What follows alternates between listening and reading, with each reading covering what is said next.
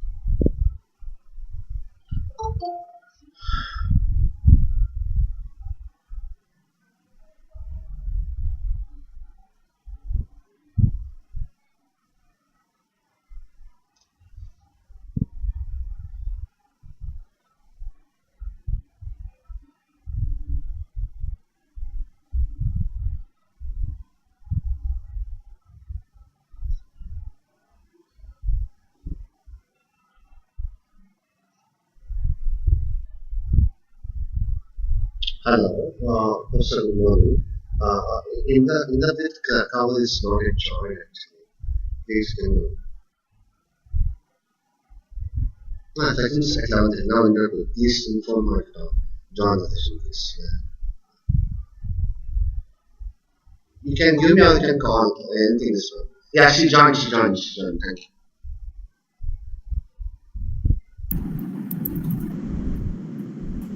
Very good morning, Professor.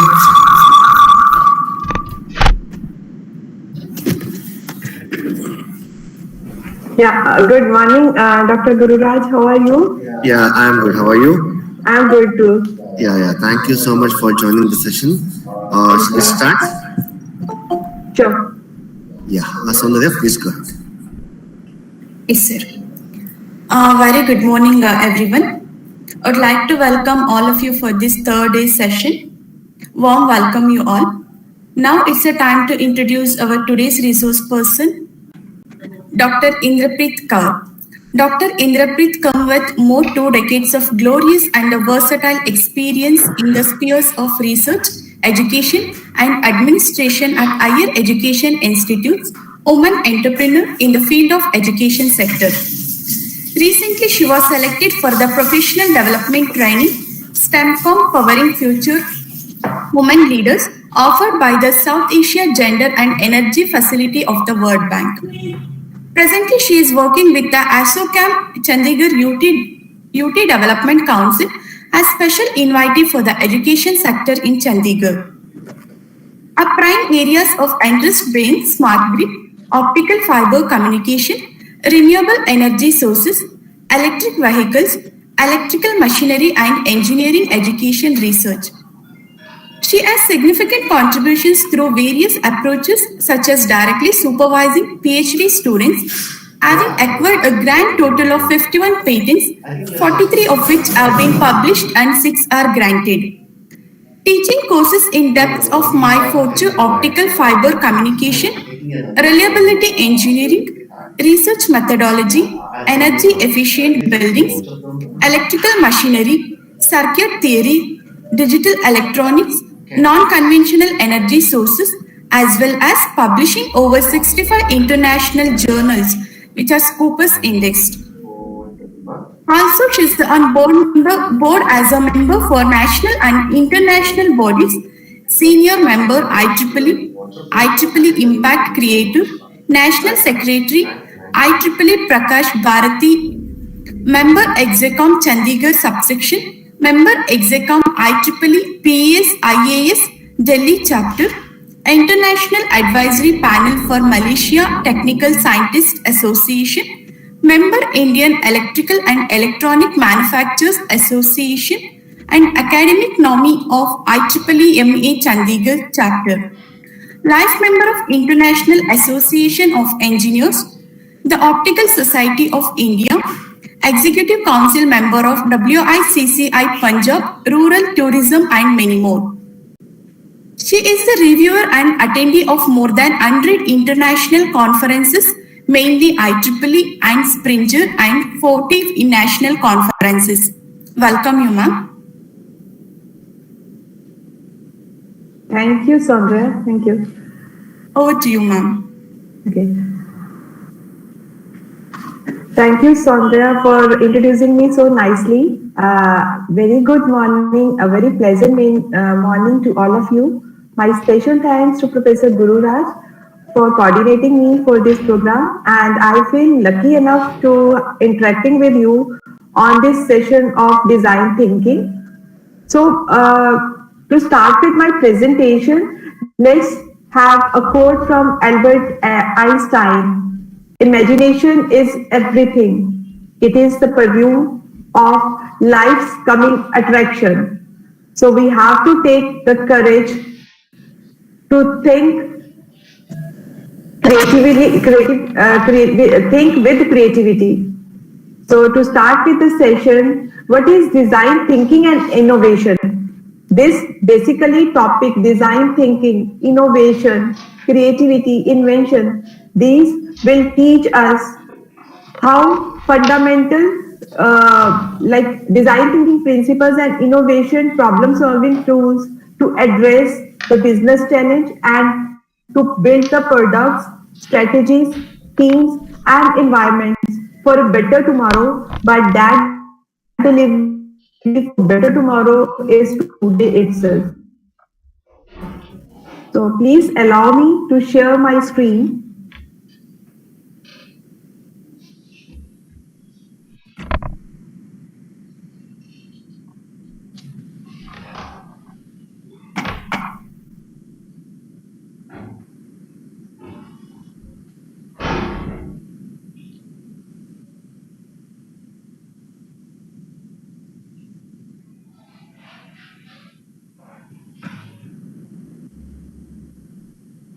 I hope my screen is visible. Yes, ma'am, your screen is visible, ma'am. Visible. Yeah, I'm putting it on full screen mode. So the topic for today is igniting the thinking skills, a way to innovation. And let's understand first what is creativity, invention, and innovation. Is these three words which are almost seems to be feasible or seems to be same. What is the difference? Basic. There is a very thin line difference between creativity, invention, and innovation. Creativity, as I have said, as per Einstein, it takes the courage. Creativity takes the courage. It is how we think out of box, and it is nothing but the way to design the invisible, our thoughts, how we are portray our thoughts for betterment of the society, for the betterment of the environment. So acting or turning new imaginative ideas into reality is nothing but creativity. Similarly, the term invention, which seems to be parallel with the innovation, the invention is when one is nothing but invents, it fills the void. So creation of new idea or concept is invention, but keep on adding some improvement in the existing invention by maybe by delta amount, that delta is nothing but the innovation. So we all live in the world of imagination. Let's use this power to help each other. This innovation, this creativity is nothing but the way to have a design thinking. The basic foundation pillar for design thinking is creativity, and we have to be innovative. So that idea, so basically let's give me an example. In early days, maybe in the Stone Age, there was no invention of wheel, but when that for transportation wheel come into picture, that wheel is invention. From that wheel, we use so many applications. We come to the cart, rickshaw, bus, cars. These are the innovations of that invention of wheel.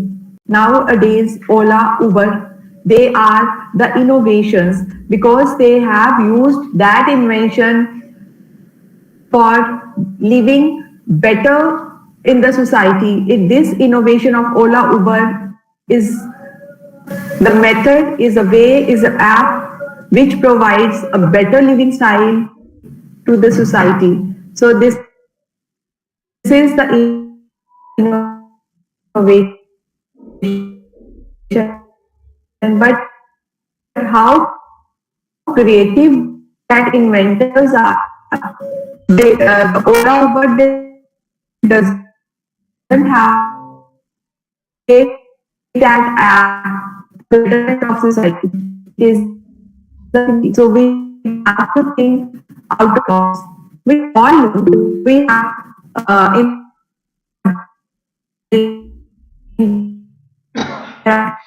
like hemisphere, left brain, right brain subjects. For that brain, for that hemisphere, the sky is the limit. So we have to understand first how is for design thinking, creativity and critical with creativity skills or maybe with critical skills. Like I have said that our left portion is basically deals with the analytics, logics, reasonings. That is your critical thinking. And some of the students or the participants, they are very good in logics, but they don't know how to portray that logic, that portray, that maybe the artist, they are very creative. They are able to write down or pen down their thoughts in a wonderful manner.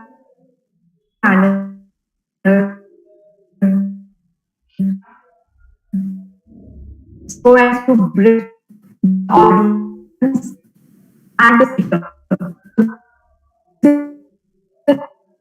Create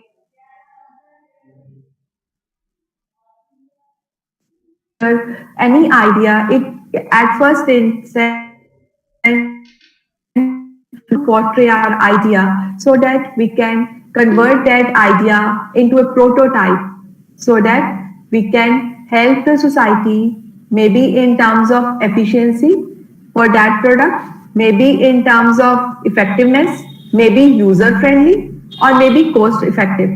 So these are the main parameters for creativity, invention, and innovation. For instance, let's me take one more example. We all have heard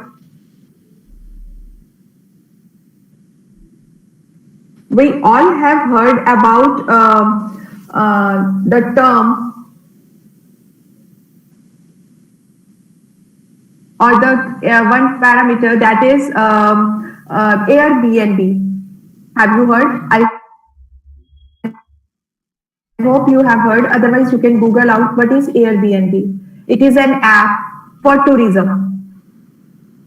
Normally, nowadays, or especially in Western countries, people prefer to have Airbnb for their vacations slots instead of booking a hotel because that Airbnb option is better for is economical. But how that Airbnb idea comes into the picture?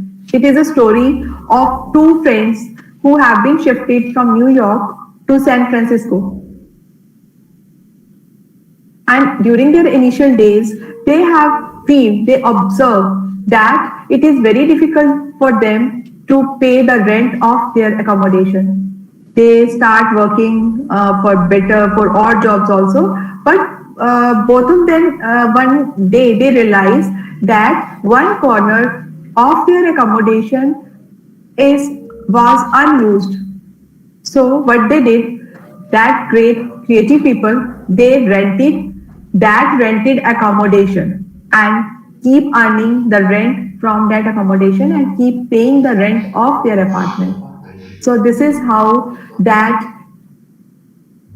idea, observation, problem gives a wonderful patent, and that Airbnb has now almost highest number of patents filed. It is 191 patents filed under one app of Airbnb, and these patents are filed across the globe, not in Western countries. These are filed across major countries like India, US, China, Canada, and many more.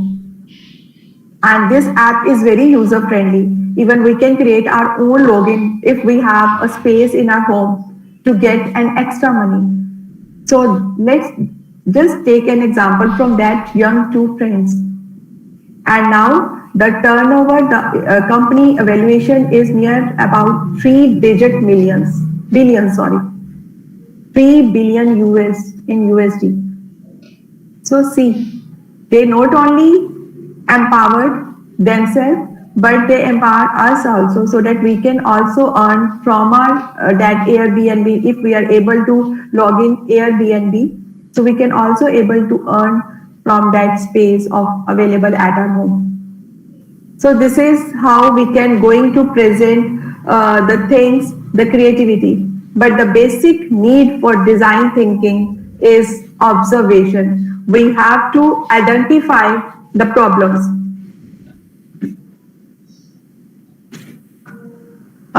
Problem, and that problem is not a problem.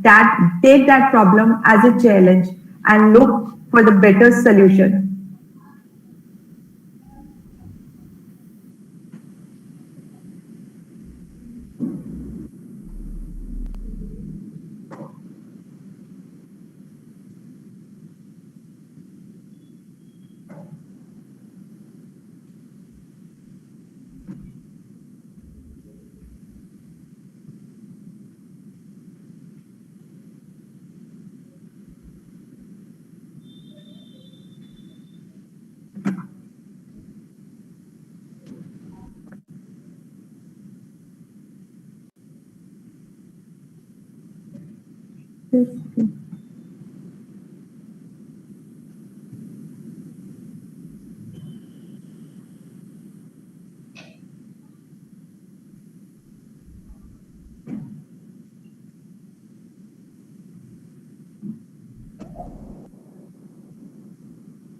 So let's understand what is design thinking. So I hope you will able to understand now. The design thinking is the ability to create, portray, and deliver tomorrow's distinction on today's moment. So we have to have more observation power. So design thinking is nothing but an innovative problem solving process rooted in a set of skills.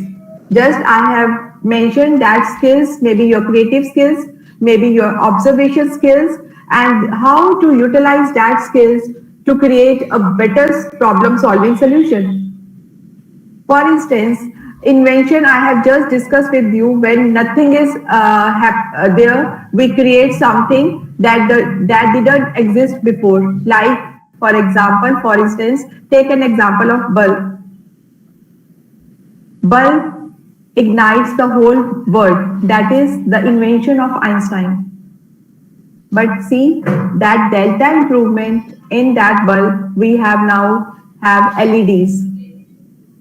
LEDs, the journey of a bulb to LED is nothing but the design thinking of the inventor, how to reduce the power consumption or energy consumption of the electricity, how to improve the size, how to increase the life of a bulb. So this is how the invention and the creativity skills and the innovations, they are related with each other.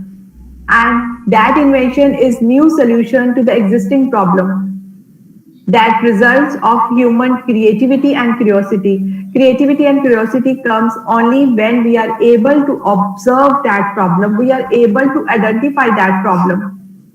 And the successful inventions are demand driven. For example, successful invention is Ola Uber, but nowadays we have in Dash app is there, driver is there. So that demand driven devices, they are keep on improving or providing us better solutions in terms of maybe economic, maybe in terms of user friendly, maybe in terms of effectiveness. So all the design thinking programs, they are related with the identification of a problem and then the solution. For that solution, yes, we need design thinking tools. So we will discuss in the coming slides what are that design thinking tools. So inventing the following steps, like how we can able to reach to the solution of a particular problem. So the process of beginning with the problem and end with the solution. This is the process, and that process of problem solving is very, very important. The next is the critical thinking.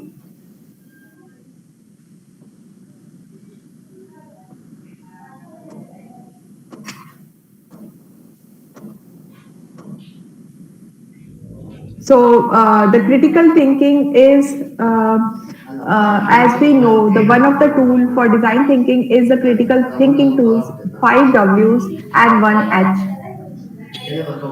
When we are able to identify the problem, see where that problem is, why it happens, when this particular problem will occur, where it will be occur, where it will be the root cause, and whom will be affected by that problem.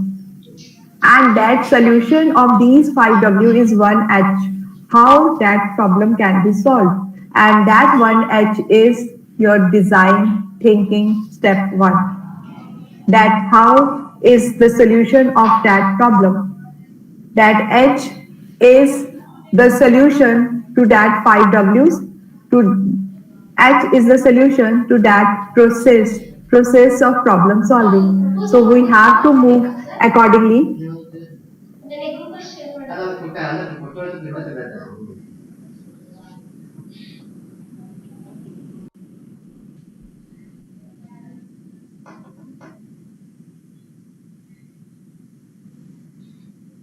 In the time, if anyone has any question, please, I will now continue to my next slides. If anyone has any question right now, or should I continue?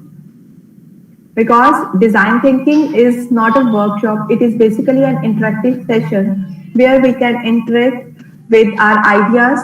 That ideas are nothing but the creativity of our mind, and that idea is nothing but the solution to the particular problem. So if you want, we can discuss the coming slides, or if you have any question in between, I am happy to answer till these slides of critical thinking.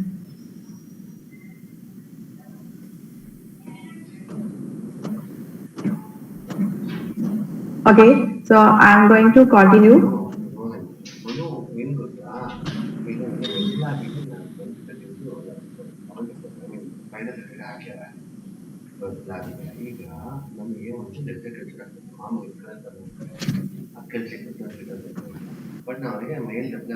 So what we are aiming to have is this design thinking problem is aimed to solve a concrete human need, and that human need is a problem to the user. Using an observational human-centric approach, teams can uncover the pain point of the consumer, of the user, that they had not previously thought of. So design thinking is a continuous process. You have heard about the term rational thinking. Early days we have that concept of rational thinking, and that rational thinking is now replaced by the term design thinking. In early days, in industries, in manufacturing units, what we have the project IQAC department or the project solutions, project management team is there. If some problem is identified by the consumer, they keep on for that problem, they add on or keep on adding the data for that particular problem, analyze that data, and then come to some solutions. But now this design thinking is not a process long solution.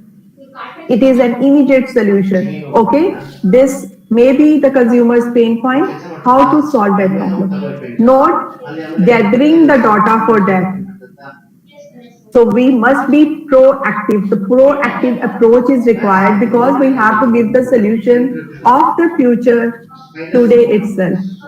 So this is the design thinking, and it is different from the rational thinking, which we are in early days we use that process for problem solving. We keep on gathering the data, analyzing the data, use flow charts, use histograms, paritographs, and many more. Maybe fishbone analysis chart is there, root cause analysis is there. So keep on adding, or we keep on analyzing the data depending upon the inputs received from the consumer.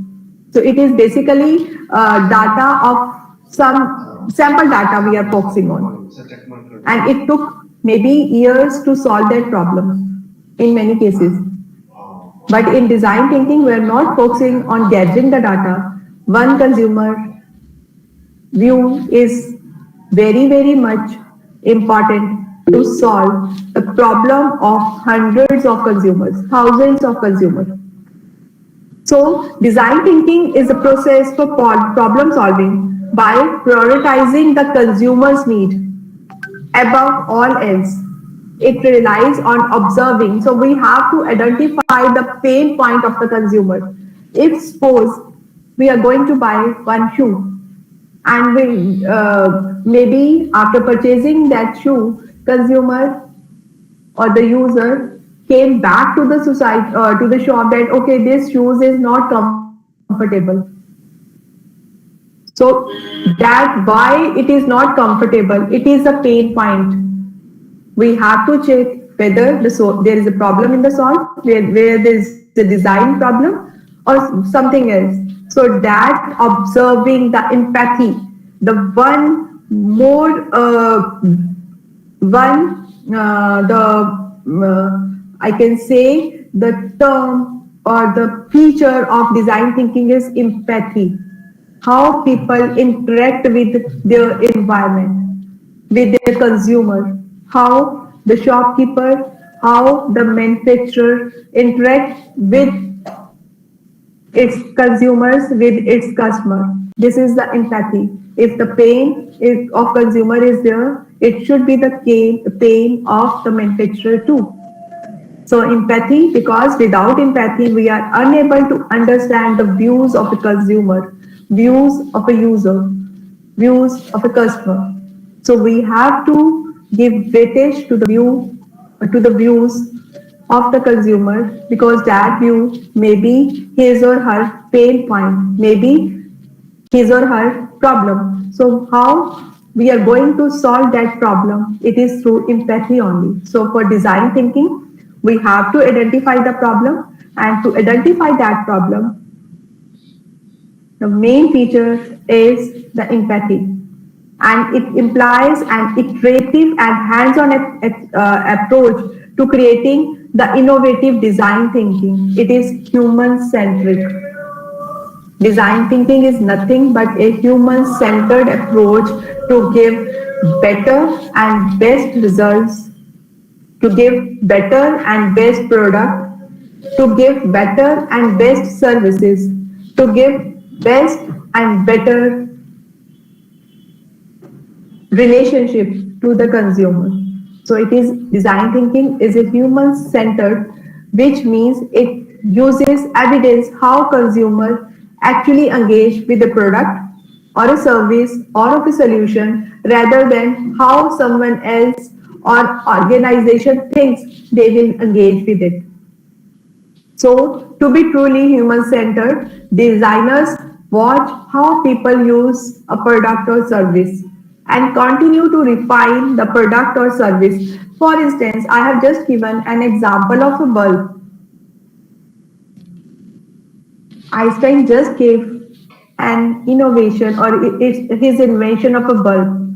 But some companies, maybe Havells, maybe Siemens, maybe Kirloskar is not in bulb manufacturing, but any electrical company or maybe GE Power, something, they are working on the consumption of that bulb or the trend of using that bulb. The main problem is its life. The main problem is its high energy consumption. So that manufacturer or that designer or that scientist or that inventor continuously watch how to the process of that bulb. So they identify the problems of the life cycle of a bulb, energy consumption of a bulb, maybe the luminance of a bulb. So they keep on adding few changes as per consumers or as per time requirement. earlier we are not aware of what is energy consumption, what is energy management, how we need to conserve the energy. We are neither in early days, maybe 50 or 100 years ago, we are least concerned about that term because we think we have plenty of coal available, so we are least bothered. But now we have changed, we have break the bias of transforming from conventional energy sources to non-conventional energy sources or from technology. So this is how the inventors, the scientists, the manufacturers, they watch how people use the product or service, and to give better solution for their application, this design thinking plays a very important role. So till now we have listened, we have learned. For design thinking, we need empathy to identify the problem of the user. We have to identify, we have to feel the pain of a user, and to continue refining the product or the service in order to consumers experience, to give a better solution to the existing service, to the existing product, is through design thinking process only. And it is iterative part of design thinking. It favors more quickly to get prototypes out of it rather than endless research, like keep on adding the data, keep on adding the analysis, everything. So it is a fast process. Design a prototype, portray your feelings, your imagination into a better solution. So in contrast with, to summarize up to this stage, is this presentation, to contrast the traditional problem solving, that is the rational problem solving, where rational means logical thinking. And you know, Einstein has quoted that he never used rational thinking to invent something, because the dream of imagination, the dream world is a better word, because we normally dream for like we have fairy tales. We when we close our eyes, like we feel that maybe a king will come to the Cinderella, like that, for the better world. And that better world for Cinderella may be the king, but for us as users, the better word is the better product, the best product with better efficiency, with better effectiveness. That is the king of our dream for all the services and products we are using at home, for our personal use, for our office use, for professional use. So maybe the car, vehicle. There are delta improvements in even the car models also. So what is that? Because they take the input from the consumer. Okay, what are the problems you are facing, or what is the feedback of that particular model? And based on that, the manufacturer, they have a better solution for that existing model. And that is the innovation in their existing product. So design thinking basically enables the organization to create lasting value for the consumer. It is the base point why design thinking is important, to make an healthy relationship with our consumer, with our customers. The process is basically maybe not complex, but what is the aim? To solve the human need. Why we need design thinking? As per the observation, because I have said that design thinking is nothing but a human-centered approach. We have to feel the empathy, and the teams can uncover the pain point from the consumer that they had not previously thought of while manufacturing a particular product. Ones that consumer may not even aware of. We have heard about one instance that maybe 30-40 years back, Toyota has withdrawn all the models of its particular brand from US because the manufacturer observed that there is one problem in particular design, the particular lot which has been sold out in the market. So that particular batch will be sent back to the industry. Even the consumers are not aware of that problem. But Toyota, because of its brand name, they have that feeling that why to misguide or why to give bad product to the consumer. They basically withdraw all its lots from the consumer and a fresh lot is given with the better solution. So this is how we care about our customers, about our consumers. So basically, the innovative for design thinking, the following stages are in the framework. One is empathy, other is empathy for defining, for identifying the problem, and then define that problem. What is that problem? Why the pain point is there for my consumer? And that defining is the second stage, where we gather observations from the first stage and define the problem, try to solve that. And then the third step is to ideate, to do the brainstorming about how to solve that problem which we have identified in the step 2. After empathy, we are able to define that problem, and then the third step is to ideate how to solve that problem. Excuse me, Yes, screen sir? is not shared, madam. Oh, just a second, just a second.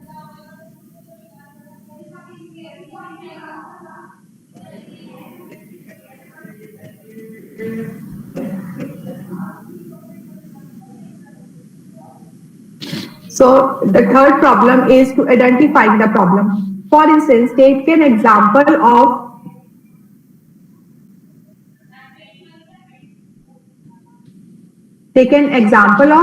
fishbone diagram. For example, why we are late for the product. This is in early days we use this fishbone diagram or Kishimoto diagram or cause root analysis diagram for our rational thinking. But to get a better solution for our problem for design thinking, fishbone diagram can give us better results in fast for analyzing or ideate the solution for the better term. For example, if we are late at work, then what may be the problems? There are three main 4 M's are there: man, machine, method, and material. But for design thinking, we also have to consider the environment also, the people around also. For example, this diagram shows the late for work. What is the role of people? What is the pain of the consumer? Why? Or the pain of an employee? Why he is late? He or she is late in the office. Maybe due to the people, due to the family. Maybe the method he or she is used for getting up early in the morning. He or she may forget to set the alarm. Maybe the waking time is not okay. Maybe the route to the work is not okay, or maybe the time management, or that employee is demotivated or tired or needs vacation, or environment, maybe the traffic, fog, rain, or is there any problem with the machine, that is iPhone, car, bus, anything that problem. So accordingly, this is just an example I have taken for late in work. Similarly, we can take an example of, for instance, the problem of a shoe. If shoe is not comfortable, whether it is the manufacturing defect or designing defect, or the material is not okay, or the processing of that manufacturing process is not okay. Environment, what is the material we use for the environment? Likewise, we can go for the fishbone diagrams. And fishbone diagram, the brainstorm, because the third step of this design thinking is, first is empathy, second is define the problem, and third is ideate. For ideate, to have idea to solve that problem is through the brainstorming categories. So that brainstorming categories involve man, machine, material, method, measurement, and environment, and ask again and again to ideate the solution, why this happens, again that 5 Ws, why it happens, where it happens, whom it will get affected, what is the reason, when it will occur, and write the sub causes, and continues to ask why. We will able to design that fishbone analysis. The mouth of the fish is our problem, and having the brainstorming the major ideas will give you the different tales, and that is the brainstorming categories, and keep on adding how it happens. Deeper we go for W's, why, we definitely reach how that why can be removed, or that why that W can be how we are going to approach. So the design thinking is empathy and understanding the consumer's pain point, consumer's concern, and then identifying the problem, and then ideate solution to the problem, and then design thinking tool we are going to invent, and then innovation. Innovation is your prototype sample. I have shown here 2 pictures. And this is the picture shown downwards is the conventional grass cutting tool, which was used near about 20-25 years ago, which was very heavy. We need very much push or force to push that machine in the forward direction. In the upper diagram, the machine seems too handy, too light in weight, because the manufacturer observed the concern of that consumer which was used that machine in 20-25 years ago, that it was too heavy to be used by female members or maybe used by the kids.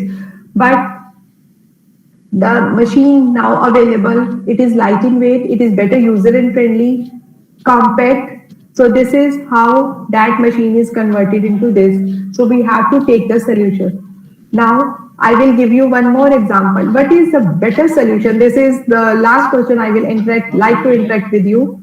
From these 2 pictures, what you think will be the design of this grass cutting machine for the future? I will really happy to listen from your side. So this is basically the summarized form of a design thinking, of the innovation, of igniting the skills for design thinking. We have to understand the problem. We should be empathetic, and then develop the problem, ideate that problem using brainstorming, and then develop a prototype, and that prototype, the implementation stage, is the final product. So we need these steps for our design thinking or for our innovation, for our critical thinking. This is a slide I have shown with you. Similarly, the next question to all of you is that we normally use seat belts in the cars,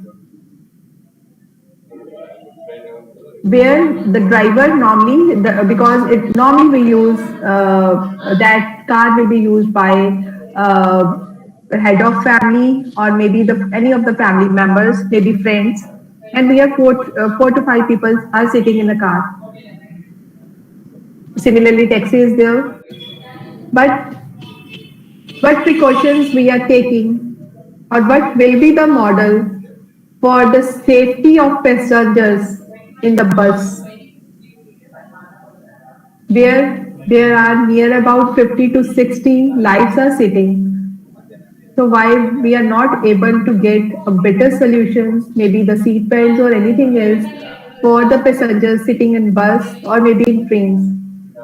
So like we have to create that empathy within ourselves so that we are able to, though we are very much lucky enough that we are able to enjoy the latest gadgets, latest technologies, latest vehicles, we are lucky. But what about the people who are not able to utilize these facilities? So we have to think empathetically for them also. Then we are able to give a better solution, a better environment, a better word, a better fairy tale word, a better lifestyle to each and every person living in the globe. Though my topic is scientific, but I'm little bit getting emotional too, because we have to think about the generation which may not be able to access all these facilities, which we are blessed to have these facilities with us. So my first question to you is, what will be the future model, what may be the future model for these two diagrams? Earlier, this diagram is used as a grass cutting machine maybe 20-25 years ago, and this is the handy tool which we are using nowadays for grass cutting. So what will be the solution? What will be the pain of this user now? We have to identify that. Normally, what happens? We normally take our lifestyle as it is, like this is the way only. We are unable to identify sometimes or most of the times the problems we are facing, we are juggling with during that our lifestyle of a day. So we must be open, we must be creative, uh, we must be observative too, to identify that problem, take that problem as a challenge, and definitely, I'm sure we are happy we will get the solution of that small problem. So, what can be innovative? What can be, what is the area for design thinking? Anything under the sun that is made by man can be used for design thinking program, because every man-made thing, process, machinery will have a scope of improvement, and that improvement we have to identify that improvement. We have to identify the solution for that better improvement, because improvement is change for betterment. So we have to identify what that change is and how we are going to achieve that change. For instance, let's take an example from the trademark. Like there are so many trademarks are there. I am using in between the different terms, like patent in my previous slide is there. And similarly, trademark examples are there. We are very much familiar with this. C is for copyright, R is for registered, TM is for trademark. And we are very much familiar with all these logos. These are trademark of a particular company. So when we are going to have a better solution to the existing system, because it is your idea, it is your brain, you must go for its patenting, go for filing that intangible intellectual so that it becomes your property. You can earn from that property, that intangible part of your brain. So I wish if we are able to identify, I will share some of examples with you. So just imaginative think. This is the term which I have made by imagine. So just imagine, because Imagine is nothing but a tool for design thinking. So Imagine is be innovative, use your brain as it is your magic box. Be authentic. That solution will be gainful to the society. Be creative. Think out of the box. Be novel, and that your imagination is easy to use for the user. For instance, this is an example of a simple, very simple example. We are sitting in this posture maybe once in a day with this posture. There is a user who is using a laptop, maybe some screen, using headphones, maybe using chair, table, pot, pen, cup is there. He is wearing t-shirt, shoe, lace, socks. So is there a better solution? Chair is there also. So is there any better solution for this user so that he or she can sit for 8 hours or 9 hours? Because nowadays we all are normally working online. So this better solution or better idea, better results for the user is your innovation. We just need a concern in terms of consumer's point of view, so that we can able to provide him or her a better solution, a better world of living. So this is my end of slide. I will happy to interact with you and give you a few examples also. So let me close my slides. So let's have one session, not through presentation. I hope I am able to ignite you all how to observe the problems. Let me share with you one small story of 2 to 3 minutes. Story of a Cinderella. I hope you have heard that fairy tale story of a Cinderella. In her story,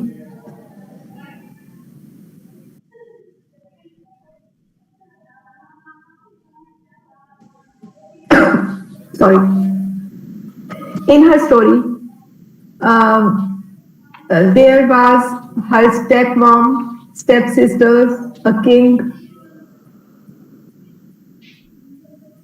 her friends, two mouse, and one sparrow. I am sharing with you story of Cinderella of this green technology era. Around 25 years ago, there was a little girl who just completed, not little girl, but a young girl who completed her graduation.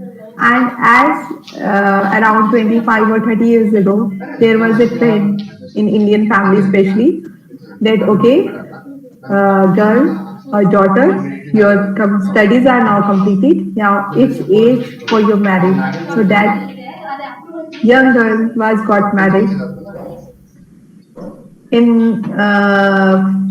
She belongs to Punjab region, and she got married in city beautiful of the country India, that is Chandigarh. There is a big transformation in her life because she spent 4 years in hostel and just going to mess, eating the food and study. It's the life she spent in the last 4 years. But after marriage, there is a transformation in her life. She was like, because she is married in Punjabi joint family where she has to live with his husband and his extended family. Like every Indian woman, she got up early 5 in the morning and directly headed towards the kitchen, preparing food for her husband, her mother-in-law, father-in-law, sister-in-laws, and then there is a time for for her to ready for her job also. She was working at the time. By the grace of God, she was blessed with one daughter and one son. Routine was same. She got up 5, directly headed towards the kitchen, and then from kitchen 9 a.m. Around 10:30 p.m. to the bed, and that's the routine. Getting early in the morning, heading towards the kitchen, and then suddenly the pressure cooker blows off. On the other side, it's the time to wake up the kids. Suddenly, the bus horn also blew off.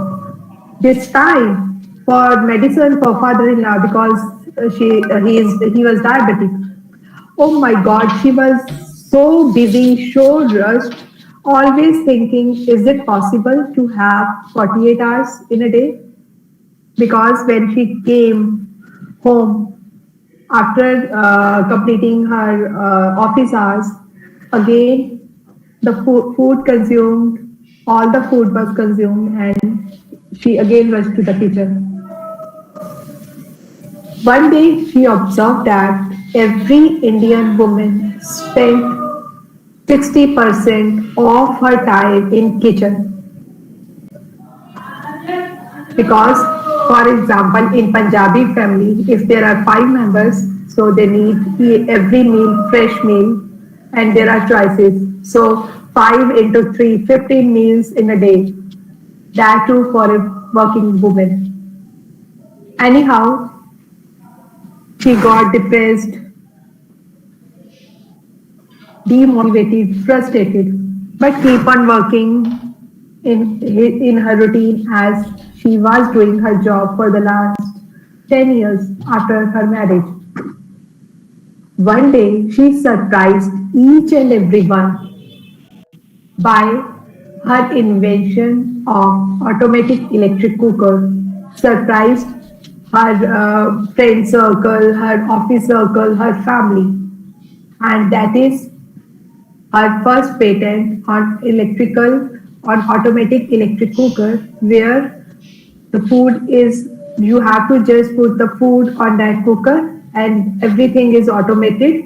Your time in the kitchen is now reduced to 10 to 15 minutes only, and this invention saved 40% of her time. This is the Cinderella story of a today's Cinderella. She just observed that time management is the issue because there was no me time for her.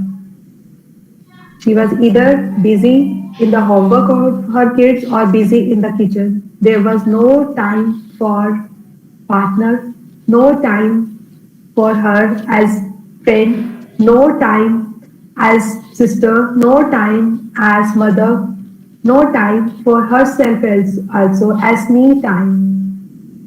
But she was lucky enough to able to understand that problem of that time in kitchen, and she's made one prototype also, and this is the Cinderella story of Cinderella of Inderpreet to an innovator. Now I have found near about 51 patents. All my patents are just related to our everyday issues, problems. So we just have to think positively, identify the problems, take the problem as challenge, and take the courage to solve that challenge as an opportunity. Definitely we will able to get the solution in terms of many verticals for a single problem. We just have to identify. So be empathetic, able to define the problem, identify that problem, able to give the solution. Every problem has a solution, and we will be lucky enough if we are able to identify the problem. Then design is prototype, and that prototype product conversion of prototype to product is the complete process of a design thinking.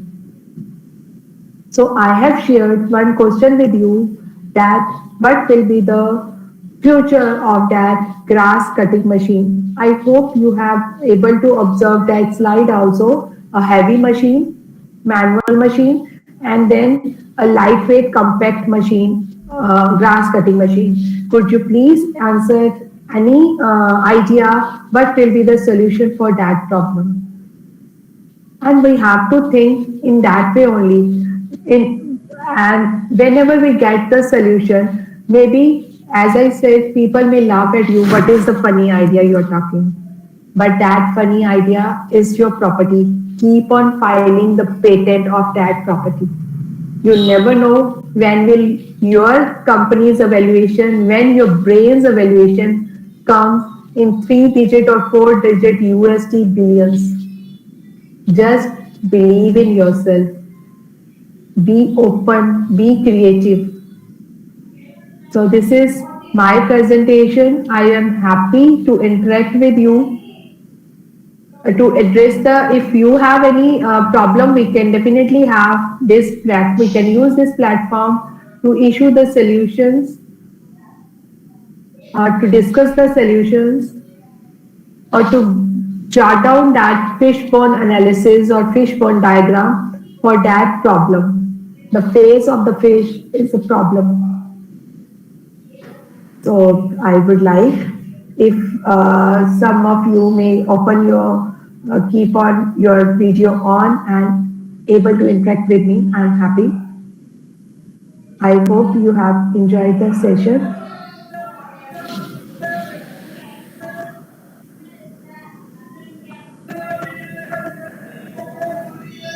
No question means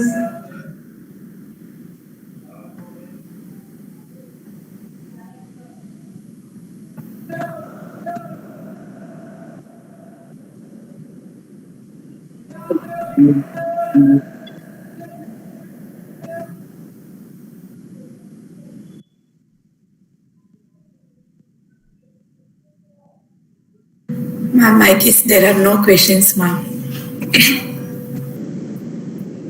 okay. Should we conclude the session then? Yes, ma'am. Participants, if you have any questions, kindly put up your question in the chat box.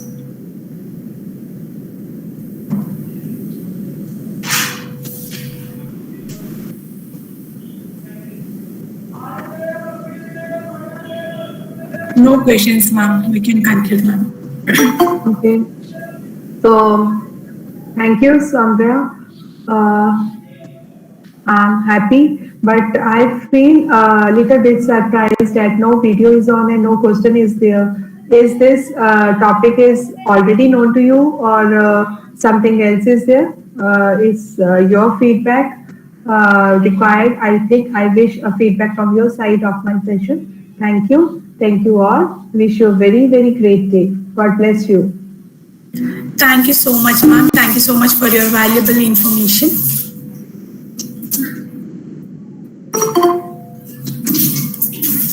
Thank you all. Dear participants, the next session will start at 11:30. Thank you all. Link will be shared shortly. Thank you.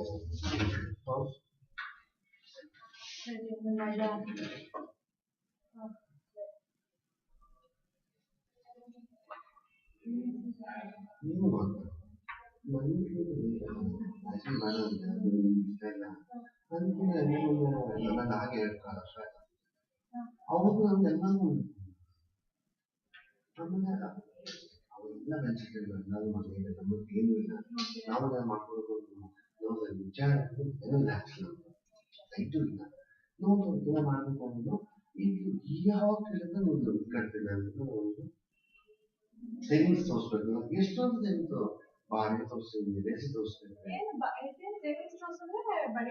ಅತಿ ಕಮ್ಮಿ ಆಗುತ್ತೆ ಅವಾಗ ನಮ್ಗೆ ಕೆಲಸ ಬರುತ್ತೆ ಅಂತ ಅವಾಗ ನನಗೆ ಬರ್ತಿಲ್ಲ ನನಗೆ 8,000 ನಾ ಕೈ ಕಿತ್ತದ್ದು ಮುಗಿತು ಲಾಸ್ಟ್ ಮುಂಚೆ ಅದನ್ನ ಇಂಪ್ಲಿಮೆಂಟ್ ಆಯ್ತು ಅಂತ ಏನೋ ಖುಷಿ ಪಡ್ಬಾರ್ದು ಅಂತ ಬಟ್ ಹಂಗೆ ಈಗ ಆಪ್ಷನ್ ಇರ್ತದೆ ಅವಾಗ ಏನಂತ ನೀವು ಸೇವಿಂಗ್ಸ್ ತೋರಿಸ್ಬೇಕು ಅಂತ ನಾನು ಎಷ್ಟು ಮಾಡೋದು ಅಷ್ಟ ಆಗ್ಬಿಟ್ಟಿದ್ದೀನಿ ನೀವೇನ ಯಾರಿಗೂ ಅಷ್ಟು ಎಷ್ಟು ಜನ ಕಂಪಾರಿಸನ್ ಅಂತ ಬೇಜಾರಲ್ವಾ ಎಲ್ಲರೂ ಅಷ್ಟೇ ಮತ್ತೆ ನನಗೂ ಅಷ್ಟೇ ನಾನು ಹೋಗ್ತಾನೆ ಈಸಿ ಮಾಡೋದು ಅಟ್ಲೀಸ್ಟ್ ಅವರೇ ಹೇಳ್ಕೊಡ್ಬೇಕು ನನಗೆ ಅಂತ ಲಾಸ್ಟ್ ಟೈಮ್ ಹೇಳಿದ್ರು ಲಾಸ್ಟ್ ಟೈಮ್ ಮಾಡ್ತೀನಿ ಇದು ಮಾಡೋದು ಮತ್ತಷ್ಟೇ ಬರ್ತದೆ ಏನಿದೆ ಅಂತ ಹೇಳಿದ್ರೆ ಸರ್ ಸೇವಿಂಗ್ಸ್ ತೋರಿಸ್ಬೇಕು ಒಂದು ಸಿಕ್ಕೋದ್ರೆ ಬೇಜಾರಾಗುತ್ತೆ ಸೊ ಎಟ್ಟಿಗೂ ಮುಗಿತು ಅಂತ ನಂಗೆ ಗೊತ್ತಾಗಿಲ್ಲ ಅವನ ಫೋನ್ ಬಿಡುತ್ತೆ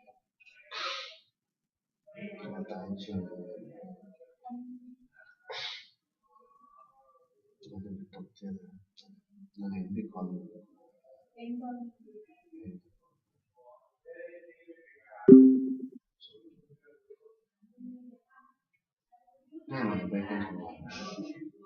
ಅವ್ರಿಗೇನು ಹೇಳೋದಂದ್ರೆ ನೀವು ಯಾರಿಗೂ ಅರ್ಥ ಆಗಲ್ಲ ಅಟ್ಲೀಸ್ಟ್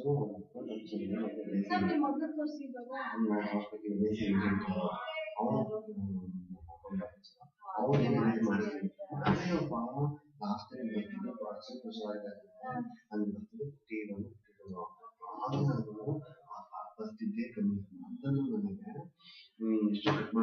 ಕಷ್ಟ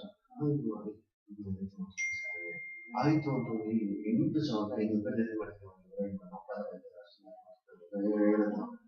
ಮತ್ತು ಹಂಗೆ ಮಾಡ್ತೀವಿ ಅಲ್ಲ ಎಂಡ್ ಆಫ್ ದ ಇಂಪಾರ್ಟೆಂಟ್ ಅಲ್ಲ but end of the day ಬೇಕಾಗಲ್ಲ ನೀನಂತೂ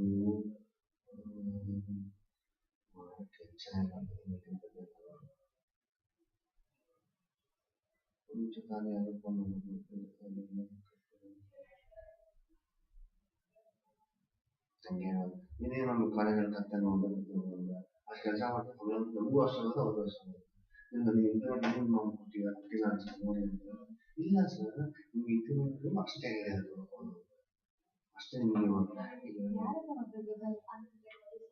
ಯಾರಿರೋದು ಎಲ್ಲ ಏನು ಗೊತ್ತಾ ಈಗ ನಮ್ಗಿಂತ ಅವ್ರಿಗೂ ನಮಗೂ ಮುಂದೆ ಮುಂದೆ ಒಂದು ಮಿನಿಮಮ್ 150 ಜಾಸ್ತಿ ಆಗುತ್ತೆ 1.4 ಆಕ್ಚುಲಿ ನನಗೆ ಗೊತ್ತು ಹಂಗೆ ಅದೇ ಫ್ರೆಂಡ್ಸ್ ಮಾಡ್ತಾರೆ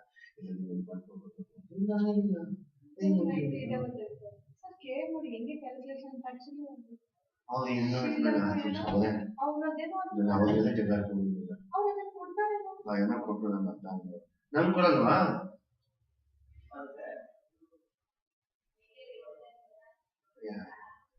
ಹೇಳಿಲ್ಲ ಇಷ್ಟೇ ಆಯಿತು ಬೇಕಾದ್ರೆ ನಿಮಗೆ ಚೆನ್ನಾಗಿ ಮಾಡ್ಕೊಡ್ಬೋದಾಗ್ಬಿಡುತ್ತಲ್ಲ ಟೂ ಇಂಪ್ಲಿಮೆಂಟ್ಸ್ ಕೊಡ್ಬೇಕಾಗಿರೋದಿಲ್ಲ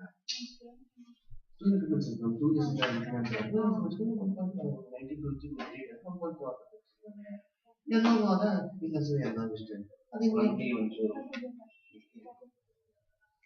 ನನಗೆ ಅದೇ ಒಂದೊಂದು 2 ಶಾಂತ ಇಷ್ಟೇ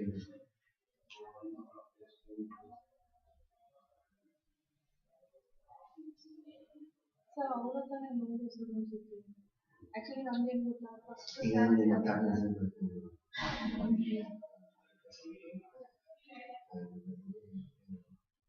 ಅವಾಗ ನಾಲ್ಕು ಕೇಳಿದ್ರು ಏನು ಮೀಟ್ಸ್ ಹೇಳ್ತೀವಿ ಏನು ಎಲ್ಲ ಬಂದ ಮುಂದೆ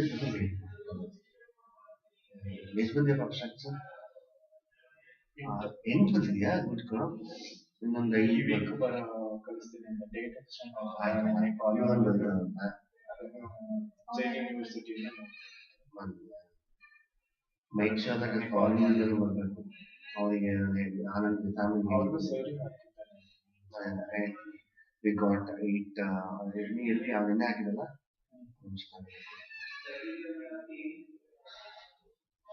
ಇದರಲ್ಲಿ ಎಷ್ಟು ಬೇಜಾರು ಅಂತ ಎಷ್ಟು ಏನು ಮಾಡೋದು ಏನು ಬಂತು ಅನ್ಸ್ಕೊಳತ್ತೆ ಎಲ್ಲ ಓಡೋದಾಗುತ್ತೆ ಎಲ್ಲ ಅಟ್ಲೀಸ್ಟ್ ಏನಂತ ಪ್ರಿನ್ಸಿಪಲ್ಸ್ ಇದ್ದಾರೆ 2 ವರ್ಷ ಇಂಗ್ಲೀಷ್ ಒಂದೇ ಇರೋದು ಒಂದೇ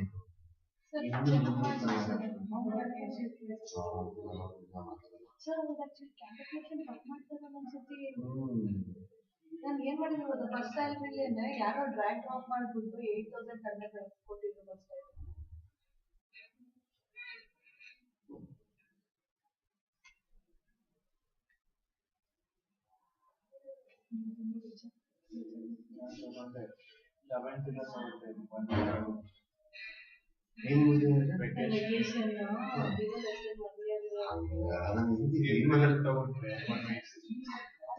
ಎಲ್ಲ ಮುಗಿಯೋದ ಕಾಣಿಸ್ತದೆ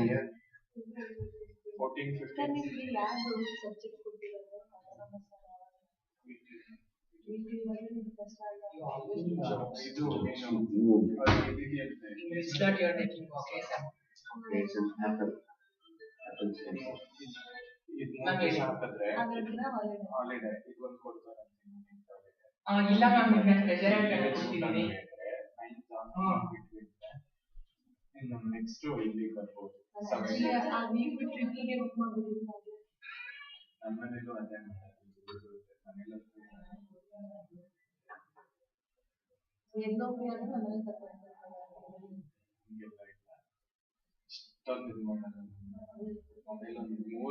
ಆಲ್ರೆಡಿ 3 ಸತಿ ನನಗೋಸ್ಕರ ಕ್ಯಾನ್ಸಲ್ ಮಾಡಿದ್ದಾರೆ ಟ್ರಿಪ್ ಹೌದಾ ಅದಕ್ಕೆ ಈ ಸತಿ ಎಲ್ಲೋ ಆದ್ರೂ ಪರವಾಗಿಲ್ಲ ಗ್ರೀನ್ ವೇವ್ ನಿಮ್ಮಿಂದ ಎಲ್ಲಿ ಸರ್ ಮಂತ್ಲಿ ಒಂದೇ ಒಂದು ಸೀರಿಯಲ್ ಮಂತ್ಲಿ ಒಂದು ಕ್ರೆಡಿಟ್ ಆಗುತ್ತೆ. ಆದ್ರೂ ಸರ್ ಅದು ಎಷ್ಟು ಫ್ರಸ್ಟ್ರೇಟೆಡ್ ಆಗಿದ್ವಿ ಸರ್. ಅಲ್ಲ ಖಂಡಿತ ಬರ್ತೀವಿ.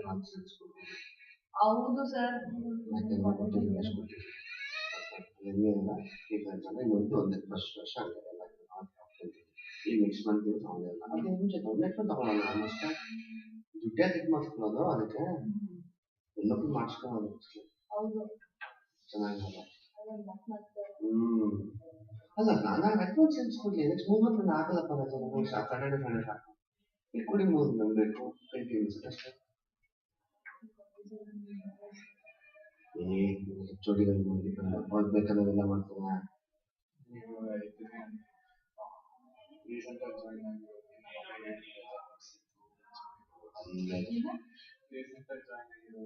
ಹೇಳಿರಂಗೆ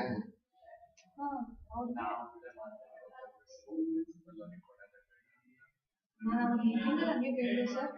ಅದು ವೆಕೇಶನ್ ಪ್ಲಾನ್ ಆಗಿದೆ ಅಂತಂದ್ರೆ ಸರ್ ನಮ್ಗೆ ವೆಕೇಶನ್ ಸಿಗುತ್ತೆ ಅಂತ ಕೇಳಿದೆ. ಏಕೆ ನೀವೇನು ವರ್ಕ್ ಮಾಡಲ್ಲ ಅಂತ ಕಾನ್ಸೆಪ್ಟ್ ಸರ್. ಅದಕ್ಕೇನೆ ನಾವೇ ಜಾಯ್ನ್ ಆಗಿದ್ದು ಹೊಸದಾಗಿ. ನಾವೇನು ಡಿ ಎ ಕೊಡ್ತೀವಿ ಹೈಕಲ್ಲ ಡಿ ಎ ಕೊಡ್ತೀವಿ ಅಂದ್ರೆ ನಾವೇನು ಬೇಡ ಅಂತ ಇಲ್ಲ. ನಮ್ಗೇನು ಕೊಡ್ತೀವಿ ಹಂಗೆ ವೆಕೇಶನ್ ಕೊಡ್ತಾರೋ ಕೊಡಲ್ವ ಕ್ಲಾರಿಫೈ ಮಾಡ್ಕೊತಾ ಇರೋದು. ಕೊಡ್ತೀವಿ ಅಂತ ಆಸೆ ಹುಟ್ಟಿಸ್ಬಿಟ್ಟು ಆಮೇಲೆ ಕೈ ತೊಡೆ ನಾವು ಬೇಡ ಈಗಲೇ ಮೈಂಡ್ ಸೆಟ್ ಮಾಡ್ಕೊಳ್ಳೋದು ದುಡ್ಡು ಮೊದಲ ಬಿಡಿದಾನೆ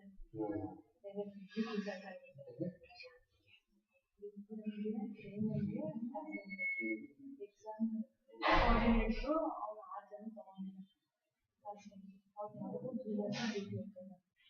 ಸೀನಿಯರ್ಸ್ ಎಲ್ಲ ಡ್ಯೂಟಿ ಹಾಕಿದ್ದಾರೆ. ಸೊ ನಮ್ದು ಜೂನಿಯರ್ಸ್ ಅಂತಲ್ಲ ಅವ್ರಿಗೆ 6 ಜನ ಇಟ್ಕೊಂಡಿರ್ಬೇಕು. ನಾವು ಇಬ್ಬರಿಬ್ರು ಇಟ್ಕೊಂಡು ಮಾಡಲ್ಲ. 6 ಜನ ಇಟ್ಕೊಂಡಿದ್ದಾರೆ 120 ಡಿಪ್ಲೊಮಾ 4 ಜನ ಇಲ್ಲ ಅವ್ರು ಹೇಳಿದ್ರು ಸೀನಿಯರ್ಸ್ ಎಲ್ಲ 6 ಜನ. ಫೋನ್ ಪಿಕ್ ಮಾಡಿಲ್ಲ ಅದೇ ಮುಗಿತಾ ಸೆಷನ್? ಆಯ್ತು ಮುಗಿತಾ ಸೆಷನ್?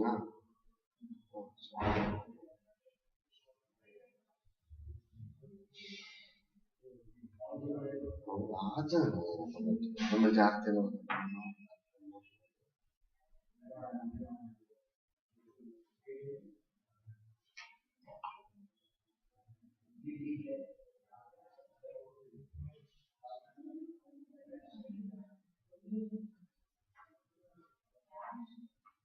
ಸರ್ ಟ್ರೆಜರ್ ಅಂತ ಇದ್ದೀರಾ? ಯಾರು ಟಿಫಿನ್ ಆಗ್ತಾರೆ ನಾನು ಬರೋ ಮೇಡಮ್ ಸರ್ ಬನ್ನಿ ಸರ್ ಹೋಗಿ ಹೋಗುತ್ತೆ ಅವರೇ ಡ್ರಾಪ್ ಮಾಡ್ಬಿಡ್ತೀವಿ. ವಿಕಾಕ್ಷ ಇದ್ದಾಳಲ್ಲ ಅವ್ರೊಬ್ಬರೇ ಆಗ್ತಾರೆ. ವಿಕಾಕ್ಷ ಭವ್ಯ ನಾನು ಭವ್ಯ ಮೇಡಮ್ ಮಾಡ್ತಿಲ್ಲ ಅಂತೆ. ಬ್ಲೂ ಬುಕ್ಸ್ ಬಂದಿದೆ ವ್ಯಾಲ್ಯೂಯೇಷನ್ ಮಾಡ್ಬೇಕು ಅಂತ. ನಾವೆಲ್ಲ ಆಗ್ತಿದ್ದೆ ಸಿಕ್ಕಾಕೆ ಈಗ ಆಡಕ್ ಸಿಕ್ತ ಅವಾಗ ಆಡ್ತಿದ್ವಿ.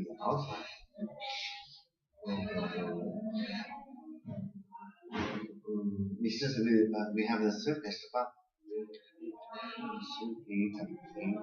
Proposal. So we have extended the deadline.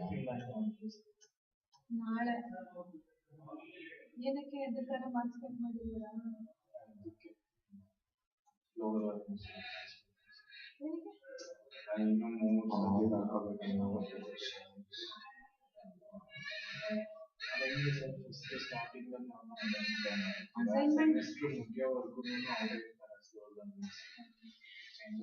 Rakesh okay ಆಮೇಲೆ ಮೀಟ್ ಮಾಡೋಣ.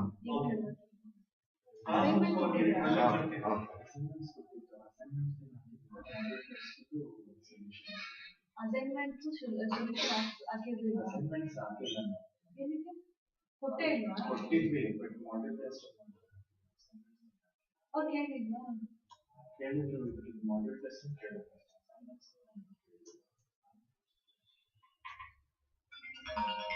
ಐದರ್ ಅದ್ರದ್ದು ಇಲ್ಲ ಯಾವ್ದಾದ್ರು ಒಂದು ಮಾಡೆಲ್ ಟೆಸ್ಟ್ ಸ್ಕೀಮ್ ಸೊಲ್ಯೂಷನ್ ಇದೆ ಅದು ಅಸೈನ್ಮೆಂಟ್ ಇದೆ.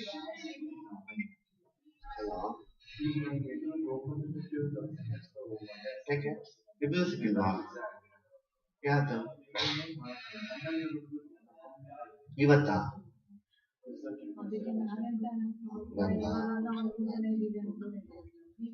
ಕುಮಾರ ಮತ್ತೆ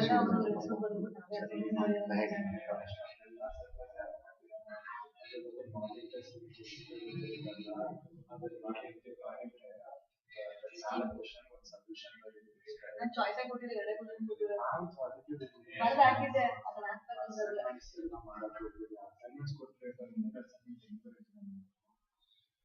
ಒಂದು ಸೆಮಿನಾರ್ ಕೊಟ್ಟಿದ್ದೀನಿ. ಸ್ಟೂಡೆಂಟ್ ಕರ್ಕೊಂಡು ಕೂರ್ಸ್ಕೊಂಡಿದ್ಯಲ್ಲ,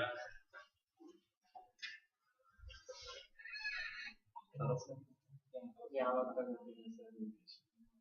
ಯಾಕೆ ಕೇಳ್ತಾ ಇದೀರಲ್ಲ? ಇವ್ರು ಯಾವಾಗ ಪ್ಲಾನ್ ಮಾಡ್ತಿದ್ದೆ ಅಂತ ಒಳಗೆ ನಾನು ಸೆಕೆಂಡ್ ಸ್ಲಾಟ್ ಹಂಗೇನಿಲ್ಲ, ಏಪ್ರಿಲ್ 4 ಇಂದ ನಾನ್ ಆಟೋನಮಸ್ ಸ್ಟಾರ್ಟ್ ಆಗುತ್ತೆ ಕ್ಲಾಸಸ್. ಯಾರು ತಗೋತಾರೋ ಬೆಟರ್ ಇಲ್ಲ ನಿನಗೆ ಇನ್ನು ಮುಂದೆ ಟೈಮ್ ಇದೆ, ನೀನ್ ಏಪ್ರಿಲ್ ತಗೋಬಹುದು.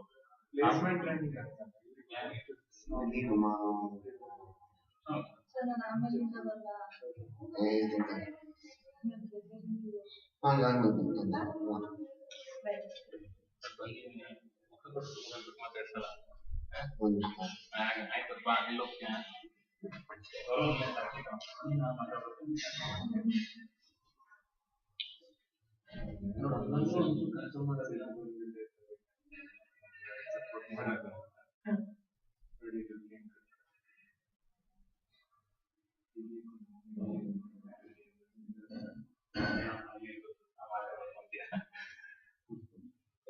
ಅವರಿಗೆ ನಿಮ್ ಜೊತೆ ಮಾತಾಡೋದು ನಮ್ಮೂರ್ನವ್ರು ಅಂದ್ಬಿಟ್ರಂತೆ, ಅದಕ್ಕೆ ನಿನ್ನೆ ಅವ್ನು ಮ್ಯಾಕ್ಸಿಮಮ್ ಏನ್ ಯೋಚನೆ ಮಾಡಕ್ ಇವನೇ ಗೌರವ ಅಂದಾರ ಆಗ್ಬಿಡುತ್ತೆ. ನೀವೇನ್ ಮಾಡ್ತೀರಾ? ನಮ್ಮ ಕಾಲೇಜಲ್ಲಿ ಯಾರು ಕೇಳಿದ್ರೆ ಅಯ್ಯೋ ನಿಮ್ ಥಾಟ್ಸ್ ಯಪ್ಪ, ನಿಮ್ಗೆಲ್ಲ ಖಾಲಿ ಬಿಡ್ಬೇಕು. ಅಲ್ಲ, ಅದಕ್ಕೂ ನೀವ್ ಹೇಳ್ತಿರೋದಕ್ಕೂ ನಂತರ ಅಂದ್ರೆ ಅವ್ರು ಗುರುಸ್ತೀನಿ.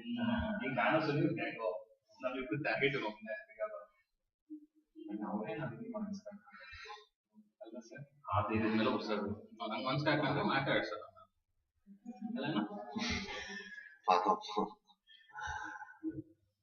ಪಾಪ ಯಾರಿಗ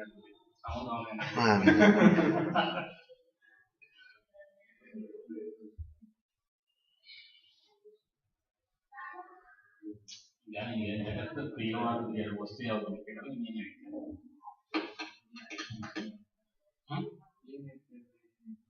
ಏನೋ 2 ವಸ್ತು ಭಾರಿ ಪ್ರಿಯವಾದ ಯಾರು ಬಹಳ ಪ್ರಿಯವಾದ ಅಂತ ನೀನ್ ತೀರಪ್ಪ ಆಮೇಲೆ ಆನ್ಸರ್ ಮಾಡ್ಬಿಡೋದು. ಪ್ರೀಮಿಯಂ ಅಕೌಂಟ್ ಇದೆಯಾ ರೆಕಾರ್ಡಿಂಗ್ ಆಗುತ್ತೆ ನೀವು ಸ್ವಿಚ್ ನಾನು ಸ್ಪೇಸ್ ಪೇ ಮಾಡಿದ್ದೀನಿ. ಜಿಮೇಲ್ಗೆ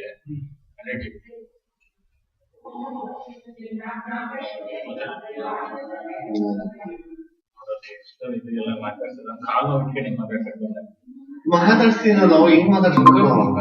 ಸರಿ, ಏನೋ ಸುಮ್ಮನೆ ಕೂತಿಲ್ಲ, ಕೆಲಸ ಮಾಡ್ತೀನಿ. ನಾವೇನೋ ಮಾಡ್ತಾಳ ಆಮೇಲೆ ಇನ್ಸೆಟ್ ಮಾಡ್ತೇನೆ ನಮಗೆ ಇದೆಲ್ಲ ಬಗ್ಗೆ ಇನ್ಸೆಟ್ ಮಾಡಿ ಅಂತ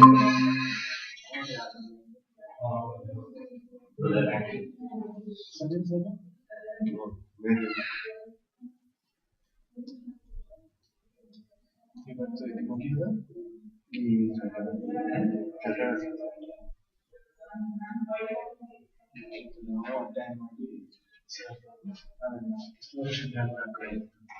ಸಿವಿಲ್ ಅಕಸ್ಮಾತ್ ಈಗ ಬಂದ್ರೆ ಒಂದು ಬುಕ್ಸ್ ರೆಡಿ ಇದೆ ತಯಾರು ಮಾಡ್ಕೊಳಕ್ಕೆ ಹೇಳಿ.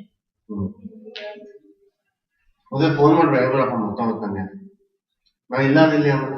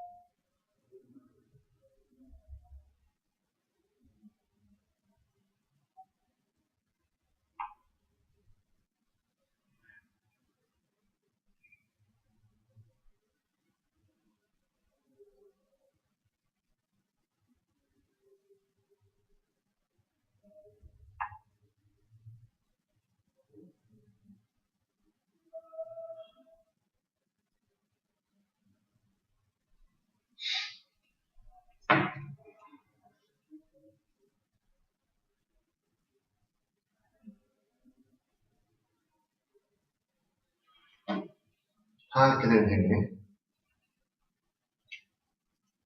ವಿತಿನ್ ಅಲ್ಲ ಒಂದು ಜನರಿಗೆ ಆದ್ರೆ ವಿತಿನ್ 10%, ನಿಮಗೆ ಗೊತ್ತಲ್ಲ 10-15% ಇರಬೇಕು. ನಾವು ಅದನ್ನ ಮಾಡ್ಬಿಟ್ಟು ಆಥರ್ಸ್ ಡೀಟೇಲ್ಸ್ ಎಲ್ಲ ಹಾಕ್ಬಿಟ್ಟು ನಾನು ಕಳಿಸಿ, ನಾನು ರೆಸ್ಪೆಕ್ಟಿವ್ ಎಡಿಟರ್ಸ್ ಜೊತೆ ಯಾರ ಜೊತೆ ಅದು ಮ್ಯಾಚ್ ಆಗಿ ನೋಡ್ಕೊಂಡು ನಾವು ಅದಕ್ಕೆ ಕಳಿಸ್ಬಿಟ್ಟು ಅವ್ರ ಕಡೆಯಿಂದ ರಿವ್ಯೂ ಕಮೆಂಟ್ಸ್ ಮಾಡ್ತೀವಿ ಫಸ್ಟ್ ಬಿಫೋರ್ ಸಬ್ಮಿಟಿಂಗ್ ಡೀಟೇಲ್ಸ್. ಆ ಕಮೆಂಟ್ಸ್ ನ ಇಟ್ಕೊಂಡು ನೀವು ಚೇಂಜಸ್ ಮಾಡಾದ್ಮೇಲೆ ಮತ್ತೆ ನಂದು ಮತ್ತೆ ಅವ್ರದ್ದು ನೇಮೆಲ್ಲ ಹಾಕಾದ್ಮೇಲೆ ನಾನು ಅವರಿಗೆ ಮತ್ತೆ ಕಳಿಸ್ತೀನಿ. ಅವ್ರೇನೋ ಮತ್ತೆ ಓಕೆ ಯಾವ ಜೊತೆ ಸಬ್ಮಿಟ್ ಮಾಡಿ ಅಂತ ಹೇಳ್ತಾರೆ ಮಾಡ್ತೀನಿ. ಓಕೆನಾ? ಸರಿ.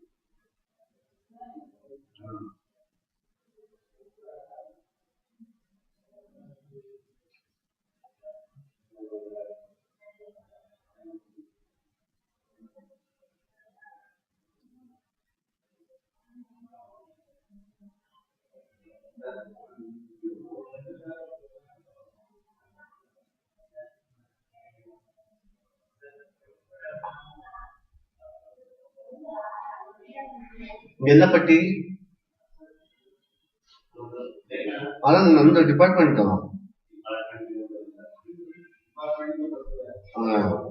ಅಮ್ಮ ಬಂದು ಮಾಡ್ತಾರೆ. ಟೀ ಏನಕ್ಕೆ ಗೊತ್ತಾ ಕುಡಿಯೋದು?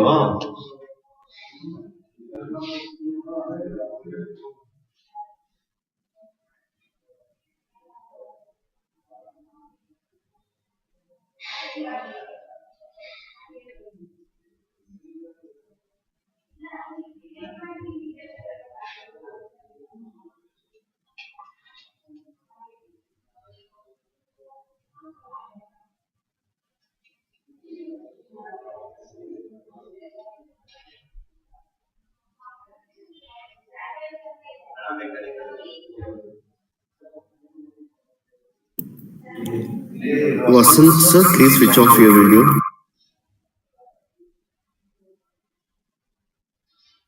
Vasant Gaikwad.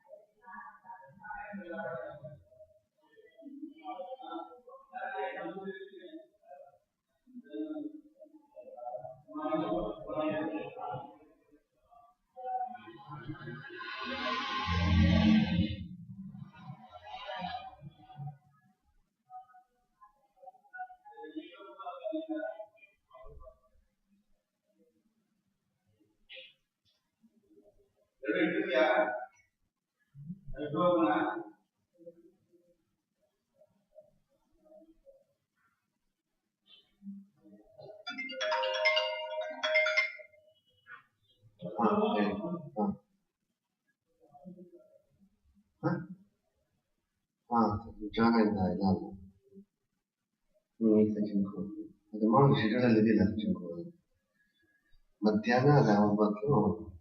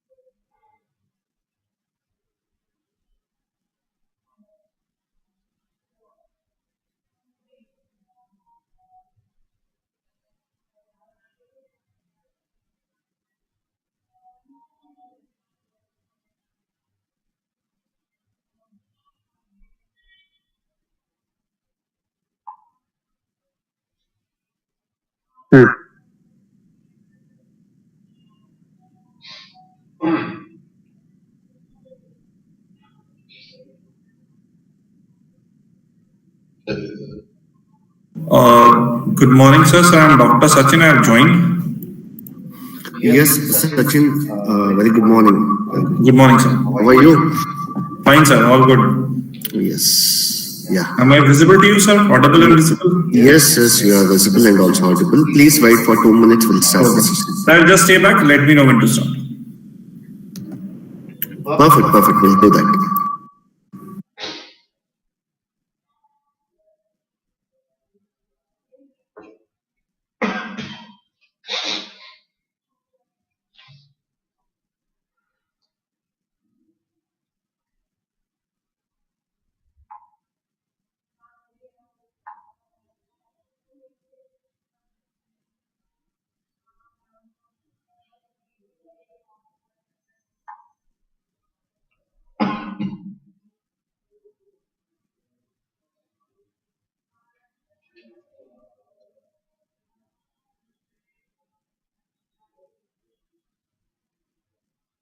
Soundarya Umarao madam నాగనా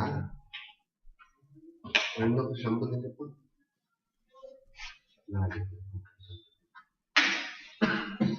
Umarao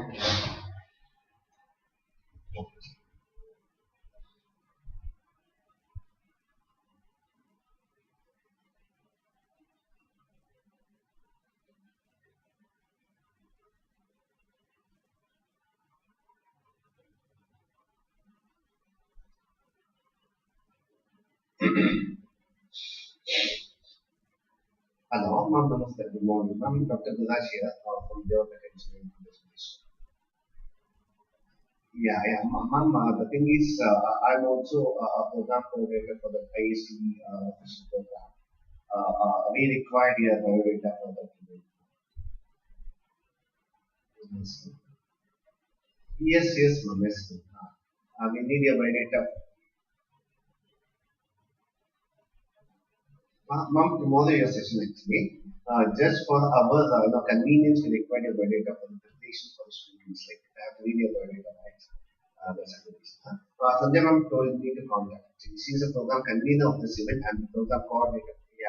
I'm the program coordinator for this event. So I called. Please send me. This is my number, ma'am. You can send me or can mail me also. I'll send the invitation mail also. Yeah. Yes, thank you.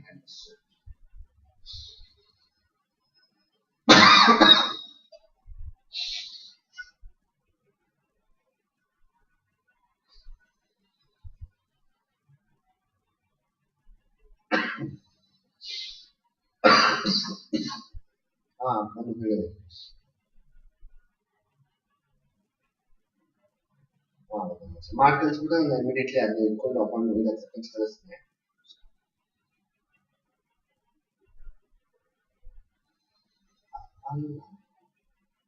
ಅದೆಲ್ಲ ನೀವು ಓದಿ office ಕೊಡ್ಬೇಕಲ್ಲ ಅದಕ್ಕೆ ಹೇಳ್ತಾರೆ ಸುಮ್ಮನೆ ನಾವು ಮತ್ತೆ ಕೇಳ್ತಾನೆ ಇರ್ತಲ್ಲ ಲಾಸ್ಟ್ ಟೈಮ್ ಹೇಳಿದ್ದೆ ಅವರಿಗೆ ಸರ್ ಇದು ಅದು ಹಳೆನೇ ಅವ್ರು ಹಿಂಗೆ ಗೊತ್ತಮ್ಮ ಆಫೀಸ್ ಅದನ್ನೇ ಎಡಿಟ್ ಮಾಡ್ಕೊಂಡು ಬಂದಿರ್ಬೋದಲ್ಲ ಸಚಿವರು ಅಂತ ದಯವಿಟ್ಟು ಅಪ್ಡೇಟ್ ಕೊಡಿ ಅಂತಾರೆ ಬೇಸಿಕಲಿ ನಿಮ್ಮಲ್ಲಿ ಇನ್ನೊಂದು ತಪ್ಪು ಮಾಡಿದ್ರಪ್ಪ ಅಂದ್ರೆ ವರ್ಡ್ ಡಾಕ್ಯುಮೆಂಟ್ ಯಾವ ಡಾಕ್ಯುಮೆಂಟ್ ಕಳಿಸ್ತಾರ ಆರ್ಡರ್ಸ್ ಎಲ್ಲ PDF ಕಳಿಸ್ಕೊಟ್ಟಲ್ವಾ ಆರ್ಡರ್ಸ್ ವರ್ಡ್ ಕಳಿಸ್ತಾ ಅವ್ರೇನಂತ ಹೇಳ್ತಾರೆ ಸರ್ ಯಾರು ಎಡಿಟ್ ಮಾಡ್ಕೊಂಡು ಬಂದ್ಬಿಟ್ಟು ಅಂತ ಹೇಳ್ಬಿಟ್ಟು ಅದಕ್ಕೋಸ್ಕರ ದಯವಿಟ್ಟು please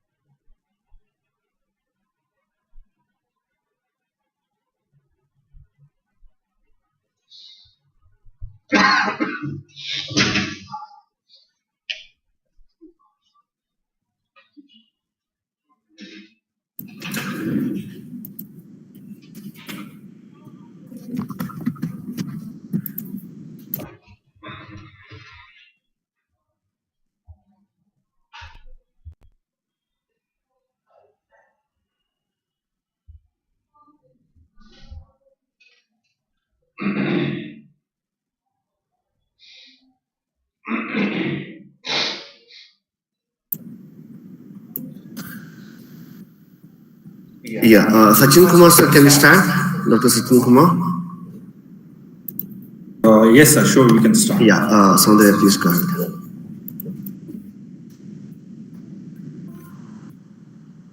Sir, am I audible to you all? Yes, sir, you're audible, sir. Yes, very good morning, Vananda.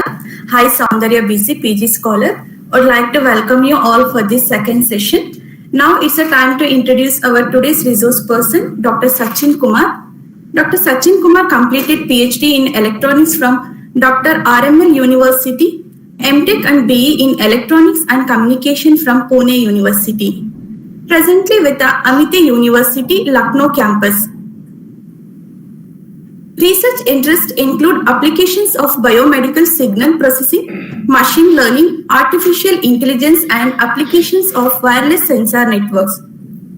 He is an active member of number of professional bodies, IEEE, IETE, IEENG, IEC, and IET UK. He has published more than 55 research articles in a number various reputed journal indexed in Scopus and SSCI. He is an active member of editorial board, reviewer in various reputed journals, and has given invited talks and chaired various technical sessions in national as well as international conferences. Welcome, Mr. Thank you so much, ma'am. Over to you. Yes, ma'am. Am I audible now? I'm clear and audible. Yes, sir, you are audible. Okay. Very good morning to everyone, and thanks Professor Gururaj and Professor Preeta for providing me the opportunity. Actually, my name is Dr. Sachin and I'm presently associated with Amity University, Lucknow campus. Research interest as explained and told to you, wireless sensor networks, control systems, digital image processing, artificial intelligence. But before I start my lecture, just to unshadow that what we are going to go through in another hour or so, the subject that I would be covering is that with the advent of what we call disruptive technologies, you must have heard this word disruptive technologies. Technologies like artificial intelligence, Internet of Things, cloud services, big data, 3D printing, and many more on the way, even autonomous vehicles. The way the organizations these days look at their progress path has entirely changed. The world has seen many organizations which were actually dominating the globe at one point of time and almost basically died within a decade. A very good example would be almost died or basically came to the floor with their sales and whatever the profit they were basically getting. A very good example would be like a Nokia. Nokia company was at one point of time was dominating the market. And the innovation and the research and the design was one aspect which led its downfall. There was another example like Apple with the innovation and research, it grew and dominated the market. So the point and the time they stuck to their keypad thing and did not went for that touch screen mode decided the factor that what was about to come. Then there were many other companies which were actually basically facing similar kind of situations. For example, to mention a few like Micromax, there's a mobile manufacturing company. Then there was Indian telephone industries. Huge compounds were set up and huge industries were set up, and even the GM and general managers were appointed. But right now, Indian telephone industries has almost died. Then Maruti as a car lost its major share in the market. It was once dominating the market with 80%, 90% contribution. Now it has come down to 20-25%. Then there was a company named Uninor. And after the introduction of Jio, you know that major telecom companies either died or merged. So the need of the time is to grow. And even with COVID-19, we saw several other innovative solutions working under constraints and which were never experienced before, but these were working because the situation was new and market basically became open to everyone. Whoever can offer the solution, a no-touch solution, a pick and drop solution, basically a service provider came into existence. Your phone became your bread and butter. You were taking classes, you were conducting seminars. Even right now, the technology which could have taken around a decade to progressed within 2 years, just because there was a situation in which we have to work together under the constraint. No education, none of the organizations stopped working as far as education is concerned. You were taking the classes continuously, even the exams were conducted, right down from prep to higher education, even the PhDs got submitted. So we moved on. The education sector basically moved from one platform to the another. You found ways like virtual labs were there. So design and basically innovations is basically the need of art, and how fast that would basically take the pace, or how fast the pace would be, is usually dependent upon the constraints. The things that could have taken a decade went past ahead within 2 years. So my talk would be centering around artificial intelligence and its impact on healthcare, expectations, innovations, out-of-box solutions.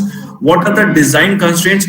How are the organizations changing? And it is basically centered around healthcare services. Okay, so I'll just start sharing my slide. Just let me know when it becomes visible.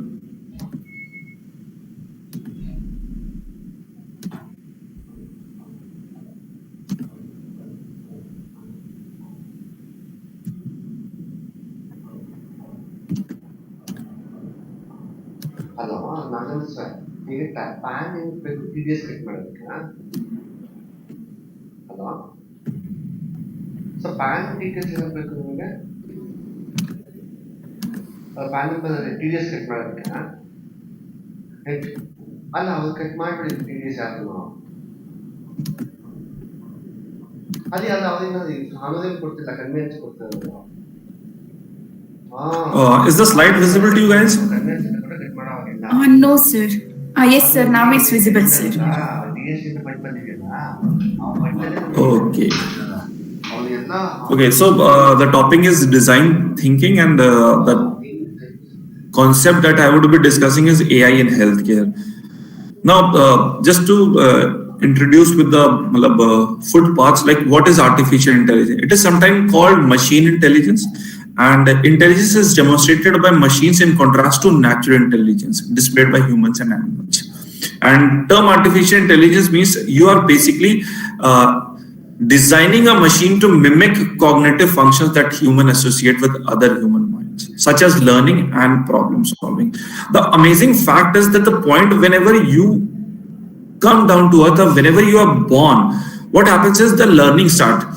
You come to learn that this iron is hot, the tea is hot, this is cold drink, this is basically what I tend to wear, this is what basically I eat, this is my mother, this is my brother, this is my daughter. So every day you are trying to learn, and this learning process, when induced in machine, gives basically a concept known as artificial intelligence, the parent of which was John McCarthy. And as he defines the science and engineering of making intelligent machines, especially intelligent computer programs, is what is known as artificial intelligence. Now, there are certain domains which are allied. I've changed the slide. Is the next slide visible? Allied domains to AI.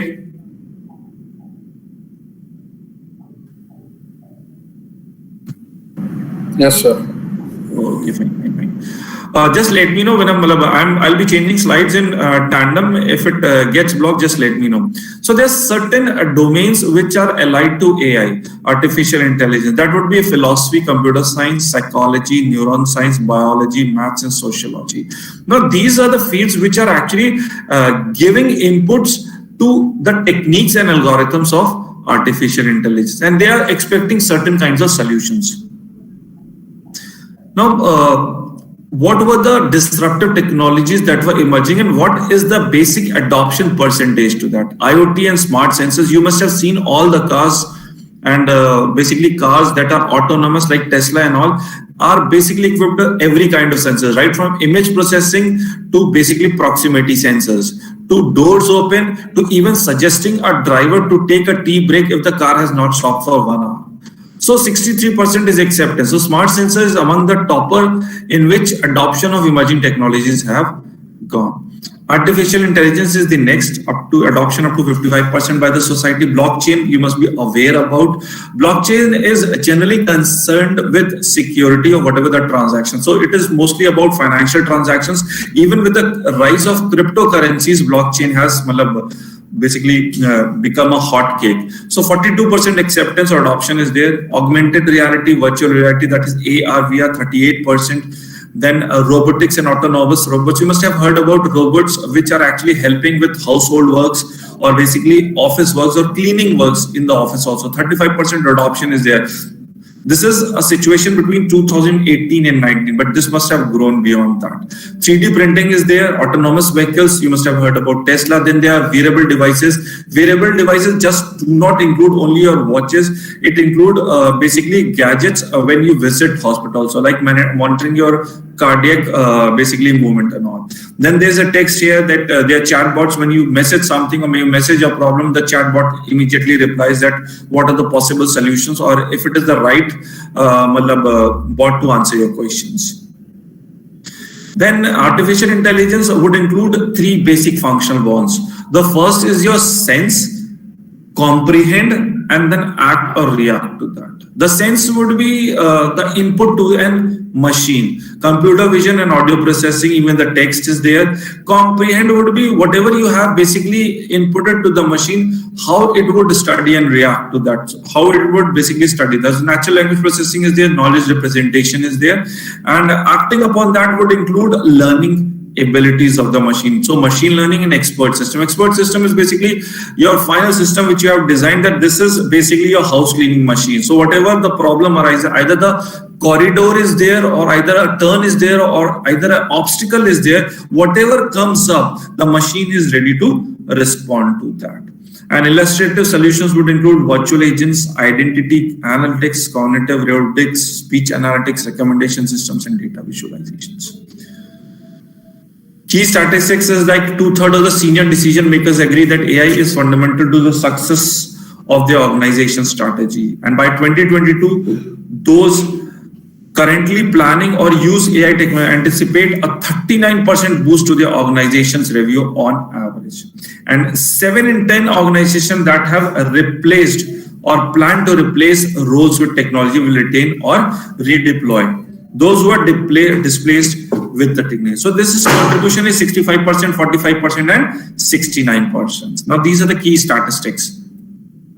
Reasons would be many, like automation is there, automated communication is there, automated data-driven reporting is there, automated communication that give firms the data to use to make effective business decisions, monitoring and alert about health issues, and all of the automated data-driven reporting. So there are number and various of reasons that why a firm, why an organization, even the polls or even the exit polls that you see these days have basically certain algorithms behind that.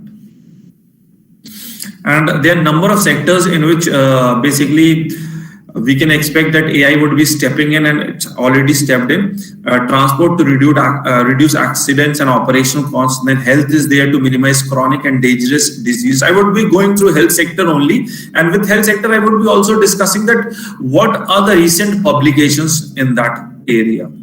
Then water is like to conduct analysis and studies, provide water resources, and technology would be like to increase productivity and to help with general spending. Environment would be to increase forestation rate, to reduce accidents and traffic jams, and draw more effective. Basically, these are the sectors in which AI is playing a major role. A lot of investment, a lot of basically, if anything is running, there's one side of financial aspect to that. A profit basically makes a lot of, or basically lot of potential, or lot of gives a lot of kinetic energy to a basically organization or a area. Now, driving forces behind majority would be like competitors' advantage. There's executive-led decisions which are basically handled by artificial intelligence, and particular business or operational or technical problems that might basically come up with certain kind of solutions. Then there's internal experiment also done. There's a percentage attached to that, but percentage means that this much of percentage of firms are basically looking into AI kind of solution. There's internal experiments which are conducted to see whether the possible solution would work or not. There's customer demands. Everything works on customer demands, because demand and supply is the key factor in defining the financial aspect to that.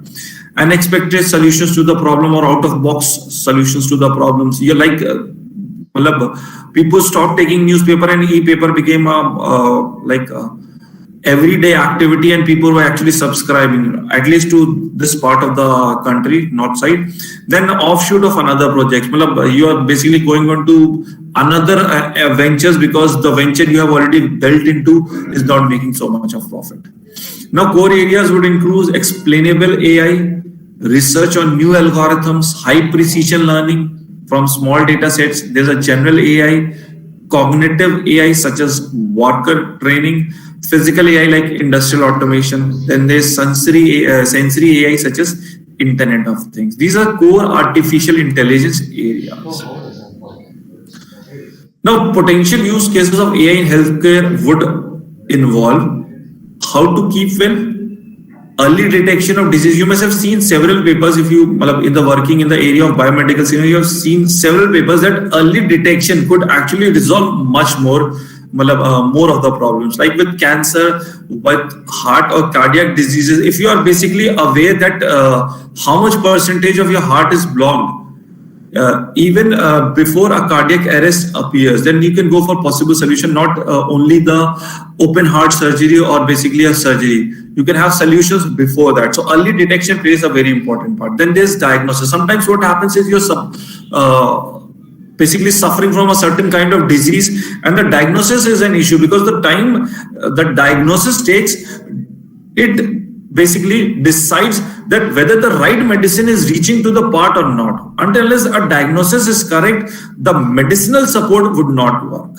Then there is a decision making, that what decisions should be taken under such a situation, whether you are suffering or basically under category 1 or category 2 or category 3. Then what is the treatment procedure for certain kind of diseases, end of life care, diagnostics and support systems, and what are the research activities that are taken into process. You must have seen that there are medical centers or medical associations which are running in parallel research organizations also. If there is a AIMS, then it means All India Institute of Medical Sciences. That means it has a parallel research wing which is treating patients and basically collecting samples also, that if we provide a certain kind of solution, then what is the result? Because drug designing is also one of the parts in which AI is venturing into. Drug designing and how the drug is being delivered to a particular path. Even for example, you consider this virus also. It was so small a structure that it could enter your nose even with N95s. So that means drug delivery and basically targeting the right organ can also be done in a similar way. And then, of course, training with softwares and training of medical professionals. The thing is that the population density is much larger as compared to whatever the health support or the providers are there. So one concept is basically providing support to the medical help and to the medical experts already there. You need to go to the expert only when you are in need of that. Now, before we jump into what exactly is technological innovations and research-driven issues and developments with healthcare, I would like to give you just a brief that what has exactly healthcare gone through. Like healthcare started from 1.0 and it has now gone to 4.0. Like with industry experts, industry standards have gone from, or revolution has gone from 1.0 version to 4.0 version. Similarly, with healthcare, it has taken a step from 1.0, starting from 1.0, and it has gone to 4.0. So healthcare 1.0 refers to the basic patient-clinician encounter in which a patient visits a doctor, doctors checks the symptoms and gives the consultation, the testing, the diagnosis, or whatever more testing is required. That was healthcare 1.0, which actually basically the first version of healthcare systems. Then came your healthcare 2.0. Now, along with the major development in health, life sciences and biotechnology, numerous new medical equipments and devices have been invented, developed, tested, and increasingly used in healthcare delivery system. For instance, imaging test equipment like MRI, ultrasound, CT scan, monitoring devices like pulse oximeter, arterial lines, and surgical and life support equipments like Da Vinci robot, chest tubes are increasingly used in hospitals. These came into existence a little later on, and this was termed as healthcare 2.0. Now, with 2.0, we still got further ahead with healthcare 3.0. So basically what happened in the last decade, in conjunction with the development of information systems, EHRs and EMR came in. So EHR is electronic health records and EMR electronic medical records. And they have been implemented to manage care of patients across units and Department of Healthcare organizations. Numerous activities are time-stamped and recorded in EHR. You are having thousands and lakhs of cases before you can go on to the next year. And keeping all these at one place, what happens is what happened when you were suffering with certain kind of disease and you were medicated? What happened with your suffering with certain kind of medical conditions and then you have to be given medicine? Like you're suffering with basically sugar and then you have to be given a medicine. And if it is a severe basically sugar, you cannot be given a glucose directly like that only.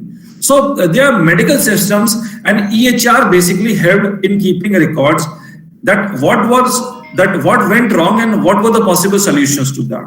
So a digitized electronic AVS was maintained. In addition, using available computer networks, remote care and telehealth have become possible, and electronic visits. Even the doctors have given like, we can visit you. If we cannot visit you, we can see you online.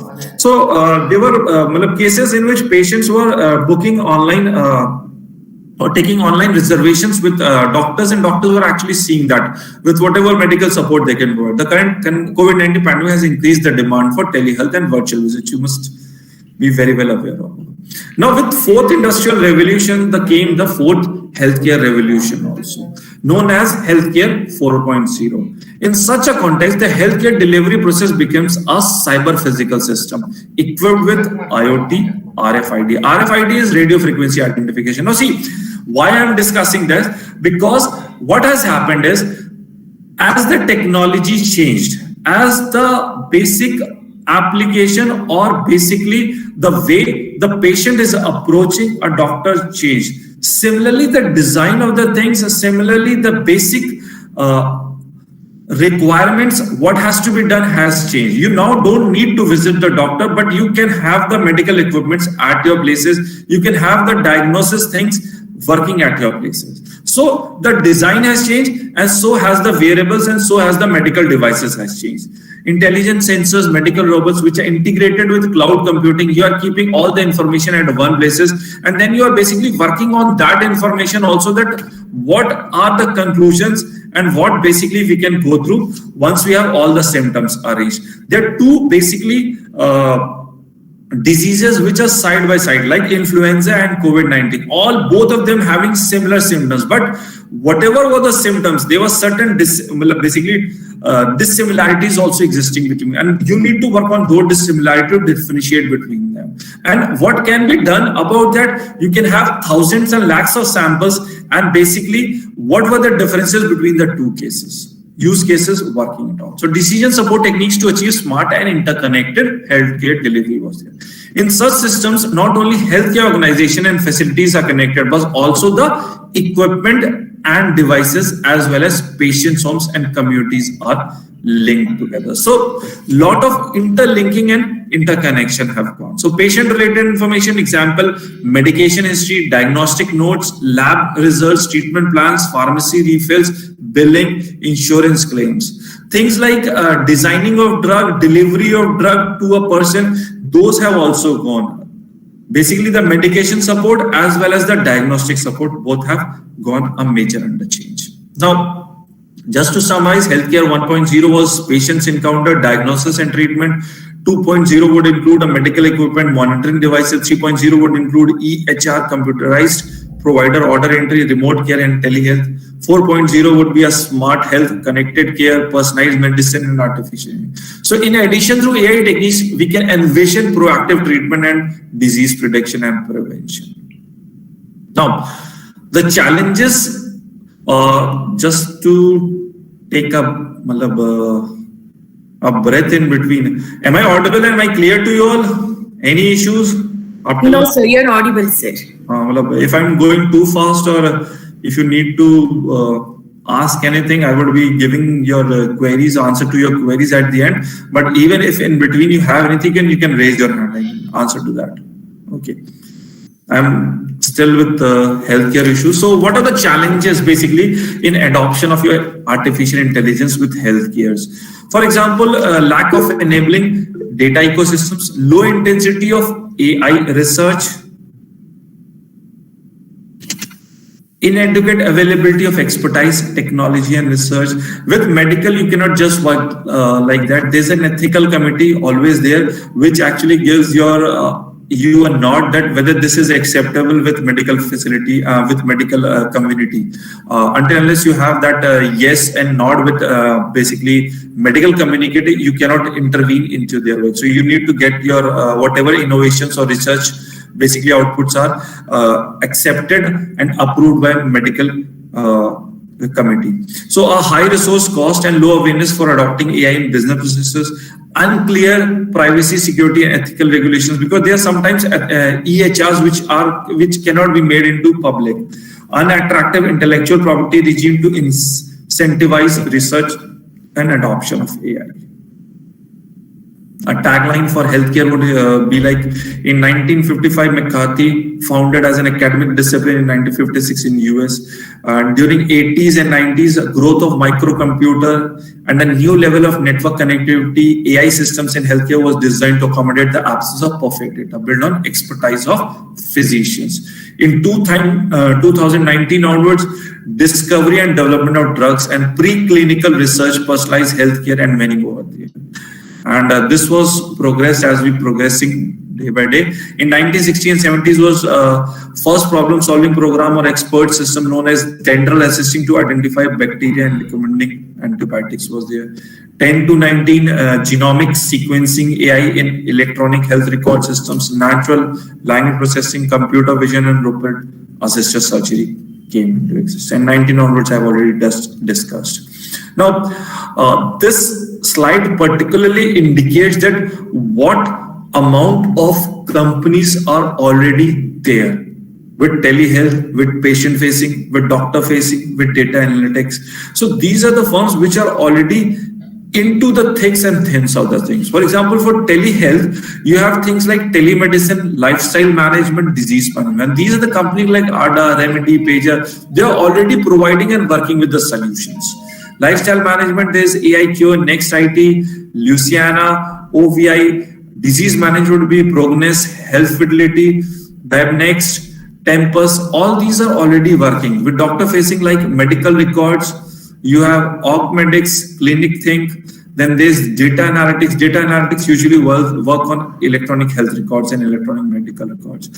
Data analytics would be Zephyr, Firetron, Medilco. Then medical imaging would be Ethnic. Siemens you must have all heard because it's a very famous company. All MRIs generally have equipment generally designed by your Siemens information systems. Then medical imaging like Zebra, Kios, iMagine. Hospital appointments and managing like Forward, Quintus. Then there's research basically going behind that. Drug discovery, Centicchia, Numereta. Information and clinical trials, there's Cyclia, and genetic research is already going on, Verge and Neuritos. Then women's health and skin, there are several companies working on that. Then there's mental health of general public, there are a number of companies, personalized genetics, wearable devices, and AI chatbots. So there are a number of firms which are investing, which are giving their time to well-being of a person or a living being. So a number of things are going on at the back end. Now, AI is no longer a science fiction. AI is actually transforming healthcare. So we'll go one by one in what are the areas. We'll look a little bit on the research articles also. So what is going on in keeping well? What is going on in early detection of diseases? What is basically a diagnostic kind of thing? What is basically a decision making in AI and healthcare? Treatment, what is their end of life care, research and training? We'll see just all of these tabs one by one. Now, a role of artificial intelligence in keeping well. Now, technology application and apps encourage healthier behavior in individuals, help with proactive management of healthy lifestyles. Additionally, AI increases the ability for healthcare providers to better understand the day-to-day patterns and need the people they care for better feedback, guidance. Suppose you have a machine that is keeping a track of you from morning to night, then you already have a data to look into it. You already have a data not with your food life cycle or your basically workout life cycle, but also with your heart rate life cycle, with your pulse rate. The devices and variables are already there. You need to just go onto them, put it on. So you have a continuous monitoring. You are basically continuous monitoring all your health issues, generally all, but measures still require like things. On the drawback is also there, like things related to your brain surgery and all. These cannot be monitored on a go. But related with cardiac, your health, pulse rate, if they are giving a signal that you are suffering from certain kind of disease, it would generally come on wearables. So health monitoring tools to support interventions and health behaviors. Wearable health trackers like those from Fitbit, Apple's, Garmin, and others monitor heart rate and activity levels. Now, this is one paper which was published with medical chatbots. Can offer relevant, high-quality information, reassurance answers, and way of thinking about the situation related to behavior. Artificial intelligence, chatbots, and future medicines. This was published with Lancet Oncology Journal. So this is one particular area of research which is already going on. Chatbots are some things which are basically you are putting up the questions to that and they are answering it on. There, it is given on several sites. There's a lady appearing or there's a cat appearing. You put a question to that and it answers if it is false within its basically domain. So there are a number of chatbots being taken into consideration while considering healthcare issues. Now, there are certain things which work out very well when there is an early detection of disease. So AI is already being used to detect diseases such as cancer more accurately in their early stages. According to American Cancer Society, a high proportion of mammograms yield false results, leading 1 into 2 healthy women being told they have a cancer. Now, this is a problem because if you say something like this, what happens is the entire mindset changes. So the use of AI is enabling a review and translation of mammograms 30 times faster than with 99% accuracy, reducing the need of biopsies, unnecessary biopsies. You cannot put a person into a danger if he's not into a danger. You need to be basically sensitive to that. So Google's DeepMind Health is working in partnership with clinicians, researchers, and patients to solving and detecting real-world healthcare problems and issues. Now, this was one article which was again published. Usually journals are categorized. You have a healthcare journal, you have an electronics-based journal, you have a computer science or a routing-based journal or a blockchain journal. It is basically categorized. So Lancet is one journal in which accepting articles from artificial intelligence and healthcare issues. So artificial intelligence for diabetic retinopathic screening in Africa. Now, what is retinopathy? What happens is when you suffer from a disease in which a sugar is there. So what happens is your eyes also degrade, and retinopathy is one such condition in which your vision of eyes basically deepens, basically goes on worsening. So using an AI for digital retinopathy screening will allow non-clinicians to be trained on retinal images, obtaining an interpretation of images within minutes and thus giving patient. There's certain apps also now available on mobile phones that can work on this. They might not be so much accurate, but there are applications available on mobile phones that can actually judge what exactly is the vision of eye and whether you need to see an expert or not. Now, what exactly AI is stepping into diagnosis? So IBM's Watson for Health is helping the healthcare organizations review and store for more medical information. Every medical journal, symptom, and case study of treatment and response around the world exponentially faster than any human. So you can see that companies like IBM is actually investing for Watson Health for early diagnosis. This would include a medical imaging. Machine learning algorithms can process unimaginable amounts of information in the blink of an eye and provide more precise than human in spotting even the smallest detail in the medical. The thing is, like, when you think you see something with human eyes, what happens is there's a certain percentage of distinguishable, which you can distinguish a foreground color and a background color. But with machines, what happens is color is a number. 255 is black and 254 is not black. So what happens is the diagnosis by medical imaging becomes much more accurate when you consider medical imaging. The company Zebra Medical Vision developed a new platform called Profound, which analyzes all types of medical imaging report that is able to find every sign of potential conditions. Now see, why I'm telling you this? Because with the advent of technologies, how you design the system would actually change. Okay.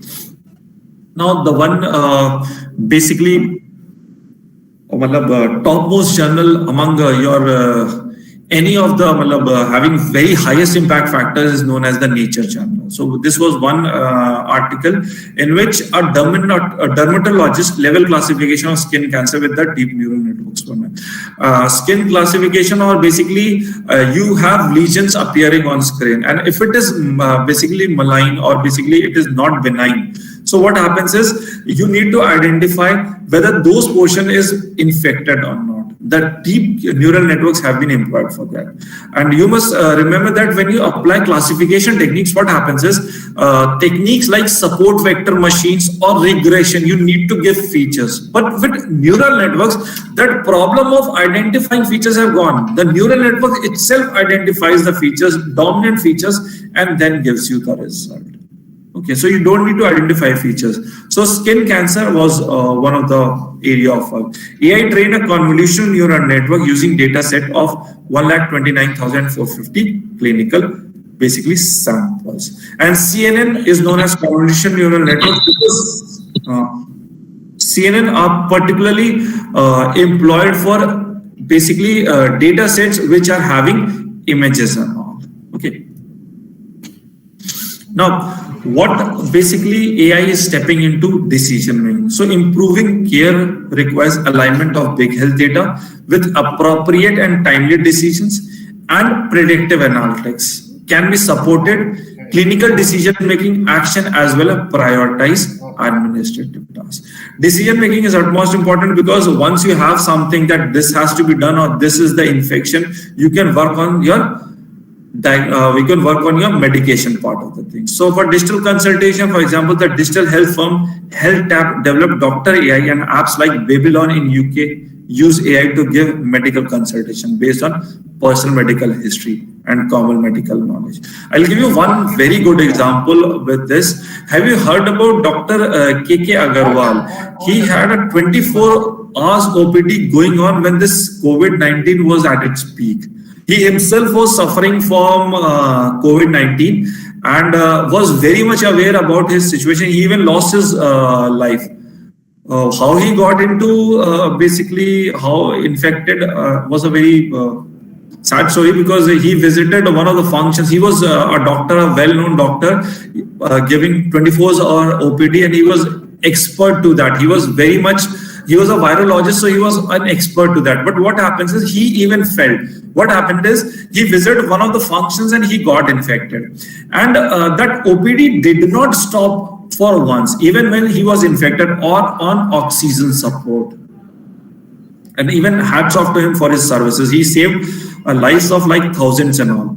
And that OPD got basically continuous support from all the colleagues which were into his team. Why I told you, see, he cannot run an OPD on an open house or a hospital. He ran the OPD on this digital platform, this Google Meet.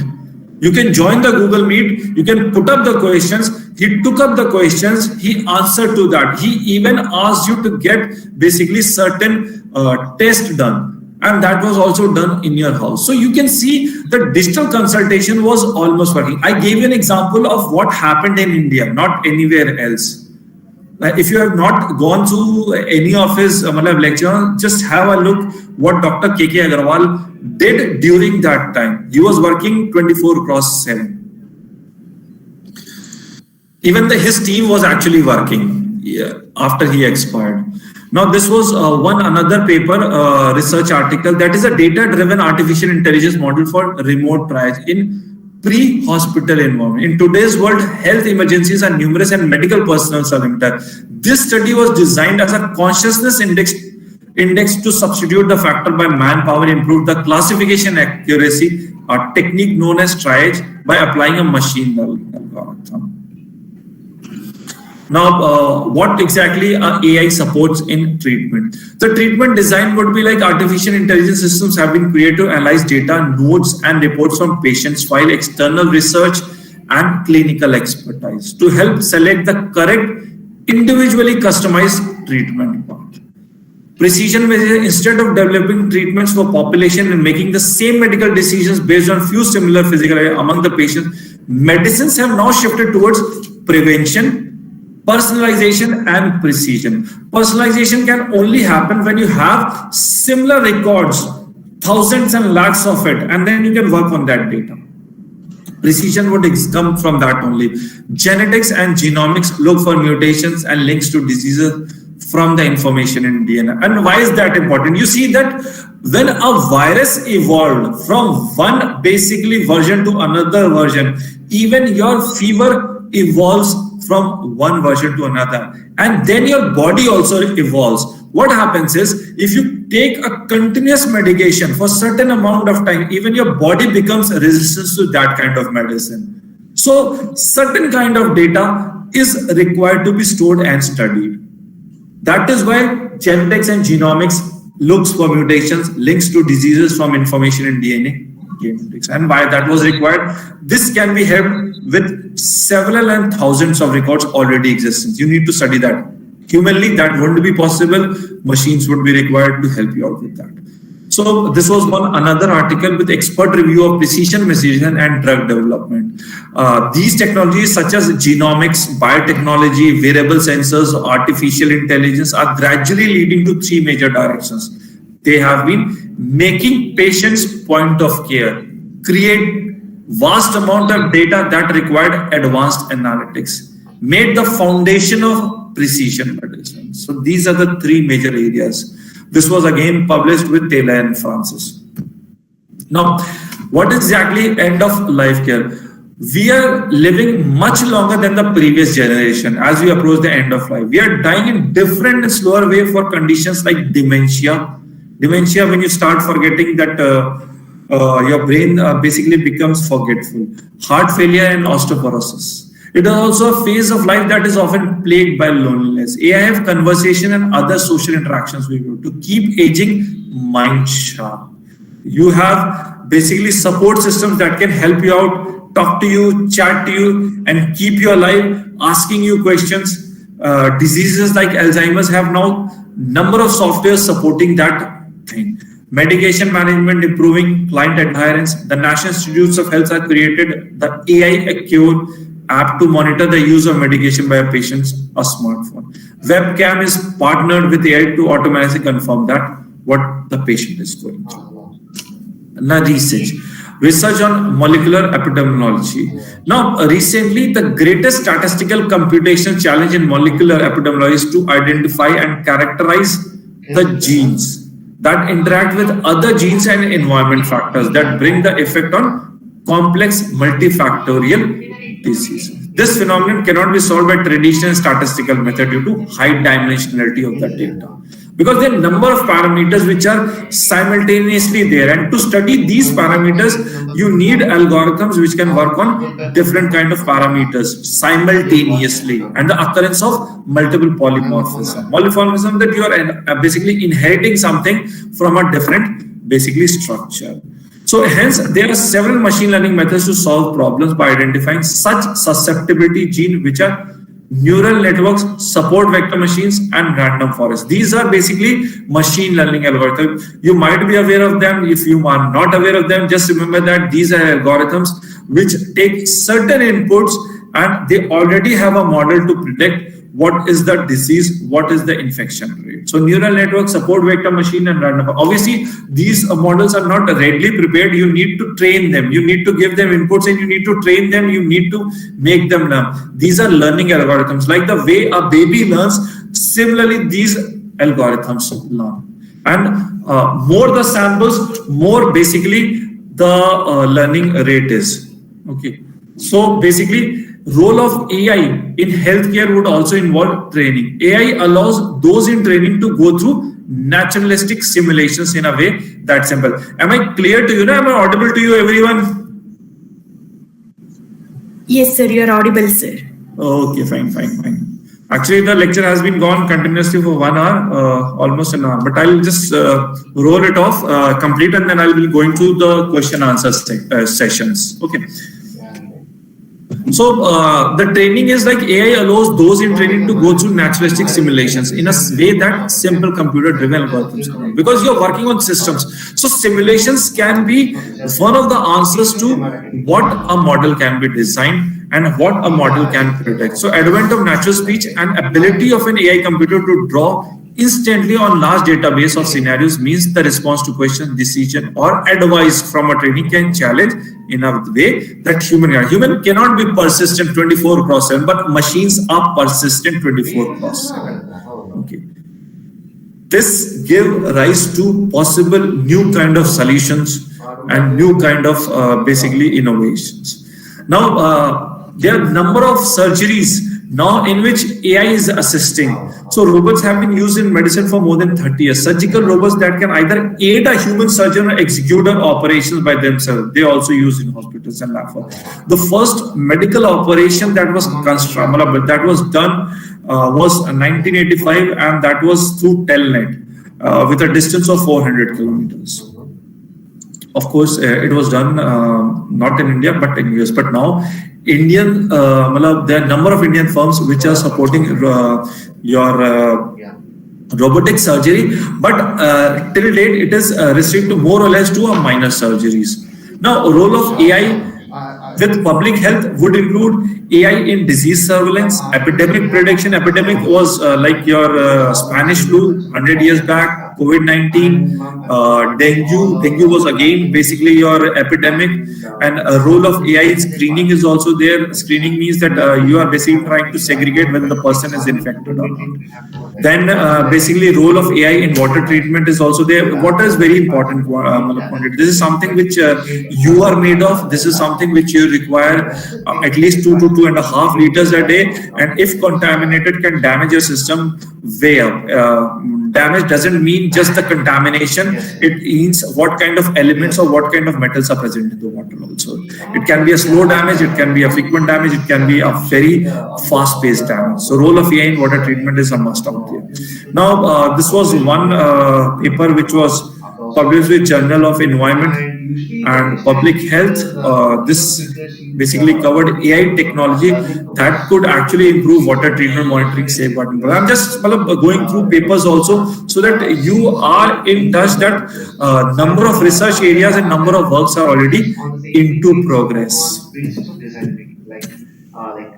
Now, this is one basically example in which research showing AI may help diagnosis of tuberculosis in remote areas captures Margulis Award. So Semantic MD aims to scale its AI solution to provide low-cost, accessible TB detection to vulnerable populations, particularly throughout East Asia, China, and Africa. The company is already working with partners in China, South Africa, Gambia, Rwanda, Nigeria, offering instant detection for less than $1 a person. So this is one innovation. This is one thing which was need of the hour, and they provided a solution. The solution integrates with X-ray devices to work. It can be accessed from the cloud or deployed locally.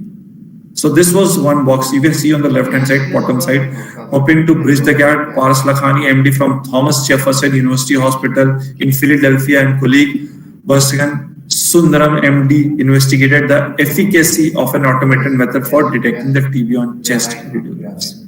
And this is one device which can be handled by not an expert, by a medical support which is trained. Now, this was one more paper developing a dengue forecast model using a machine learning. This was done in China. The study used a combination of case reports, Baidu, China's top search engine, search queries, and climate factors that they compared their working models with the existing results and 5 other products. Now, this is what our general model, our next generation public health surveillance system or automated healthcare data information sources, a community engagement and artificial intelligence model would look like. You would be having, obviously, there are serious diseases in which you need to go an expert on.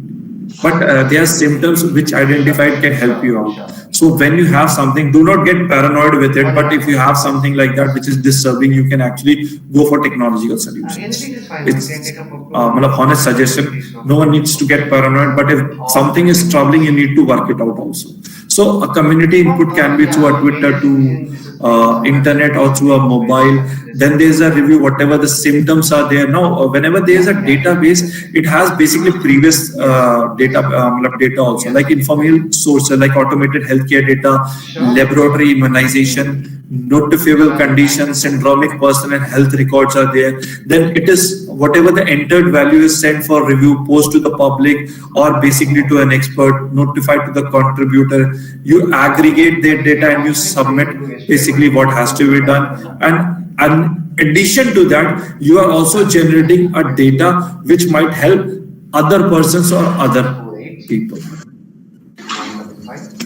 Now, what is the role of AI in symptoms screening? A syndrome defining validation approach for Zika virus. Zika virus was also one of the major epidemic infection. A guardian, that is a geographic utilization of artificial intelligence in real time for disease identification, alert notification. Surveillance system is automated and operates in real times. From practical point of view, as soon as the cases come to an emergency department, real-time analysis is performed on various aspects of electronic health records. Chief complaints, vital parameters, and laboratory results are taken. This was again a publication. Now, with acceptance of AI or scope in the world would be, what would be the strategies, what would be the design part, what would be the machines that would be required, what would be the constraints that you have to work under. You have limited facilities, you have increased the life expectancy, you need to go to the remote locations where you can access people who are not so well off. How can they be provide cost-effective solutions? And then what is the acceptance that the people you are approaching would be accepting the solutions, whether they would be ready to accept the technological solutions or not.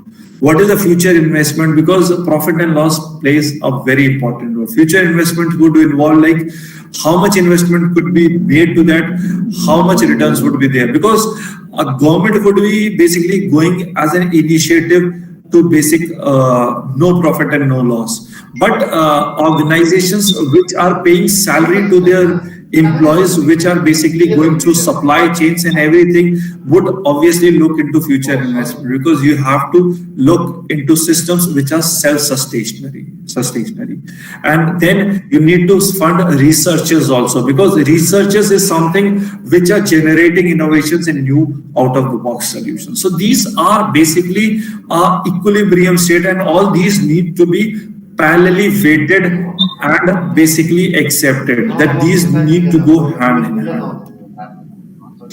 Now there was a global summit also, just to give you the AI for global summit took place in Geneva, Switzerland. It happened in 2017 or something, or 2018. And after that, what happened is like COVID took over the world, organized by ITU and X-Prize Foundation in partnership with 20 UN agencies. This summit discussed how artificial intelligence could follow a development course able to assist the achievement of United Nations development. So these things are going. Obviously, these have people which are government nominated. You have people from organizations which are nominated from wealth to do already existing medical organizations.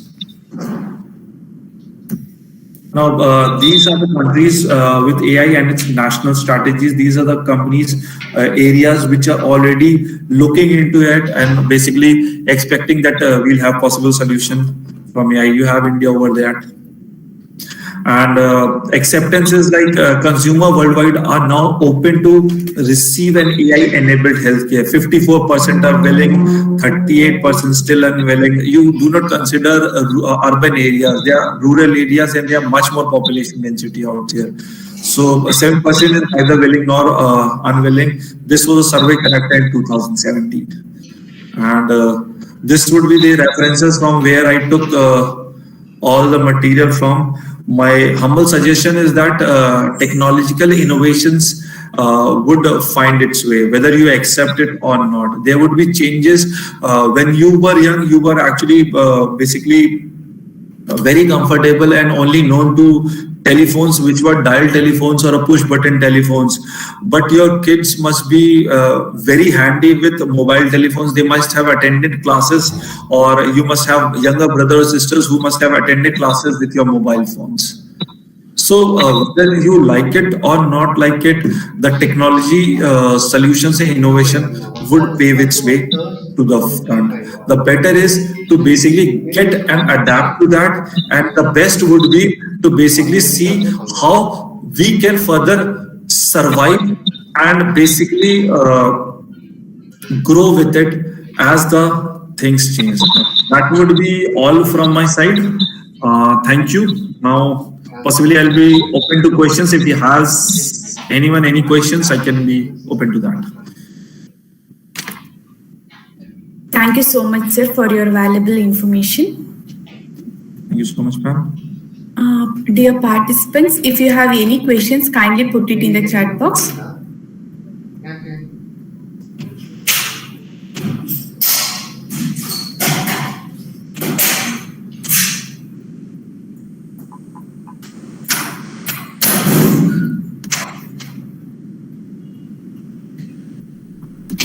First module have completed. Let's start the second module now. Yeah, so first everything please don't you can directly contact me. Okay, I will present all of things now. So in that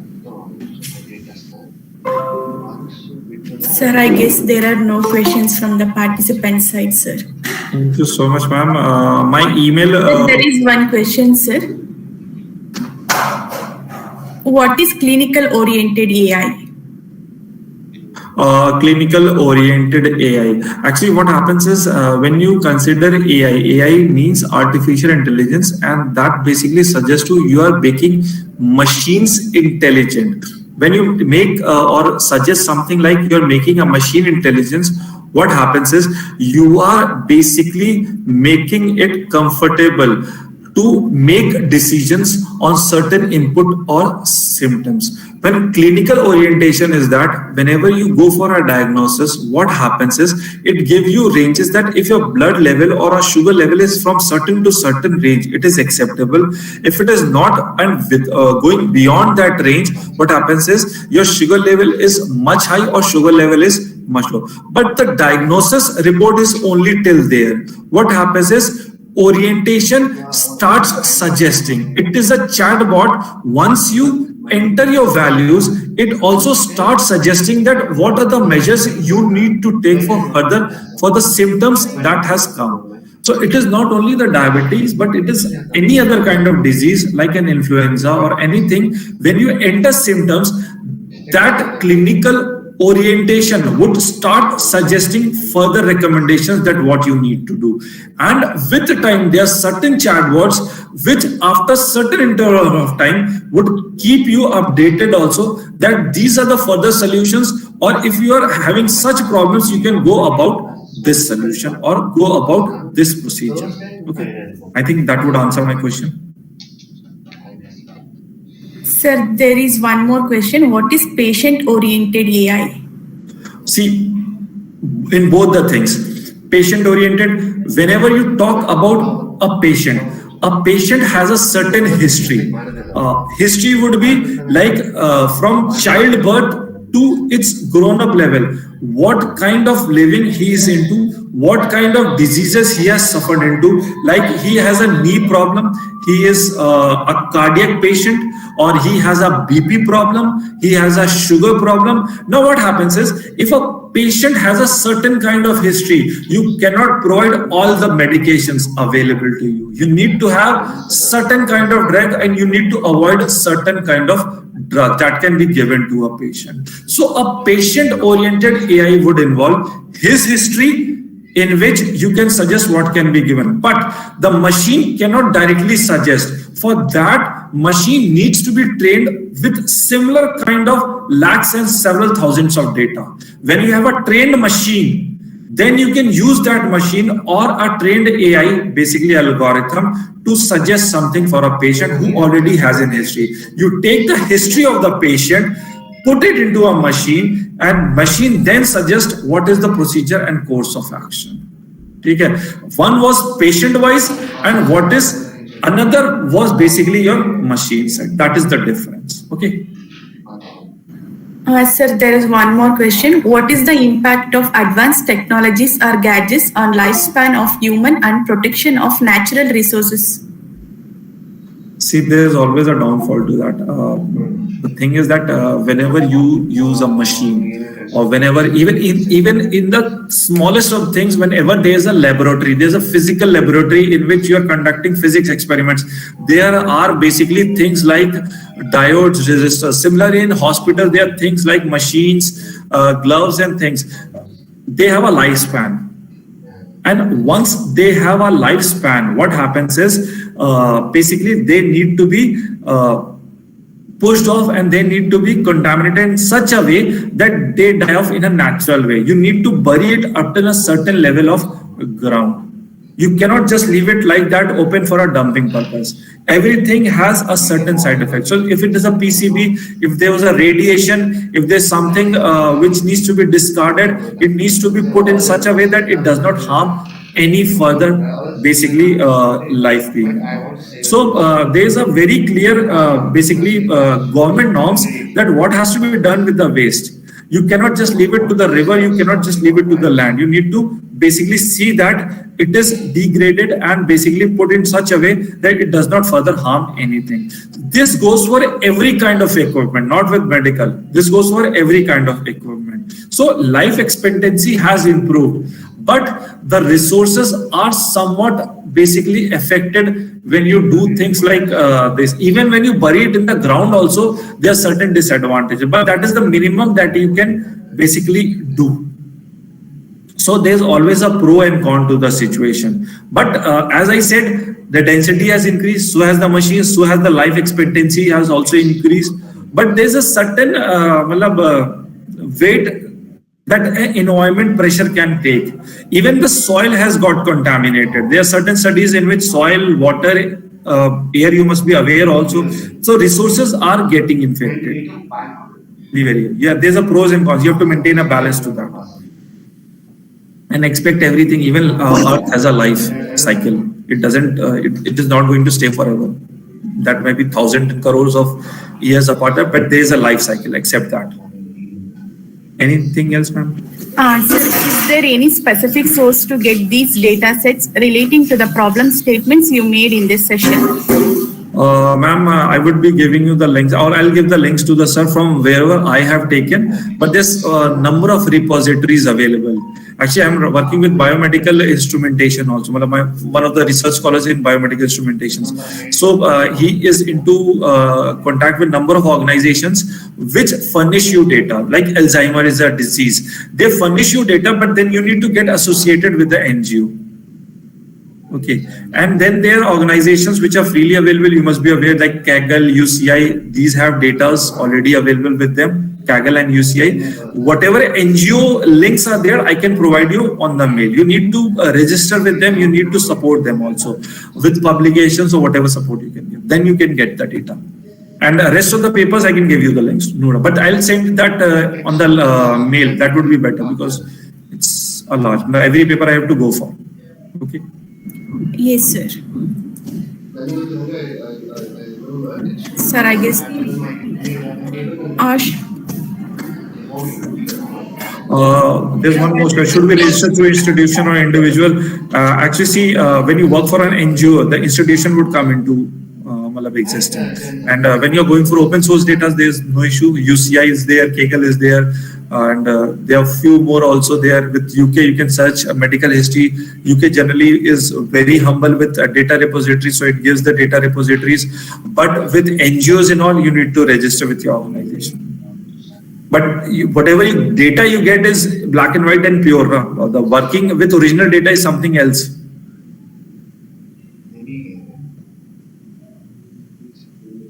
Yes, ma'am. Yes, thank you so much, sir. The session was really wonderful and informative. Thank you so much, sir. Thank you so much, ma'am. Can I push off? Leave the meeting? Yes, sir. Sure, sir. Thank you, ma'am. Participants, the next session will start at 2:30. Thank you all. Hello. Hello. Yes, Anand sir, tell me sir. They like the resource person told he will share some of the NGOs list. Actually, I want that.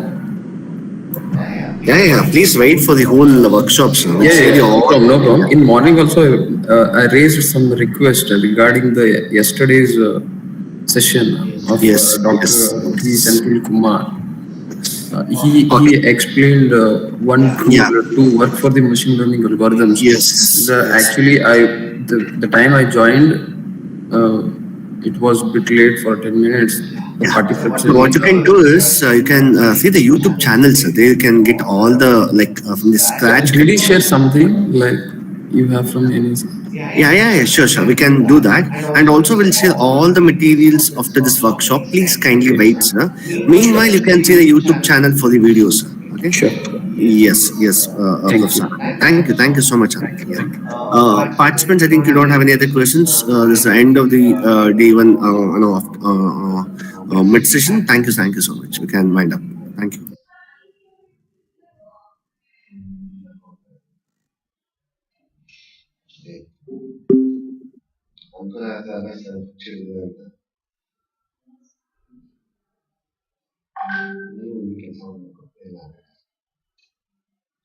ನೀಟಾಗಿ system ಯಾರು ಮಾತಾಡ್ತಿಲ್ಲ should go. If you want to go, it should be dynamic. So the marks thing is 100 ways to how much Harshita got? So I got 100 on 100, sir. Very good. They could I push on yesterday. What else extra you have? Nothing, sir. I have got dynamic person. Engage ಯಾಕೆ ಎಲ್ಲ engage I used to suggest students. Please do something. Why the reason is that ಯಾಕೆ okay, engage, give your best, do your best, right? Okay, okay. Apart from that, energy. Can you expect the same energy after 30 years? Can you expect the same energy after 30 years?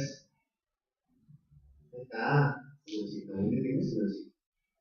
So, ಈ energy level ನೀವು growth ಆಗ್ಬೇಕು ನಿಂತ್ಕೋಬೇಕು ಆ ಟೈಮೆಲ್ಲ ಮುಂದಕ್ಕೆ ಏನು ಮಾಡಬೇಕು ಅದು maintain ಮಾಡ್ಕೊಂಡು ಕಷ್ಟ she did have to like she did a lot of things was hard things she maintained some perfect maintain 30 years ಎಲ್ಲ 35 years 50 years looks ಎಲ್ಲ ಒಂದು ಸ್ಟೇಟಸ್ ಮೇಂಟೈನ್ ಮಾಡಿರ್ತಾರೆ ನೆಕ್ಸ್ಟ್ ಏನು ಮಾಡ್ಬೋದು ಫ್ಯಾಮಿಲಿ ವರ್ಕ್ ಅದು ಮಕ್ಕಳು there's a lot of stuff what can do there can maintain ಇದನ್ನೇ ಕೆಲಸ ಮೇಂಟೈನ್ ಮಾಡ್ಬೋದು ಸಿಂಪಲ್ ಅಲ್ವಾ ಅದನ್ನ ಮಾಡೋಣ ಅದನ್ನ ಮಾಡೋಣ ಅಲ್ಲ if you want to achieve. It does not ತುಂಬಾ concept sir what the aim of the life you want to buy 2 homes 2 cars ಅಂತ ಏನು ಮಾಡಬೇಕು ಹಿಂಗೆ ಇಲ್ಲ we want to do beyond something ಅಂತ ಹೇಳಿದ್ರೆ do something ಯೂಶಲಿ ಹೇಳ್ತೀವಿ students ಏನು ಮಾಡಬೇಕು ಸೊ ಯೂನಿವರ್ಸಿಟಿ ಸೆಟ್ ಆಗಬೇಕು ಫ್ಲಾಟ್ ತಗೋಬೇಕು ಕಾರ್ ತಗೋಬೇಕು ಅಷ್ಟೇ they don't want to give anything to society depends on that no that is not because they are achievement that is luxury way of living change ಅಷ್ಟೇ ಅಲ್ವಾ ಗೊತ್ತಾಗ್ತಿದೆಯಾ ಅದೇ ಯೋಚನೆ ಮಾಡ್ತೀನಿ but I know no, all crime is not okay, but you can try to do something. At least want to ನಿಮಗೆ role model chance ಬೇರೆ partner to some ways you'll be role model for somebody in your community you ಸಾಕಾಗಿದೆ do this okay now syllabus ಕಳಿಸ್ತಾ ಇಲ್ವಾ ನಿಮಗೆ please open the syllabus the next next Ashita, what ಮಾಡ್ತೀರಾ very good. The next topic is no?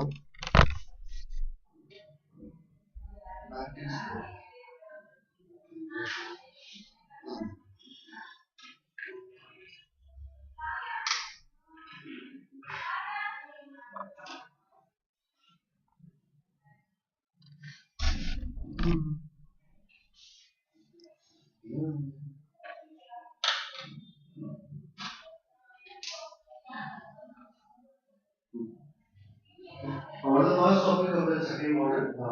Smriti, can you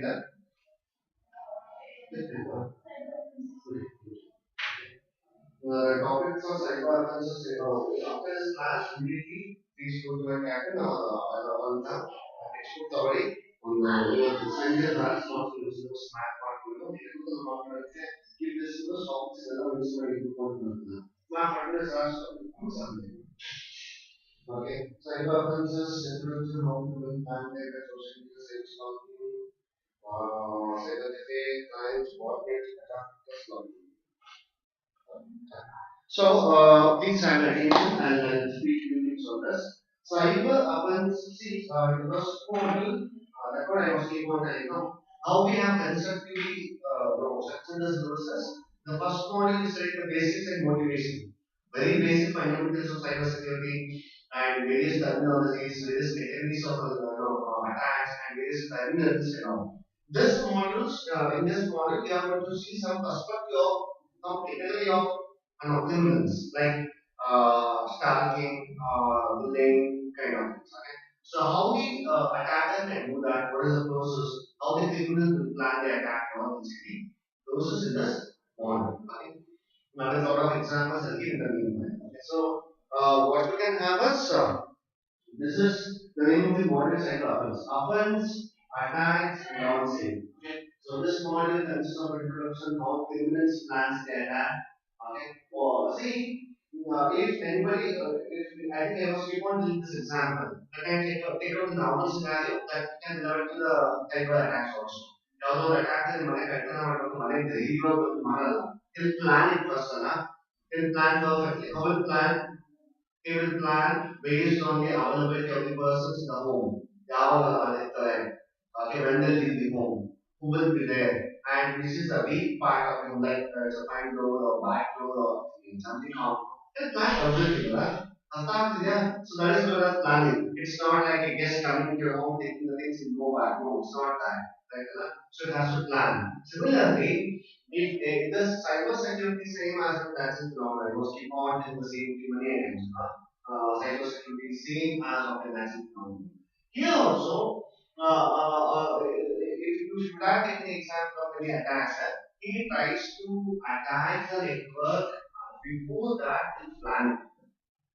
He will try to attack any network before that he'll plan it. Okay, so how criminal, that's the next topic of this course, how criminal are that? Okay. And next is social engineering, I think have already explained a couple of things. Do you know what is social engineering is now?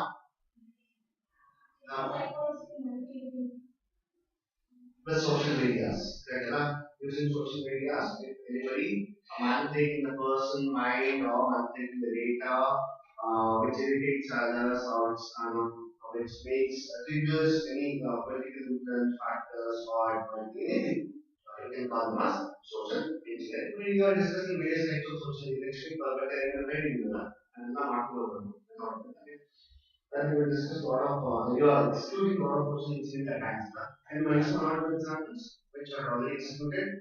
Mass mail attack and cleansel harvest attack. Nothing to pure generation.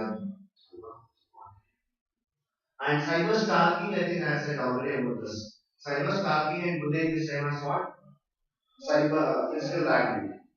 Virtual activity, sorry. Cyber stalking and cyber bullying is same as of your virtual life. Physical tagging model, instead of that, taking photo of somebody to change some data, some change some face or something they do it. Right? But irritates a person. It's called as what? Cyber stalking. We'll discuss that also here. And then in the cyber cafe and cyber crimes, yeah. Cyber cafe, you all know it as cyber scientists and so-called cyber scientists. They are the hubs for attacks. They are the place now. I think normal scenarios, the technical that they have in place, they'll say all people will sit and they discuss, will attack this, will attack. We'll call them as something like meetings in the land. Similarly, the main hub for attack of cyber actually started from cyber. Actually, it's called a cyber scientist non cyber program. It's called as actually called as what? Cyber cafe. Now, if there is various cyber activities it goes on, but if it is against it, so obviously it's called a cyber offense or cyber crime. Okay. And cyber crimes. What are cyber crimes in cyber cafes? We'll see that also. Okay. Botnets. Have you heard of this name? Botnets. Oh, good. Yeah, very good. Okay. So like the botnets are one category. Like robot networks. They'll also see. Can you give an example for botnets? Simple example for botnets. ನಿಮಗೆಲ್ಲ ಗೊತ್ತಿಲ್ಲ I have experienced that in my knowledge. Any example for botnets? Chatbots. Okay, if it is a valid one, fine. If it is inactive, it's called botnet. Chatbots, it's called as what? Chatbots are kind of software, AI based, interaction can be happen with the chatbots. With the same thing, if they ask you to enter your details, it asks you to enter, click the links, and which is malicious, obviously it's bots. Valid are the chart parts, if it is invalid also it can attack the side of the bot. And we'll discuss how bot is has been introduced, how it has been constructed. And attack vector, one more important kind of attack happened to society, cybersecurity. We'll discuss it. And see, cyber crime is not only limited to it's not only limited to the systems, or it's not only limited to the mobile devices or credit cards, Also, it mainly affects clouds, right? Google server, your space, Google space, or whatever the space, Amazon, whatever. Okay, there's also a lot of security threats in cloud source. Well, how we can able to avoid some sort of security mechanism? We'll see that in the last topic. Okay. Yeah, these are the important terminologies which are remember: hackers, crackers, and flakers. Okay. Very important terminologies. Please make a note of it. Which are those? Hackers, crackers, and flakers. Maybe we used to call everything as hacking. So anybody with the say system hack what we can call mobile hack what account hack correct no or Facebook account hack everything we cannot call it as hackers. As a technicality comes into picture, we have three different terminologies which are those hackers, crackers, and fakers. We discuss one by one. Okay. Past so many years, there is a debate between hackers and crackers. These both terms are linked with one subject, which is hacking. What is crack? Crack model. They used to call crack the quest, crack the code. Okay, what's the meaning of crack then? Get the output or logically which is hidden, please take it out. It's called cracking, right? So hacking means what? Same thing almost. There is a debate which people go from long back. They are saying. Few people say they are different. Understood? Few people say no, hackers are same as of crackers. But how it is different? Only thing is of money. Okay. People will do for money, they'll call by some name. People will do for only for social resources or social society purpose, or it might be for the benefit of the society, they'll call by different names. We'll discuss that now. Okay. Before that, you have to know what is hacking. What is hacking? The process of controlling anything. You control some device or software or credentials or the data or whatever you can call as a process is called as hacking. The person who does is called as hackers or crackers. We decide who is the hacker and who is a cracker. Okay. Technique of planning, which is done to get an access of unauthorized systems. Anything for that matter, which is not authorized for you people, which is unauthorized for you people. If you get access, what is the meaning of unauthorized or authorized? I think I said already. 5 principles of network security. Right? Which are those? 5 principles of network security. Authorization and then other 4. Class integrity, privacy, or confidentiality, non-repudiation, availability, and authorization. Authorization is also called as what? It's also called as authentication. Okay. Please remember, it's the 5 principles of network security. Which are the 5 principles of network? Repeat that. At least whichever I said. It's the 5 principles. One is authentication or authorization. Second one, integrity. Okay. For the third one, privacy or confidentiality. For the fourth one, availability. Which is the fifth one, non-repudiation. I said all the 5, which you should not forget at all. Invoid, non-repudiation. REPUDAT. ಅದೆಲ್ಲ ಹೇಳಿದೆ explanation, detailation, examples ಎಲ್ಲ ಹೇಳಿದೆ. ನಾವು ಪ್ರತಿ class ಅದನ್ನ ಹೇಳ್ತಾ ಹೋದ್ರೆ ಕಷ್ಟ ಆಗುತ್ತೆ ಮರಿಬಾರ್ದು. Okay. Okay. So please listen. On the assembly, we can say to gaining access to network or a computer for illegal purposes, the person who does, they are very intelligent and skilled in computers. Obviously, they was people telling about this also. The layman people cannot be an hacker and all. outside work people, they cannot be a hacker. Who should be a hacker? The person who has expertise in computers or expertise in network analysis, he should be a hacker. Help hack because they don't know how to switch on the computer also. That is the meaning. You know what is the meaning of hacking? What is hacking? The process of taking the access of unauthorized or control of unauthorized systems or unauthorized computers or anything.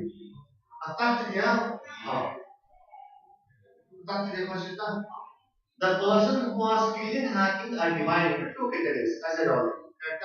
Which are those? One is hackers. What are hackers? Hackers are kind of good people who does hacking for the good purpose and to obtain more knowledge from it. They generally find loopholes in the system and help them to cover the loopholes. Hackers are generally programmers who obtain advanced knowledge about operating systems and programming languages. These people never damage the system. Is that clear? Is it clear? No.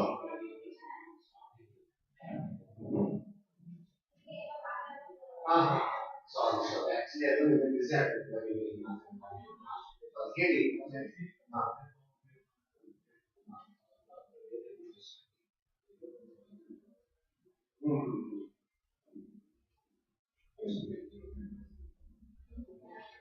Yeah.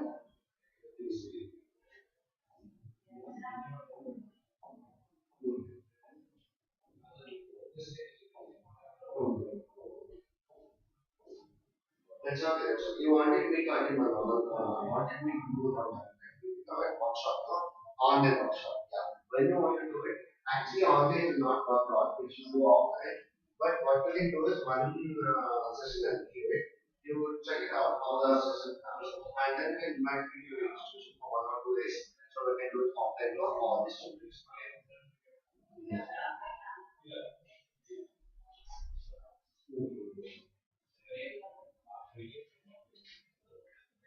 I got. What you can do is what you can do is I'll send a number, I'll send you a mail ID.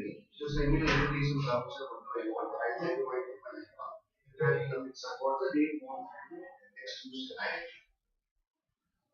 Right.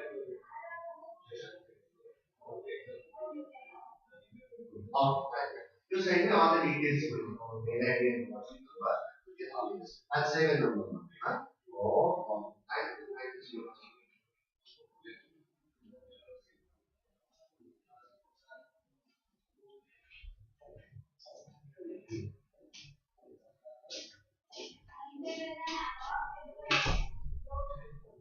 It should be really better, man. Instead of connecting offline and online and all. If I come to campus, it's really better. But you decide and tell me at least 15 days before. So we can plan it. Yeah. I'll say later. Thank you.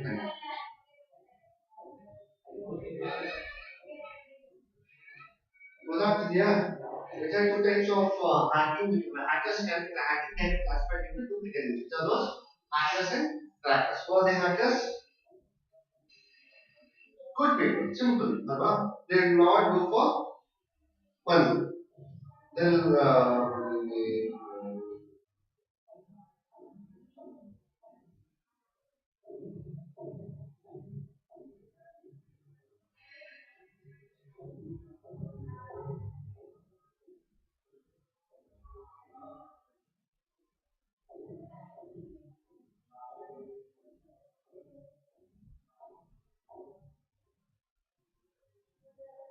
okay, they are the good people, and this will explains what is the meaning of loopholes, guys.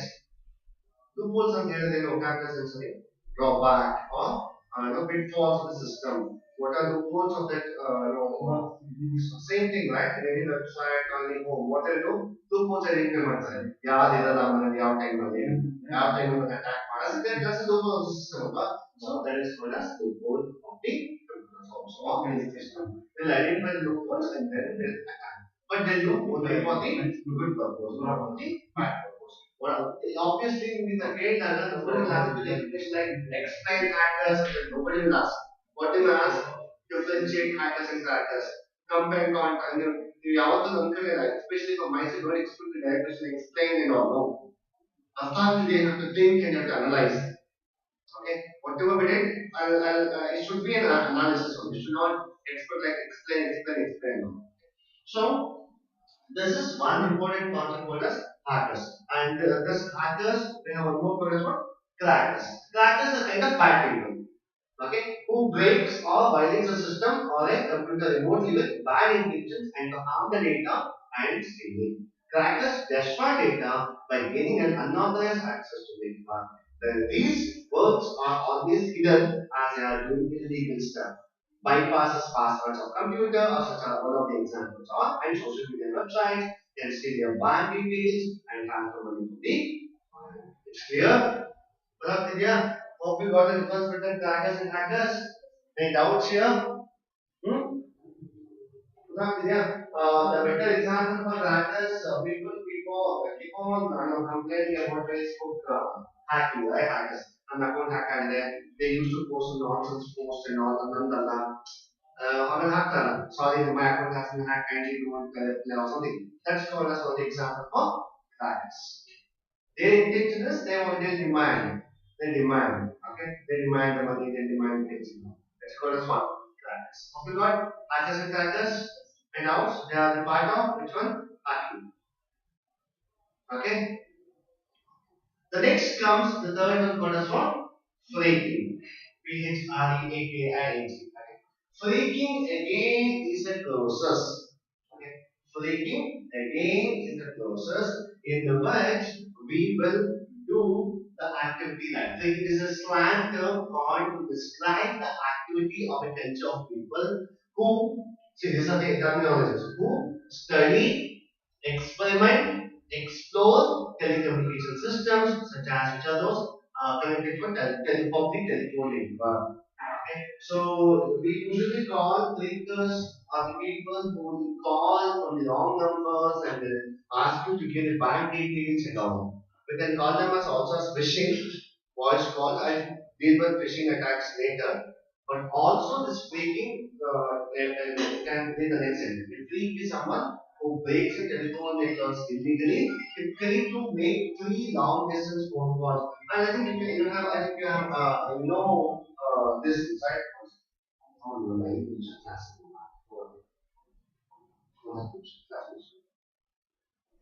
Okay, see the thing is mainly in case of I think we used to do this coin boxes and usually people I don't know coin box phone calls in India I don't know for you generation I think it was there I guess they put one rupee coin and then dial the numbers and they'll call and another techniques they used to follow what are the techniques with the help of only one coin only they used to call they used to have some faking things fake is nothing but fake fake the vocabulary is set model, no? The meaning of that is fake actually. How will fake by using some technique, nonsense technique. So what we'll use same thing, no? Even though usually people used to tell, even though I don't have the balance, I can call. Other techniques they used to some backing techniques. Okay, so they are the example for fakers and they are the people who do the faking activities. Okay, this is one example. Don't keep this only in your mind. Okay, fakers are the one they study, they experiment, they explore. What is the meaning of experiment? They don't come up with the output in one step. Or go to the one step further. So they try if I do this way, I get the output, or if I do this way, I get the output. After certain iterations, they'll get the output. No? That's the meaning of what? Experiment. Experiment with or explore telecommunication systems. Clear? So that's clear. So that is the actual meaning of ranking. And out here, this is one example. One example is this one. It's clear. Okay, so if somebody, if I give it, if it's a land apart from this, you should not confuse it. It's a crackers or hackers. Okay, fakers. Example is this one. This is one of the examples for fakers. But this is not only the example for fakers, right? Breaking the telephone lines or the main example is they break the telecommunication system. It might be voice, messaging messages. If they don't have balance, also we can send the famous kind of things by using some faking techniques. They are called as fakers. Any doubts here? Hope you got the logic of crackers, hackers, and fakers. Who are the crackers? who are the bad people. They damage the system and they do illegal activities because of the money seeking. Who are the hackers? Good people. They do hacking or they do the process of hacking for good purpose, like for society, or they're alerting the weak websites or the people who got hacked. It's called as good people. What are fakers?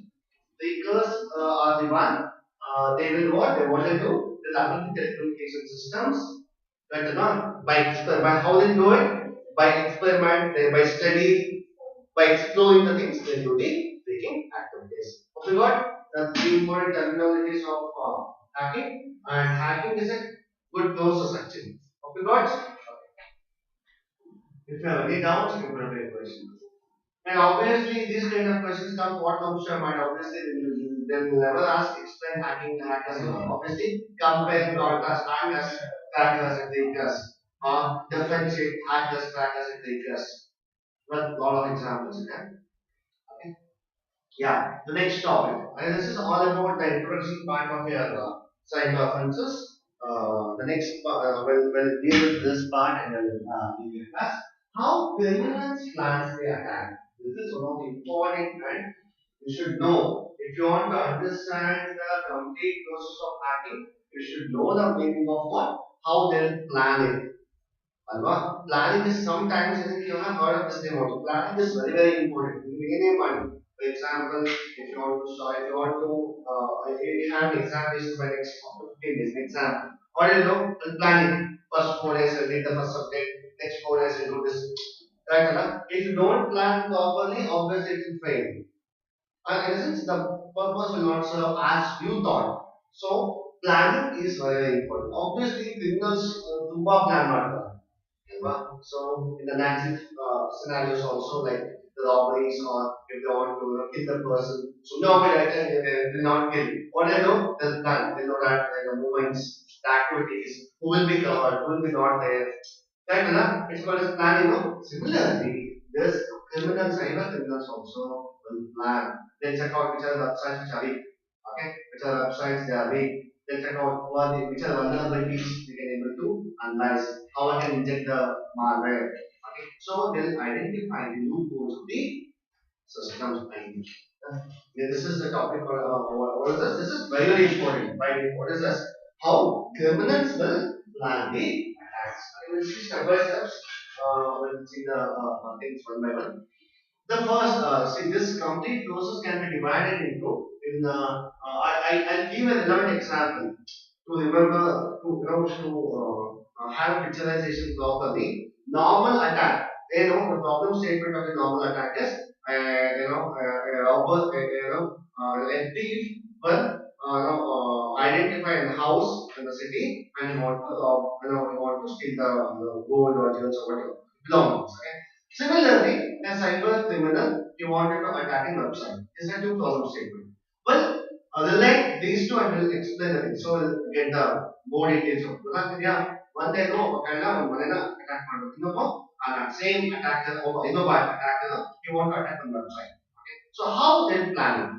Non-purpose here is not to explain how they'll attack. What the planning techniques they use to attack, that is the importance of this topic. Okay. So the first step is called as the technical terminology we can call it as reconnaissance. What is the meaning of reconnaissance? It's called as information gathering. Okay, in cyber security, we call the terminology as what? Reconnaissance. Okay, is the first phase and is treated as passive attacks. What are I think I said in the other day, the complete cyber attacks or network attacks can be broadly divided into two categories. Same maybe in the real time example also we have. Which are those? One is active attack and one is passive attack. What is active attack?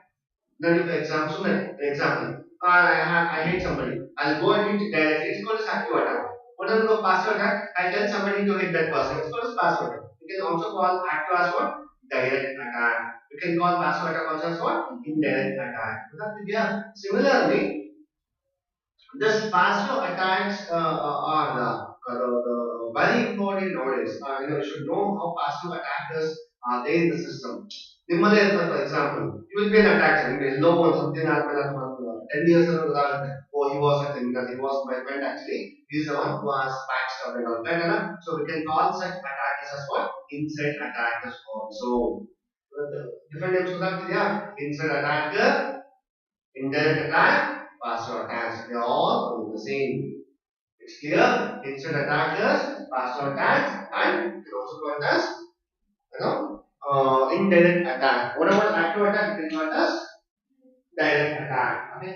So when it comes to point of how criminals plan the attack, the first phase of planning is what? Information gathering. The technical term we have to use for that is reconnaissance. Yeah. So why information gathering is very important? I used to tell the same example. If a robber he wants to rob some home, he cannot go to home as a guest. What has to do? He has to collect all the information of the home. Correct, Alva? So, what are the information is collect generally? So, I mean, experience in just an example. ಎಷ್ಟು ಜನ ಇರ್ತಾರೆ ಮನೆಯಲ್ಲಿ correct ಅಲ್ವಾ ಅದಕ್ಕಿಂತ ಮುಂಚೆ ಏನು correct ಮಾಡ್ಬೋದು dimension like ಎಷ್ಟು ಗೇಟ್ಸ್ ಇದೆ ಒಂದೇ ಎಂಟ್ರಿನ correct basic information so from they to estimation of the cost inside ಒಳಗಡೆ ಹೋಗ್ಯಾರಲ್ಲ ಸುಮ್ಮನೆ ಎಸ್ಟಿಮೇಟ್ ಮಾಡ್ತಾರೆ ಎಷ್ಟು ಕಾರ್ ಇದೆ based on that only they'll estimate now that's called as inside information gathering reconnaissance again we have two things one is outside information gathering and inside information gathering okay what is the meaning of inside does not mean that we'll go to home and we'll pick the data by estimating it is going to calculate what are the money how much money we can make it or how much belongings we may get the estimation it's called as inside information gathering what is the meaning of outside information gathering how many gates we have how many watchmen or how many surveillance we can have it's called as outside information gathering come to your cyber security what is the meaning of inside and outside information gathering let me take a website called as www.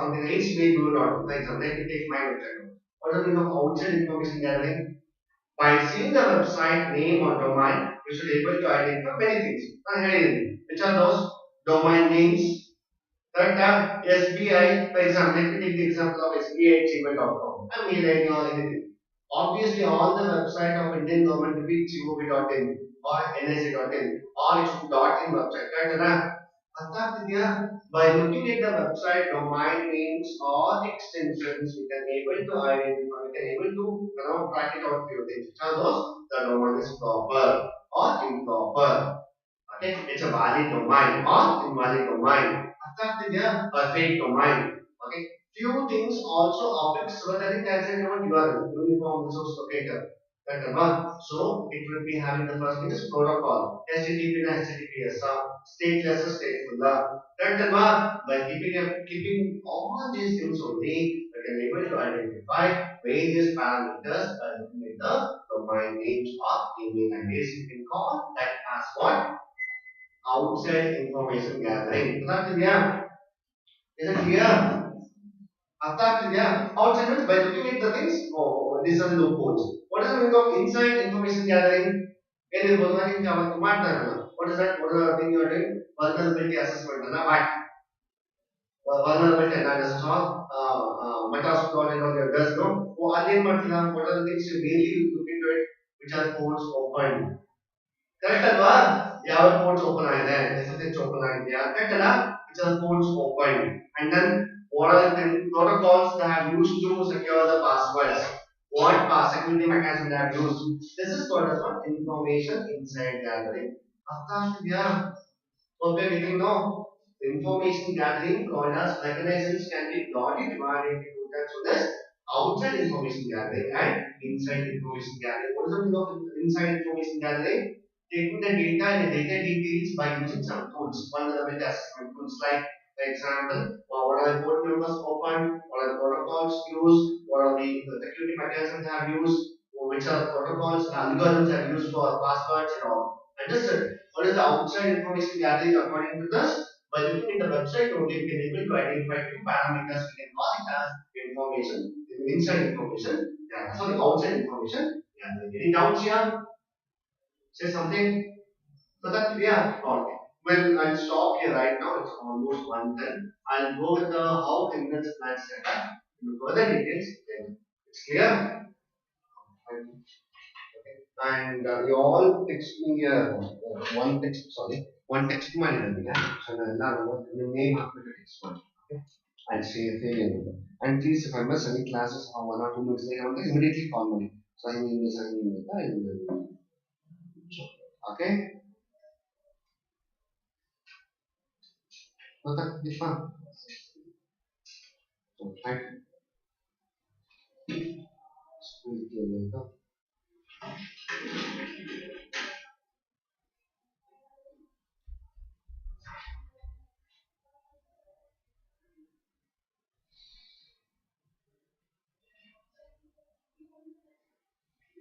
Money.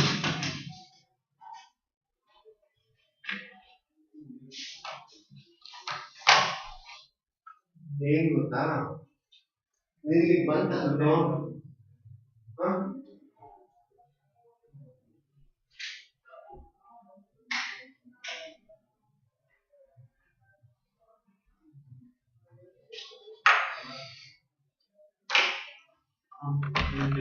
Amount ಬಂತಾ ಪರಮೇಶ್ವರ್ ಕಳಿಸ್ತೀಯ ಅಂತ ಕೂಡ ಇವತ್ತು ನೋಡಿ ಏನಂತಂದ್ರೆ check ಮಾಡಿ ಬರ್ಲಿಲ್ಲ ಅಂತ ಹೇಳಿ ನಾವು ಜೊತೆ ಮಾತಾಡ್ತಾ ಯಾವತ್ತೇ ಹೇಳಿ ಪಾಪ ಅವನಿಗೆ ಆಮೇಲೆ ಇದಕ್ಕೆ ಆಮೇಲೆ ಇನ್ನೊಂದು ಈಗ ಇನ್ನೊಂದು ನಾರ್ತ್ ಕರ್ನಾಟಕ ನಾರ್ತ್ ಸ್ಟೇಟ್ಗೆ ಅದು ನಾನು ನಿಮಗೆ website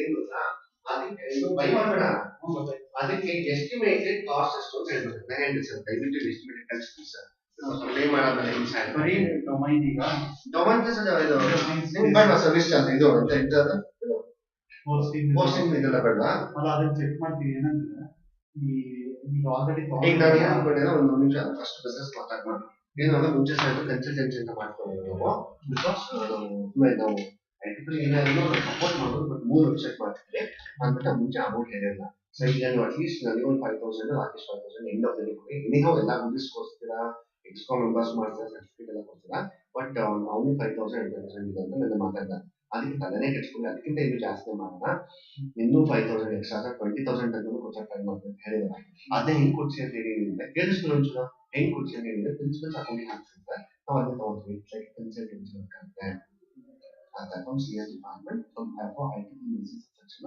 plus North Karnataka medicine section ಗೆ ಏನು 2,000 ಮಾಡಿರೋದು ನೈಟ್ ಟ್ರಿಪಲ್ಲಿ 3954 ಈಗ ಹೇಳಿ ನಾನು ಅದಕ್ಕೆ ಕೇಳಿಸ್ಕೊಳ್ಳೋಣ ಓಕೆನಾ ಏನಕ್ಕೆ north Karnataka IT medicine section ಮತ್ತೆ IT medicine section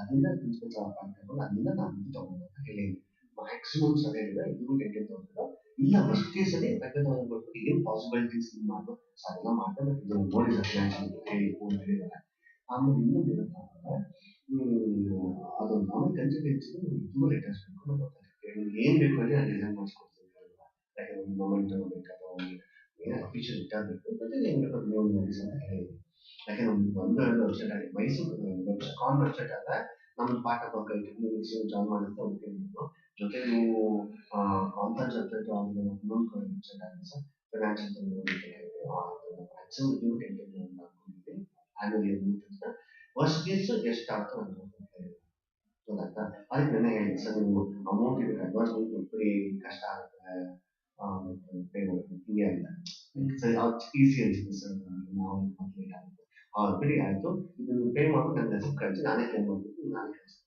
better sir ಅಂತ ಅದಕ್ಕೆ ನನಗೆ ಎಸ್ಟಿಮೇಟಿಂಗ್ ಎಷ್ಟು ಅಂತಂದರೆ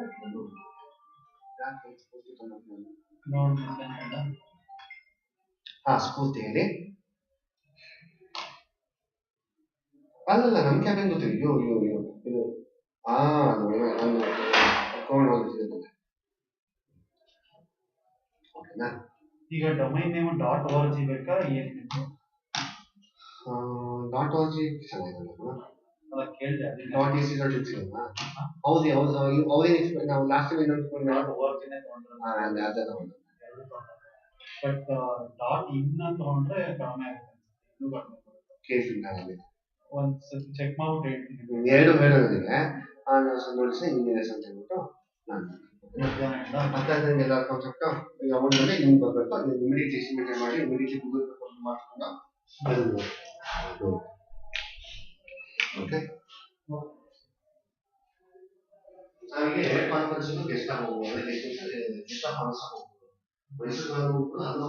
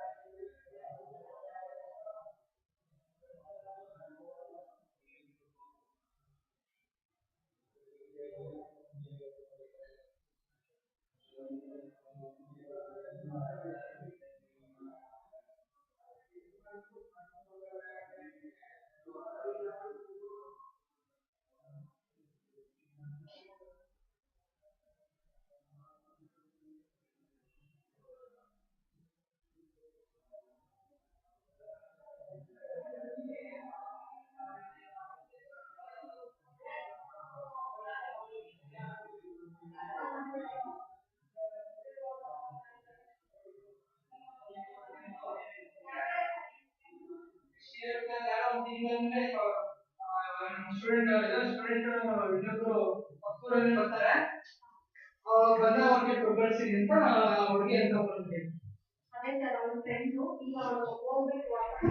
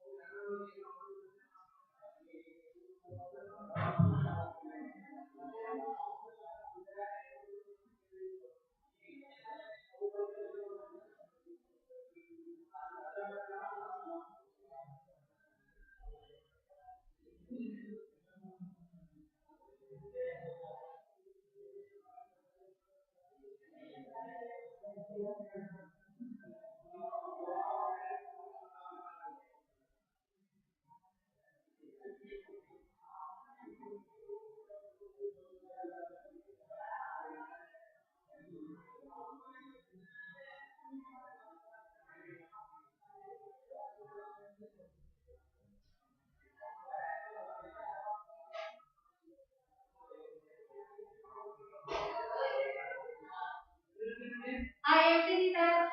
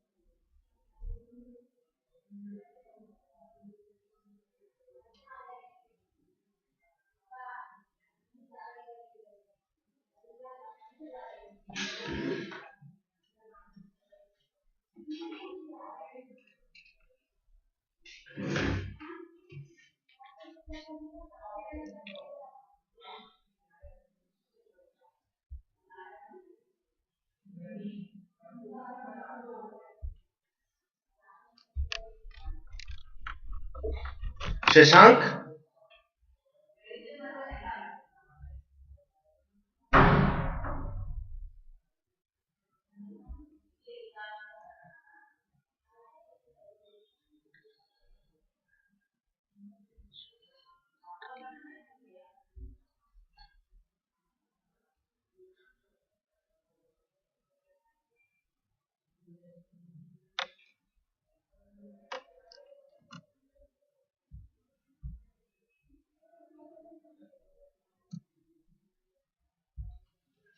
ಶಶಾಂಕ್, ಒಂದೊಂದು ಸೆಕೆಂಡ್.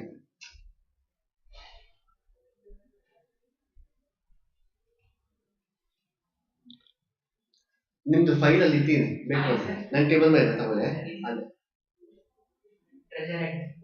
ಎಲ್ಲಿ ಗೊತ್ತಾ, ನನ್ನ ಟೇಬಲ್ ಇದೆಯಲ್ಲ ಅಲ್ಲೇ ಇಲ್ಲ ಕೆಳಗೆ ನೋಡ್ಕೊಂಡು ಅದ್ಮೇಲೆ ತಗೊಳ್ಳೆ, ತೋರಿಸ್ಕೊಳೆ. ಆಮೇಲೆ ಇದು ಸ್ಟೆಕಾಮ್ದು ಒಂಚೂರು ಲಿಂಕ್ಸ್ ಕಳಿಸ್ತೀನಿ, ಅದು ಕಳಿಸ್ಕೊಡ್ತೀನಿ. ಡೇ 1 ಡೇ 2 ಅದನ್ನು ಕಳಿಸ್ಕೊಡ್ತೀನಿ. ಎಲ್ಲ ಮಾಡ್ಬೇಕು. ನಿಮ್ದು ಬಾ ಸ್ವಲ್ಪ ತಗೊಳ್ಳಿ.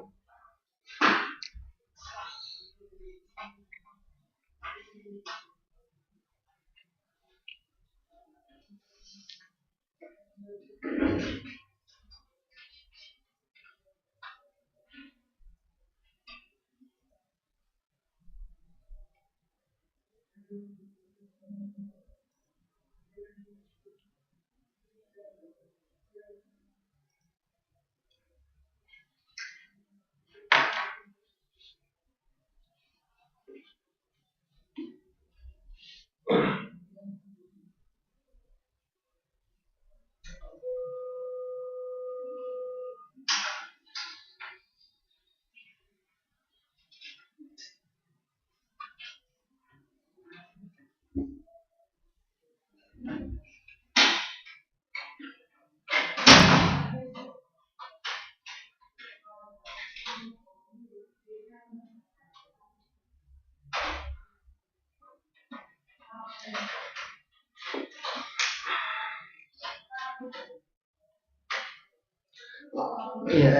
Hello good afternoon ma'am. ಅದೇ ಊಟ ಆಯ್ತಾ ಮ್ಯಾಮ್ ಏನಿಲ್ಲ, ಅದೇನಂತ ಹೇಳಿದ್ರೆ ನೀವು PPT ನಾನು ಶೇರ್ ಮಾಡ್ಬೋದು ನಮಗೆ, ಬಟ್ ಅಲ್ಲಿ ನಿಮಗೆ ಡಿಸ್ಟರ್ಬೆನ್ಸ್ ಆಗ್ಬೋದು ಅಂತ ಅನ್ಕೋತೀನಿ. ಏನಕ್ಕೆ ಅಂತ ಹೇಳಿದ್ರೆ ಯೂಶಲಿ ಎಲ್ಲಾ ಸ್ಪೀಕರ್ಸ್ ಅವ್ರ ಕಡೆಯಿಂದಲೇ they use to present share ಮಾಡಿಬಿಟ್ಟು.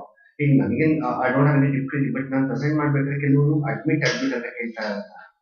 ಸೊ ನಾನು ಅಲ್ಲಿ ಸ್ವಿಚ್ ಆನ್ ಅಲೋ ಮಾಡ್ತಾ ಹೋದಾಗ ಪಾಪ ನೀವು ಪ್ರೆಸೆಂಟ್ ಮಾಡ್ತಾ ಇರ್ತಾರೆ, ಸೊ ನಿಮಗೆ ಡಿಸ್ಟರ್ಬ್ ಆಗ್ಬೋದು ಅಂತ ಅನ್ಕೊಂಡು ನಿಮಗೆ ಕಾಲ್ ಮಾಡಿ ಹೇಳುವಂತ.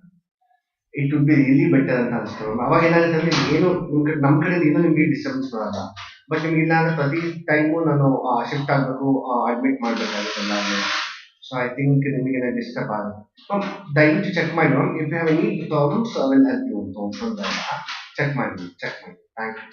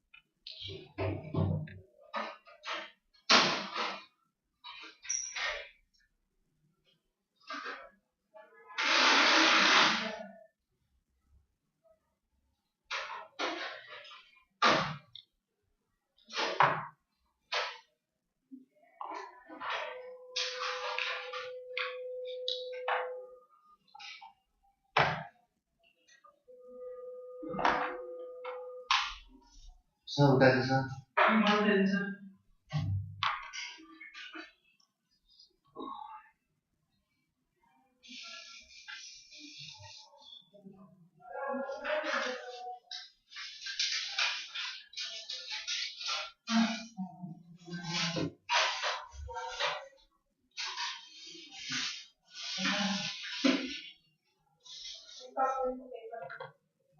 ಸರ್ ಯೋಗೇಶ್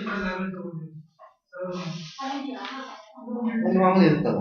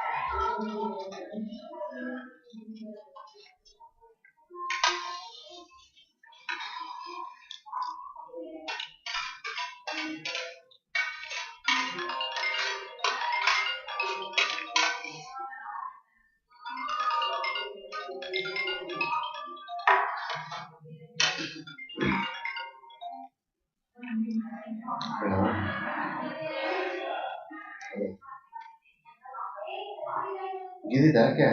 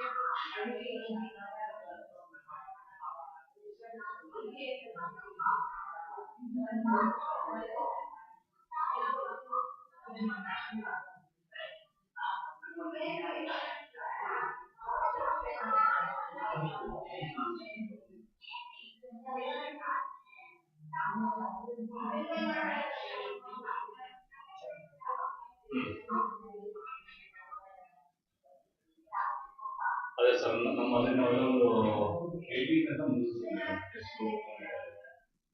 18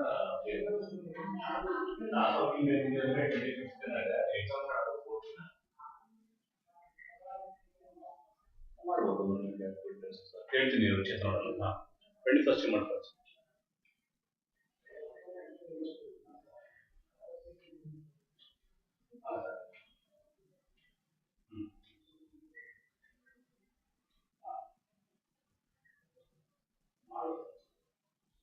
ಇಲ್ಲ ಸರ್, ಇದು ಫುಲ್ ಮಾಡಿಲ್ಲ ಅಲ್ಲ, ಫುಲ್ ಮಾಡಬಾರ್ದು. ಇನ್ನೊಂದು ಪ್ರತಿ ಮಾಡಿದ್ರೆ ಅಟ್ಲೀಸ್ಟ್ ಒಂದು ಇಂಪಾರ್ಟೆಂಟ್ ಟಾಪಿಕ್ಸ್ ಅದನ್ನ ಕ್ವಶನ್ಸ್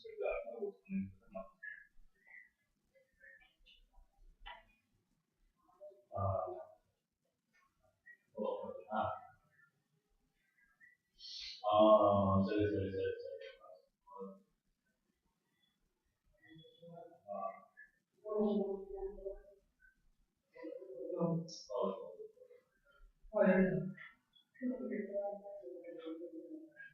ಸರ್, ಇದಕ್ಕೂ ಸ್ಟೂಡೆಂಟ್ ಮನೆಗೆ ಹೋಗ್ತಿದ್ದಾರೆ ಎಕ್ಸಾಮ್ಸ್ ಟೆಸ್ಟ್ ಬರ್ಸೋದಕ್ಕೆ ಸ್ಟೂಡೆಂಟ್ ಮನೆಗೆ ಹೋಗ್ತಾರೆ. ಈಗ ಮಾಡಿದಾರೆ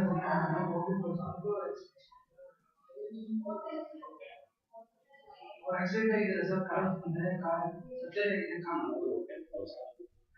ಹೊರಟೆ ಯೋಗೇಶ್.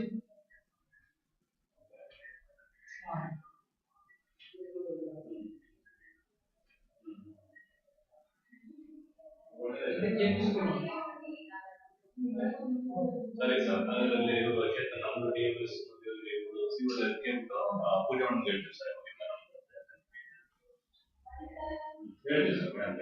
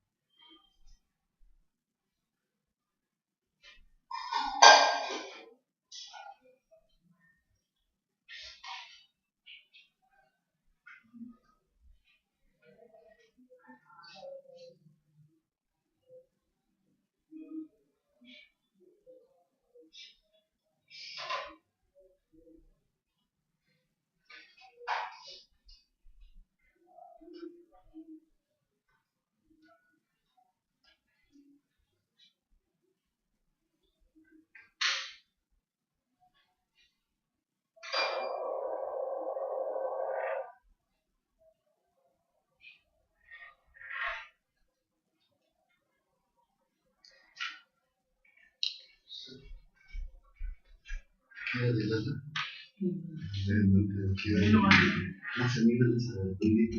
ಕೇಳೋದು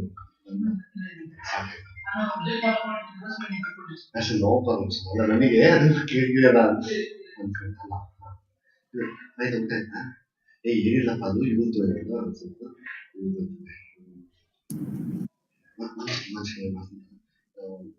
ಅಥವಾ ಇದು ಹೊಸಗಿನ ಫೈನಲ್ ಆಗಿದೆ ಟೆನ್ಷನ್ ಅಲ್ಲೇ ಇದೆಯಾ ನಾವು ಹಾಕೊಳ್ತೀವಿ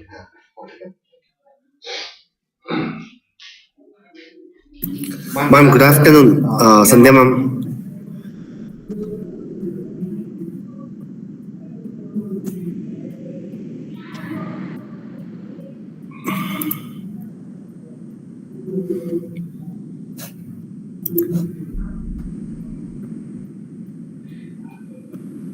Hello. Ma'am, good afternoon. Sandhya ma'am.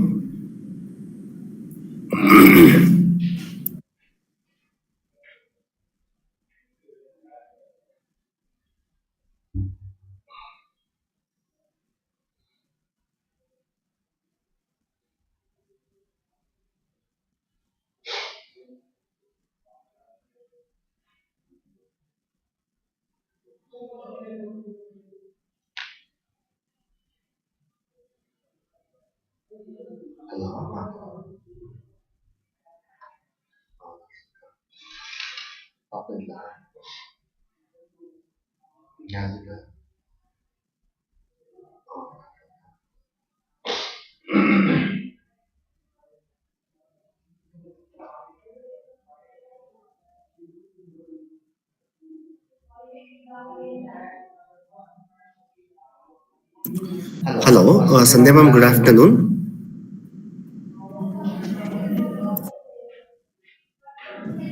Good afternoon.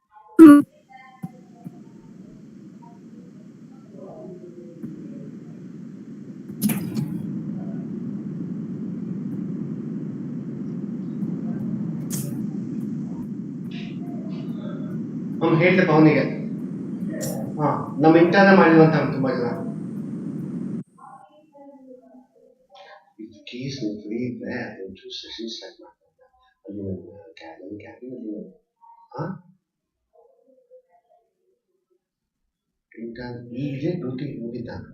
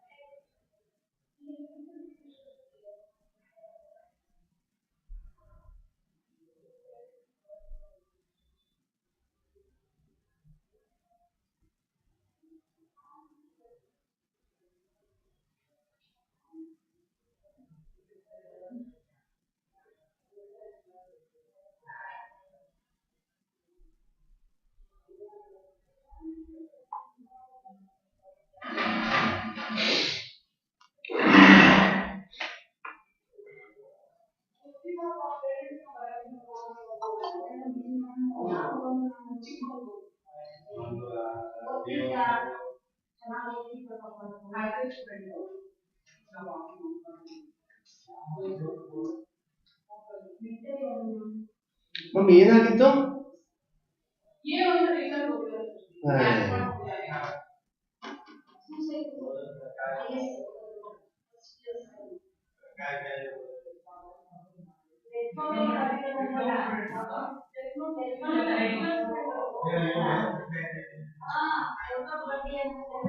PU ಸ್ಟೂಡೆಂಟಾ?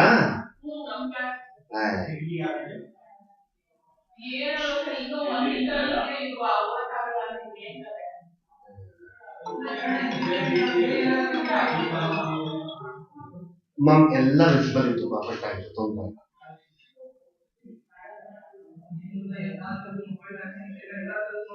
Okay, but ಇಲ್ಲ ಅವನ್ನೆಲ್ಲ ಪರ್ಫೆಕ್ಟ್ ಆಗಿ ವಿಸಿಬಲ್ ಇತ್ತು, ಅದನ್ನ ನೋಡ್ತಾ ಇದ್ದೆ ನಾವು. ಎಸ್ ಎಸ್, ಬಟ್ ನಾವು ಮಾತಾಡ್ತಿದ್ದೆ, ವಿಶ್ ಮಾಡ್ತಾ ಇದ್ದೆ ನಿಮಗೆ. ನಿಮ್ಮ ಕಡೆ ವಿಡಿಯೋ ಆಫ್ ಆಯ್ತು, ಬಟ್ ನಿಮ್ಗೆ ಕೇಳಿಸಿಲ್ಲ. ಒನ್ಸ್ ಅದೊಂದು ವಾಯ್ಸ್ ಚೆಕ್ ಮಾಡಿ ಮ್ಯಾಮ್ ಈಗ. S.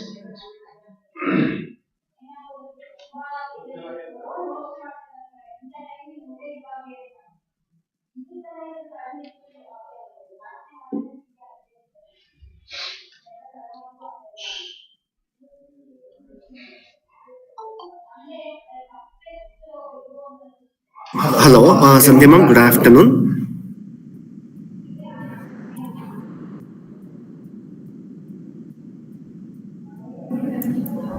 Good afternoon, Dr. Gururaj. Yeah, ma'am. Your voice is perfectly audible, ma'am, right now. Thank you. Yes, ma'am. Yes. In under 5 minutes, we can start the session, ma'am. Sure. Yes, ma'am. Thank you so much.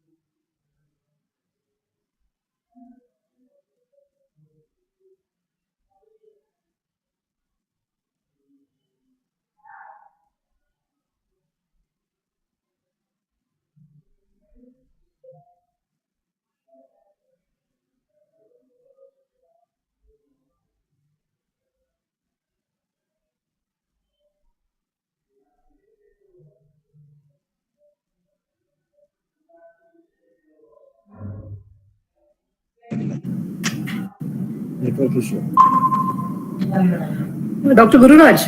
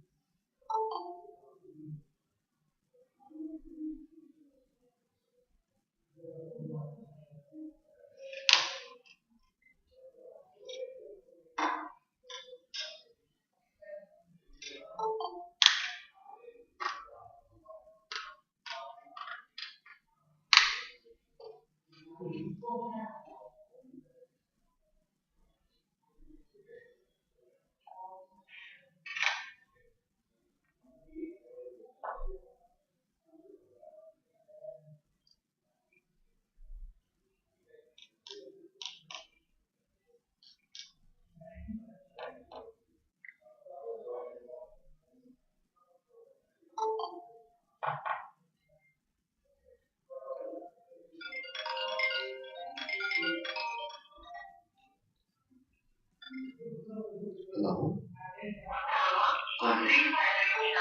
Hey.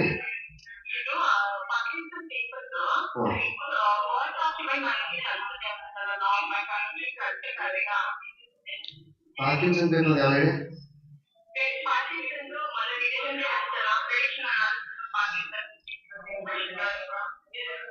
Okay.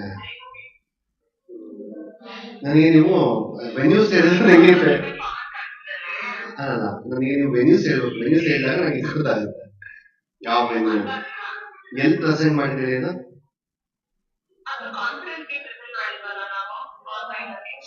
ಅಟ್ಮಿ. ನಿಮ್ಗೆ ಏನು word ಬೇಕಾ ಈಗ? Word document ಕಳಿಸ್ಬೇಕಾ?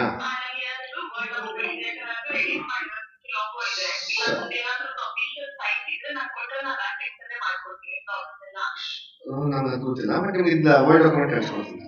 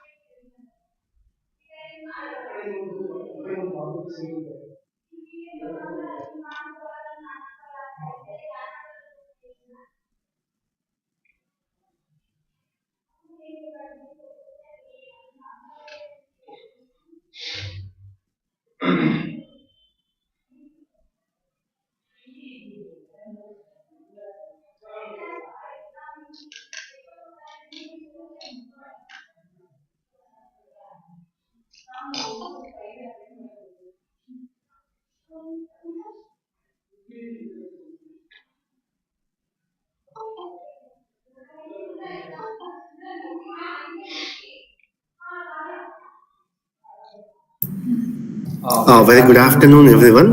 Welcome back to this, 1 week online FDP program on design thinking. Sandhya ma'am, very good afternoon. Yeah. Shall we start, Good ma'am? afternoon. Yeah, sure. Yeah, Soundarya, please go ahead. Yes, sir. Very good afternoon, everyone. I would like to welcome all of you for this third session. Welcome you all. Now I would like to introduce our today's resource person, Dr. Sandhya R. Anvekar. Dr. Sandhya holds a PhD in Management Studies from Karnataka University, Dharwad. She has more than 25 years of experience in academics and 8 years in industry. She is educationist and a passionate researcher in the area of management, especially marketing management. She was an active NSS cadet during her degree and PG and later worked as NSS officer and community DVT coordinator along with her academic responsibilities. She is a social scientist and is associated with 2 NGOs as an honorary director that work for education, empowerment and social responsibility. Dr. Sandhya has presented many research papers in reputed national and international conferences in India and abroad. She has more than 50 publications to her credit and has completed a few projects on women's studies for Government of Karnataka.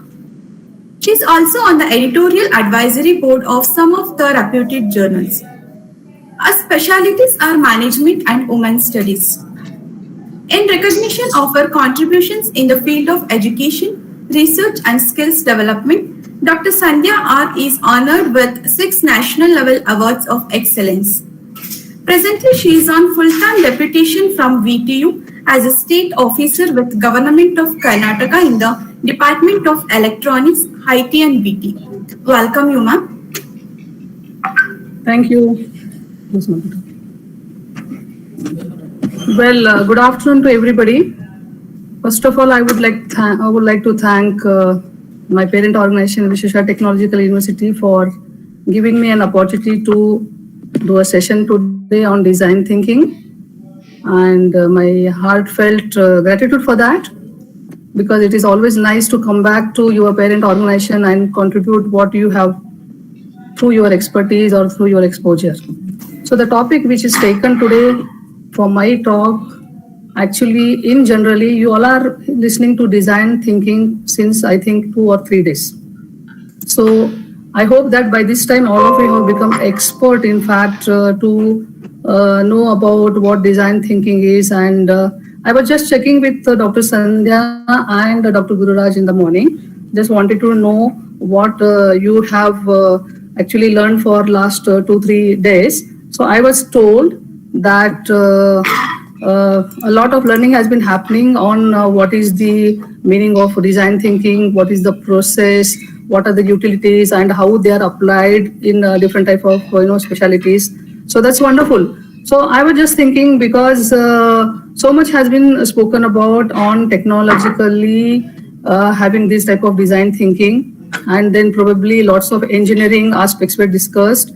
But I learned that also there are faculties representing from management discipline, and maybe some social scientists also are there in the audience.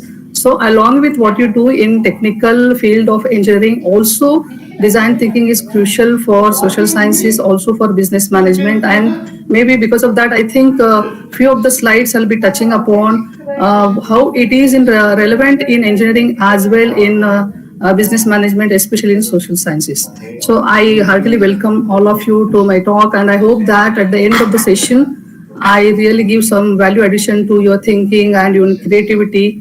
And especially if you are planning to do some kind of projects, works, or innovative ideas to develop and all, I hope that I'll be able to contribute on that through whatever I know. Well, design thinking, as I said before some time, is very crucial. So what is design thinking? Because all of you must be now masters now, because lots of experts have come since 2-3 days, and you all definitely must be knowing design thinking. But what I feel in normal terms is design thinking is nothing but thinking on a design. So what is a design? It may be a structure, it may be kind of any idea which you have, and you want to plan on that. So why do you plan on that? Because you understand it is very, very crucial for something. You have some kind of problem in your minds, or some kind of business opportunities you're thinking about, and then you want to develop a solution on that. And that is why when you want to develop a solution, definitely you are going to think about it. And when you think about the kind of problem you have understood, you're also going to develop a design for solving that problem. And this is what is design thinking. In simple terms, it is nothing so complicated, but it's just simple thing that you are going to plan something which is supposed to be very useful to someone. It's going to solve some problem, and it is going to give solution in a very artistic and skillful way, and that is what is design thinking. Now, if you can see the second slide.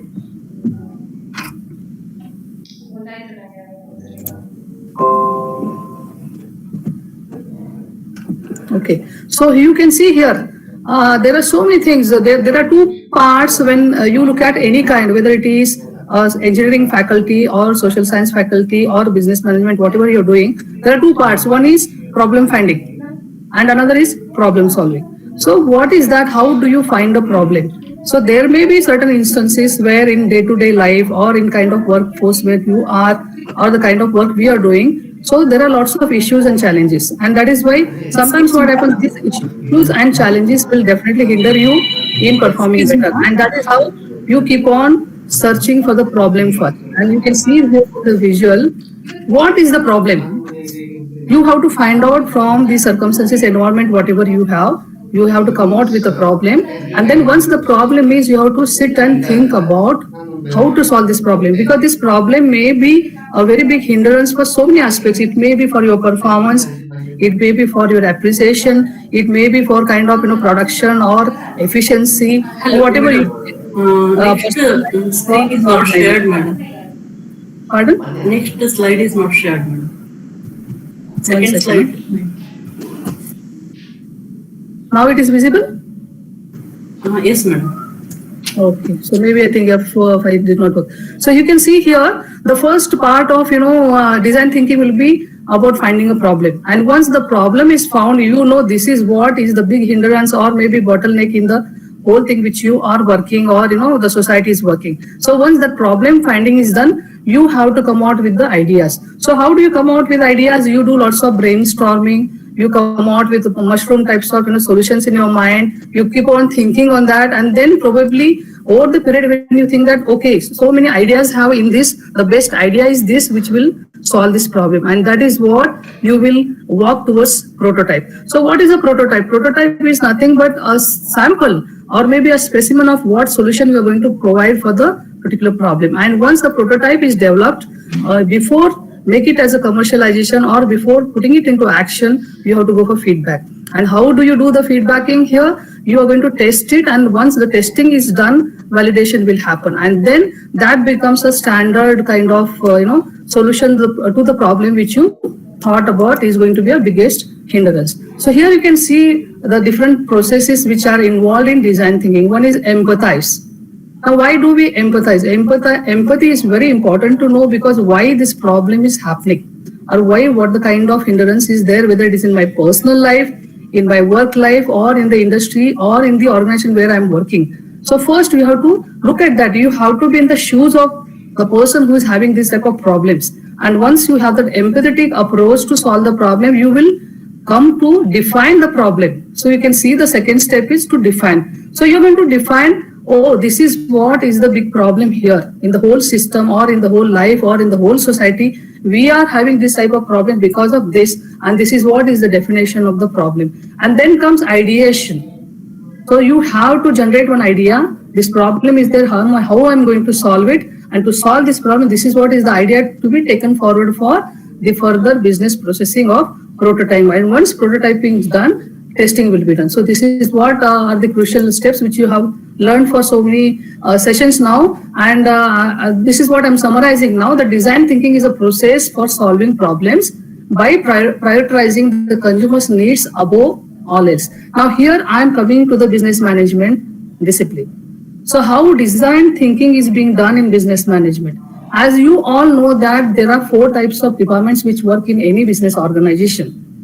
So whether you are from engineering faculty or social science or business management, everybody knows the problems in any kind of work sphere will relate to 4 departments. So the first department, production, everybody knows. And this is one particular area where probably the engineers which are there today attending the seminar or this talk, they are the people who are going to develop the prototypes. And these prototypes are the tangible solutions to solve certain problems in the industries or in the business organization. Whereas when it comes to the social scientists, it will be the service-oriented or the qualitative approach to solve a problem. So here both are trying to help the organization, both are trying to solve something which is there in the society as a problem. but one is going to give in terms of a tangibility or in terms of a product or a prototype which can be seen, which can be operated upon, which can solve the problem just in front of our eyes. Whereas the social scientists probably will be focusing on the business processes or the services where intangible aspects will be there for hindrance. So this is what, in the design thinking, when you talk about in production, it happens. Then we also have the second department, which is the finance department. And there also will be lots of issues. Sometimes the organizations may not be doing well. There are problems with the demand forecasting. There will be problems for supply. There will be problem for logistics. There will be so many aspects of the problems which will be hindering the performance of the organizations. So here also a creative thinking is needed. So what is that creative thinking is needed for design thinking? Because when you look at the problem, you have to come out with very, very out-of-box ideas. And when you come out of that, that is what is the creativity. Suppose the problem is there, how do you solve with the least, complicated solution? And that is what one has to think about. Even in finance, it is required. When it comes to the third department, personal department, that also where you find the people are not efficient, they are not contributing the organizational efficiency, or there are no kind of good performances from everybody. So there also definitely design thinking is required for identifying what is the problem, what bothers the workforce, and why they are not doing well. And then come to the last department, that is the marketing one. I think this is one department where lots of things are required for creativity, because without being creativity, you are not able to have the kind of sales in the market, or you're not going to have the profits. And so this is how everywhere creative thinking and design thinking is required. And that is why most of the organizations today, when they orient the new recruitees, they first will have the kind of sessions held for the employees first to come out with design thinking in their particular department where they are posted. So we find here there are these processes where design thinking is required. Empathize, defining, ideating, prototype and testing, and then come. So as I quoted here about business management, when you empathize, you have to look at this particular problem is there in the organization, but then who will be the users of my solutions? What matters to these people? Is why this problem is created for them. So that empathy should be there. As I told you before some time, we have to be literal in the shoes of the people. So they may be customers, they may be employees, they may be the people in the market, everybody. So you have to empathize first, then you define what are their needs and insight, what is that they are looking for, and then come out with the ideas, come out with the prototypes and testing. Now I'll give you the simple example of mobiles. The mobile phones were not there before 20-25 years. And none of us felt the requirement for that. But of course, there was some genius who felt that the earlier landlines were there, they were stuck to a location. And when you wanted to contact somebody who is moving around in the locality or going to some places, and if anything urgently is to be communicated, it was not possible. And that particular kind of, problem was there, that many times very important communication will not be passed on to anybody, whether it is family level or at organization level or workspace, wherever. So somebody came out with the kind of solution, there is a problem of connectivity. So we have to get connected to everybody through telecommunication. So this is what the idea was generated, and today we find when the prototype was developed, a mobile phone earlier it was there, and then lots of improvisation happened, and today we find after testing and retesting on the same product, we have a final product which is a multifaceted product, and it has lots of solutions in that. Today we don't have to use camera if you want to take photographs. The mobile itself will give you this. So multiple types of operations are there. You want to listen to music, you want to do video conferencing, you can do anything whichever is to be connected. And this is what the design thinking has done by somebody on the same product, done testing, retesting, again and again testing, and then validating it, and then come out with the different type of the best product which is there, supposed to be solving lots of problems of the consumer. So this is what is you have learned for so long. And then coming from, as I told you, empathization is very important. Now you can see in the visual, you can see one heart mark in that, and the person is holding his hand. What does it mean? With lots of love, you have to think about what problems people have. Okay. And once you understand empathetically, definitely you will feel that you are that person who is suffering this problem. So it may not be related to industrial production or industrial products. Many times there are problems with the services also. So what are those problems? You have to sit there in the particular position and think about it. And once you sit in the particular position, you have to come out with the definition. If I have to develop a product or a solution, what is that I define, how it is going to address to that particular problem, and then ideate, and then come prototyping and testing. So I think all this has been told to you for a long time. And how do we empathize then? Observations, engaging, watch and listen. So what is that? Many times you may not be the same person who is supposed to be in that position, but then observation people do understand. So if I observe some people, I will understand what can be the problem there and how people may be reacting to those kind of hindrances in their life or in the workspace. So observation is one of the important tools for research. So if at all you have to come out and you have to identify a problem, first you observe the people, because many times the researcher may not be in a position to come out with his own problem, identification, or he may not be knowing what exactly is there from some other perspective. So he has to observe people, he has to observe the society, he has to observe the different type of uses, and then probably he comes out with the kind of problem identification, and he has to observe very keenly, thinking that yes, I may be one of this crowd and I should know what it is happening, and then engaging. So once you observe, you cannot be away from the people whom you are observing or the focus group. You have to get into the group, you have to engage yourself, maybe in communication or maybe the kind of collaborations you have to do with the group, and then watch and listen. See here, watch and listen is a very important aspect to empathize.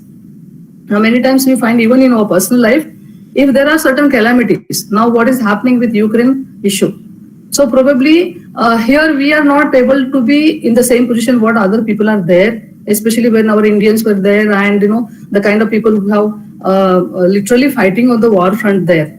And there are lots of distractions, missiles falling and all. So how the life can, but if you observe through television or through listen to the people, you will come to know, yes, definitely there is a problem. There is a safety problem. There is a national security problem. There is a international peace problem. So how to understand about this problem? So many times, even if you are not engaged yourself as a customer or the main participant in the process, you can observe, you can engage yourself, you can watch and listen. And when you do that, probably you know that yes, this is the problem, somebody has to resolve this. So as I told you, the problems of creative thinking as well, the design thinking need not be for the tangible products. It can be also for services, it can be also for ideas which are supposed to be useful to other people.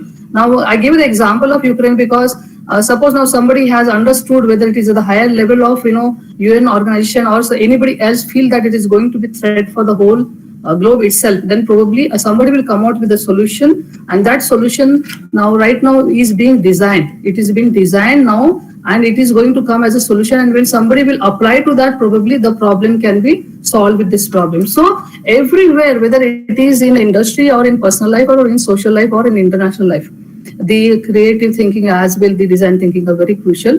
This one. So once you have empathized yourself of understanding the problem, the next step is defining. So how do we define? The mode of design process is all about bringing clarity and focus to the design space.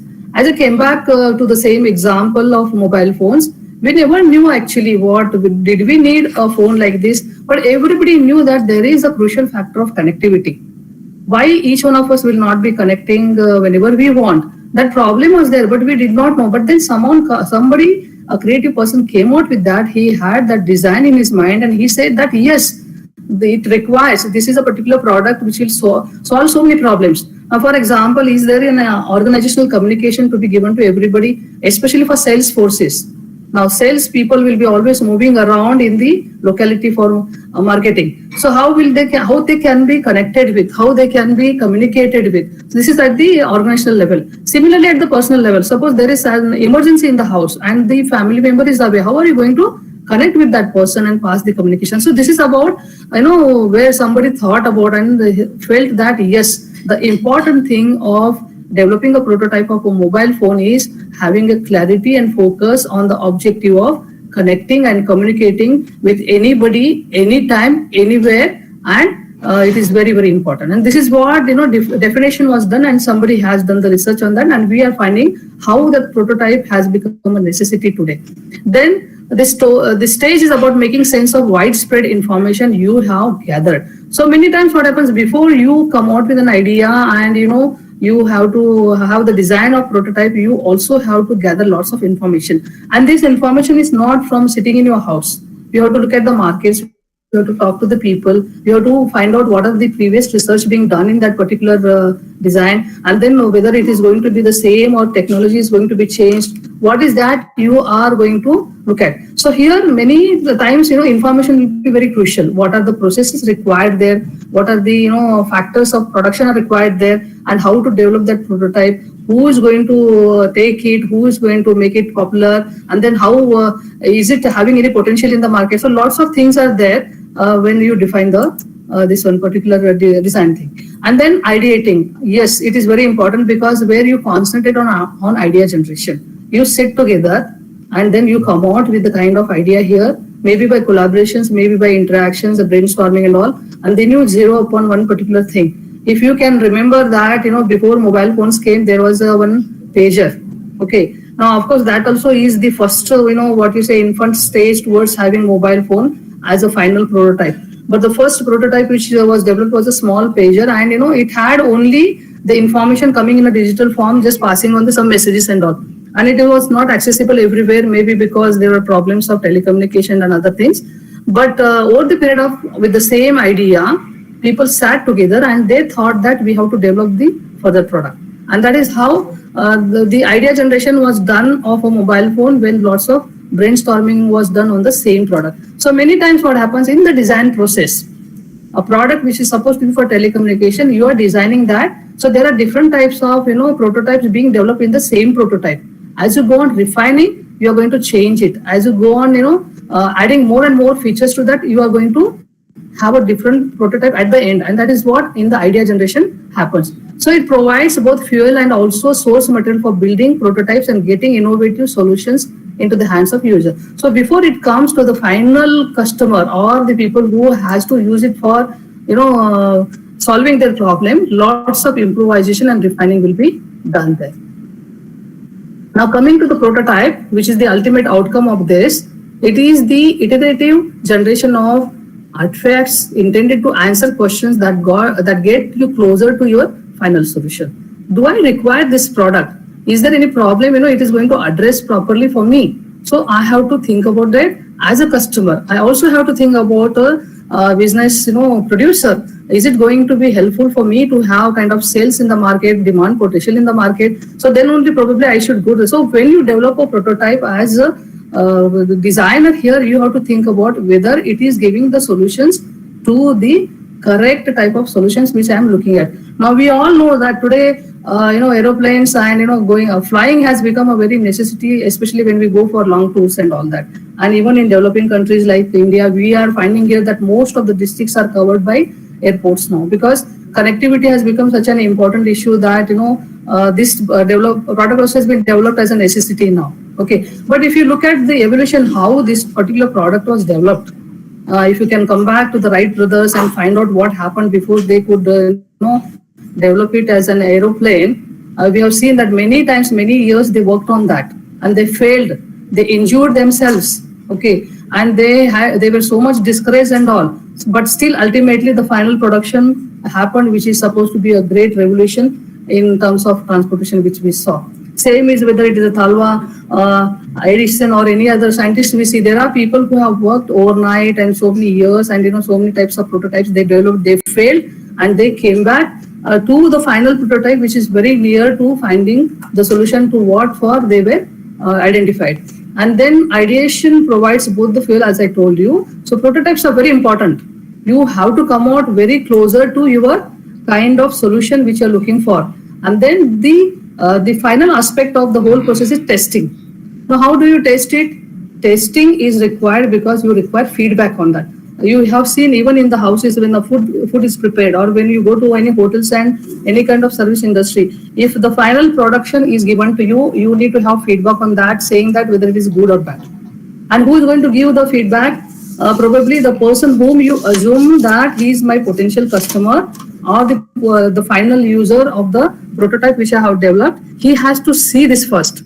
He has to use it. And once he sees and uses it, and then he comes out with the feedback, we know that yes, this is what is the improvisation required, or this is what is the prototype which is giving the final solution to the problem. So it is not only with the tangibles. Prototype, as I told you, it is not only a tangible production. It is also intangible. For example, there are failures with the services, there are failures with the intangible aspects of the organization. There also feedback is taken. Because some kind of, for example, we change the settings of the organization, or the physical landscape is changed, or any kind of structuring is different. So every time you have to find out whether whatever has been changed or design, is it going to give the total solution which you looked for before designing that particular setup. And that is why who is going to give the feedback? Maybe these are the potential customers, the users, the final user, and they will give you the final feedback. And so for the final feedback, you have to do the testing. So testing mode is when you solicit feedback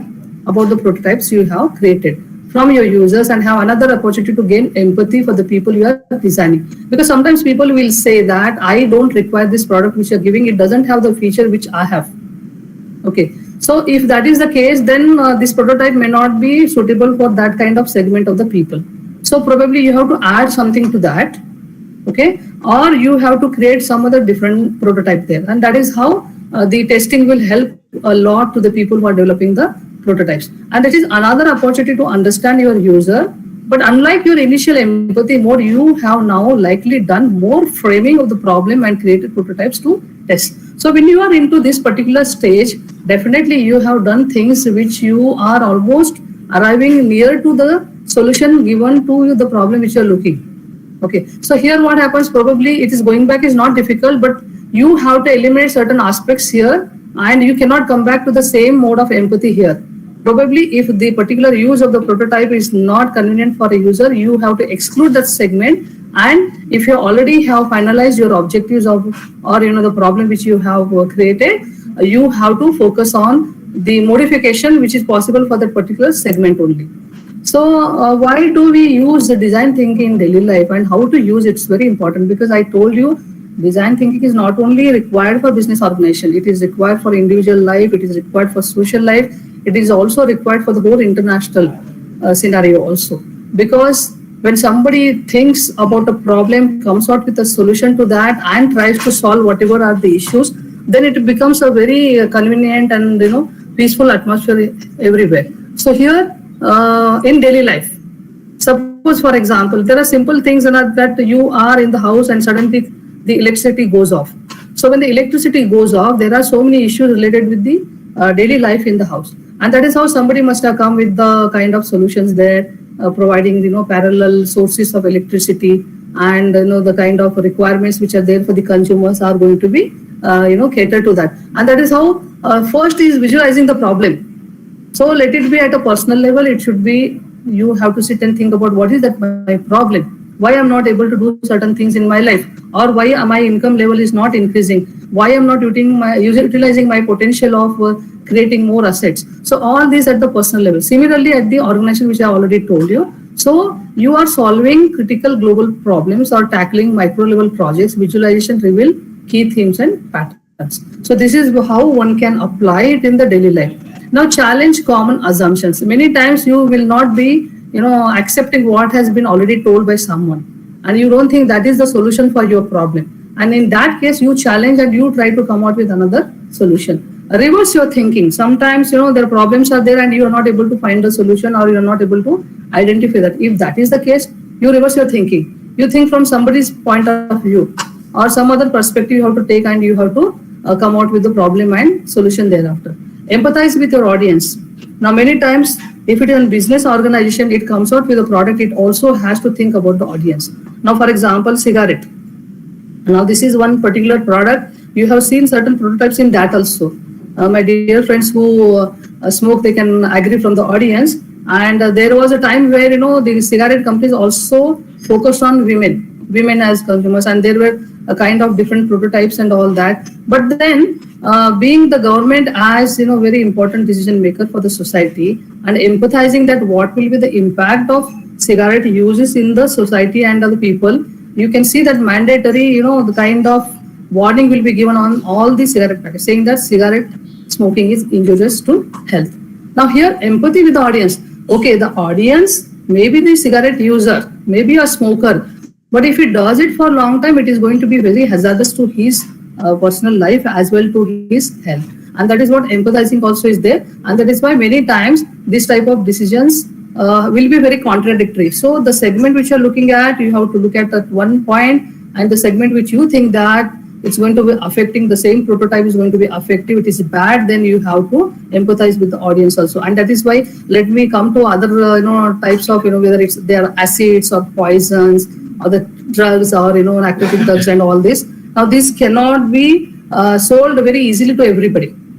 One has to have empathetic approach, and without prescription and without kind of understanding the problem, they are not sold in the market also, they are not given to the final consumers. Then embrace risk and failure. Now, for example, there are many times lots of risk will be there and failures will be there. Now, anybody who wants to have the design thinking and go for the development of prototypes, or any, for that matter, anybody who wants to be a business person working in an organization developing prototypes has to embrace the risk, because many times what happens, you don't know whether you are going to succeed in that or not, and lots of money is required for the development of prototypes, and that is how one has to embrace the risk and failure first, and then think about, if at all you become successful, yes, profit will be yours and you are going to add value to so many people's lives. Now these are the tools which I am talking about, design thinking, immersion, research to contextualize the problem. As I told you, whether it is social science or engineering, or you're talking about any other type of technical field, one has to do the research first. So look at the society first, look at the people who are using the products or services, what type of problems they have, is there any problem, then you capture on that problem. So this is what the first, you have to immerse yourself totally into the research. You become a hardcore researcher first and then come out with the design thinking ideas. Analyze and synthesize, grouping collected data and retrieving the initial situation based on the transforming data into insights. I think all of you must be knowing about the research methodology tools here. When we prepare research design for our PhD program, or maybe for doing any kind of research papers or taking up the project, we know all this. Whatever information we collect, whether it is collected from the primary sources or secondary sources, we have to reframe them into the situation based upon transforming data into insights. So data will tell you, for example, if you look at the population of India, and if you want to know what is the statistics of national income, per capita income and all, and then you realize that there are issues with this kind of statistics. For example, our national income may not be increasing over the period of time, or the per capita income may be falling. So these are the issues which you turn into problems, research problems, and you can do something about bringing a solution to that, and that is how one has to turn into the particular situation here. Then ideation, collaborative brainstorming sessions with the help of tools to create innovative solutions. So one has to have lots of sessions, as I told you, brainstorming. Now you must have heard about boot camps and all. Now when we do kind of prototype, ideas to be generated, we have certain programs which I am going to talk after this session of first part, that we conduct the boot camps across the engineering colleges in the state. So what do we do that in that particular session for a day? We tell the students to come out with the kind of creative ideas, and we tell them, try to come out the solutions for those.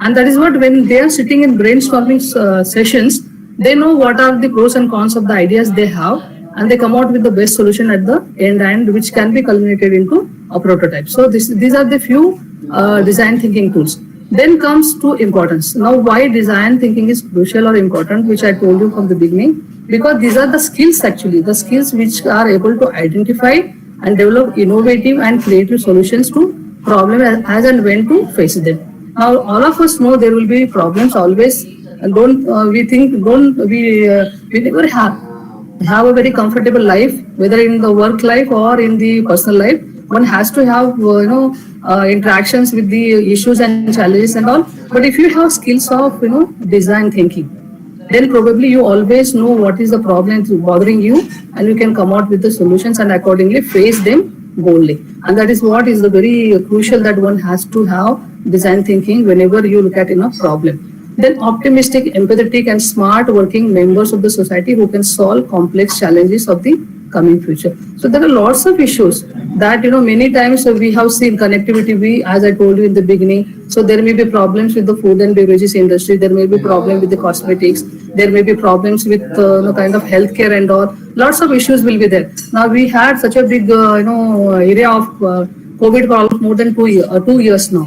And there were days when none of us were aware of sanitizers. We were not much using that. We also did not know about the mask. We don't know how to do social distancing, how it is going to help and all. But somebody has creatively thought about it and come out with a design thinking. So the kind of masks we have, there are different types of features to that, different types of potentials of wearing and where to wear what, and then sanitizer also we have seen. And there are certain defensive mechanism to avoid the pandemic like COVID also. So how it all happened? It all happened because of the design thinking.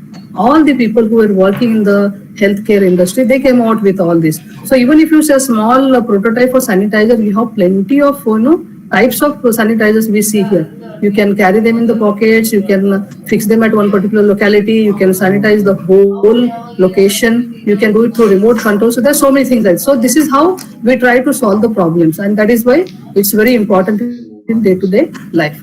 Now, what are the applications? As I told you, the first important application is in the business, because in the business you come out with the production. Now, the production are the direct solutions to the problems which you face. So whether we talk about, as I said, 4 departments of the business, whether it's a production, finance, personal, or marketing, everywhere there will be lots of issues, and there are issues. Day-to-day issues are there. There are issues for the whole period of business, or in the phases of the business, and one has to come out with the solutions with that. And that is why in the business, very, very widely, design thinking is used as one of the important tools for identify the problem and solving it. Similarly, information technology, the IT industry makes a lot of products that require trials and proof of concepts. And that is how we find here, if at all nowadays we are doing any kind of production, everything is re-engineered or backed by information technology. And information technology has given such an important, means for coming out with the solutions that are literally catering to so many type of problem solving. And that is what very widely it is being used. So today we find design thinking, if you think about any kind of a new product which comes, it has information technology in that, and it has been very, very, rigorously thought about and designed about. And then education also. Very, very important. Today, because of this pandemic, all of us have gone for digital learning. And if you look at the NEP now, 50% it is supposed to be online, 50% or maybe this one, or 80%, 20%, lots of refinements are happening on that. But we have found here that somebody very artistically thought about this, designed this, and today even education has been enhanced in its efficiency and the reach and the kind of exposure to the students as well to the faculty in having knowledge. And that is how it is used widely in education also. Healthcare, I come back again to COVID, I come back to whether it's a dengue or any other kind of AIDS or cancer, whatever we are finding here today, the products which have come as solutions to this are very, very important, that they are thought about and designed. So now when we talk about healthcare, gone are the days that you have to go to a pathology lab and get you tested and all. Today through app only you can do it. You have glucometer, you have the testing which is done in the house itself. You have to check your blood pressure, you can do it sitting at the house. Somebody thought about all these problems, and the solutions are given. They are very handy, they are very useful to people. Now gone are the days when we used to go to railway stations, we used to go to bus stations to book the tickets and all. Now we don't do that. We have certain solutions which are given by the industry as prototypes, that you just have those kind of apps and solutions and website and all, where everything, most of the problems of the society are solved in that particular domain. So this is what happened because somebody has designed this, somebody has very creatively thought about it, and it has ultimately resulted in lots of social good. And that is what lots of applications we are finding, especially in healthcare, education, and the overall business and everywhere. So design thinking is very crucial. Now coming to problem-based learning and design thinking. Many times what happens, we look at the problem and then we learn how to solve it. Whereas there is a difference definitely with the design thinking. Now design thinking will be more accurate and a step ahead of problem-based learning. Now some of our audience, they are from management faculty. They all know the case studies, solving the case studies in all the type of specializations, whether it is marketing, finance, or personal, HR, and all that. We find here there are case studies we do at the end of the curriculum which has been taught. Now what do we do in the case studies? We have 2 types of case studies. One is open-ended, and another is the closed-ended. Now here we find here that problem-based learning is a learning method or teaching method about a subject through experience of solving an open-ended problem. So what does it mean? A particular problem is given, but there is no structured solution to that. So a situation is told to you, situation is narrated and said that, come out with the solution. So it means that you have to go on experimenting on that. You don't have a definite solution to that. And this is something, trial and error, and probably it may not help anybody. Whereas design thinking is a method to develop and promote creativity and innovation in problem solving through the use of prototype. So what does design thinking do? It gives the accuracy and focus of knowing a particular problem. And dependent on the problem, you come out with the solutions which will be directly solving that problem. So this is a difference which is very, very crucial between problem-based learning and the design thinking. So what does it mean? It means that even in education sector like us, design thinking is very crucial. It may be the same curriculum which we teach. It may be the same kind of, inputs we are giving to the students. But when you do it differently with a structure in your mind, how it is to be put up and how it has to solve the problem of gaining more knowledge and insight in that particular area or in the subject. So that is what is design thinking all about. Now we can see here there are certain products, and if you can little carefully look at that, you can see the word prototype here. Hope you're getting it. Prototype. Okay. Now these are the products, actually different products which have been designed by someone by thinking over. And you can see that each one of them have a solution. So hope you are understanding here. It may be a small product like a scissor, a pair of scissors, or a clip, okay? Or it may be a simple kind of, what you say, it may be a cell or anything like that. Or it may be a small rubber band also, okay? All these are actually thought over. Somebody has thought about the problem in that particular area or particular use, and he has come out with a solution by giving these products. They are very tiny products, tiny prototypes which are developed into mass production today, and they are very useful to the society. Now you can see the simple thing like remote control now. So how it was earlier and how it is now. So you can see the kind of features added to that. Today's remote control, which you see, it has multiple features into this. So we find here who has done this. Somebody has designed this, somebody has thought about it, and he has given the final solution to us. Now for everyday use, we actually do kind of transportation either by Ola or Uber or whatever we have here. Now somebody has come out with the problem first. Now what is the problems?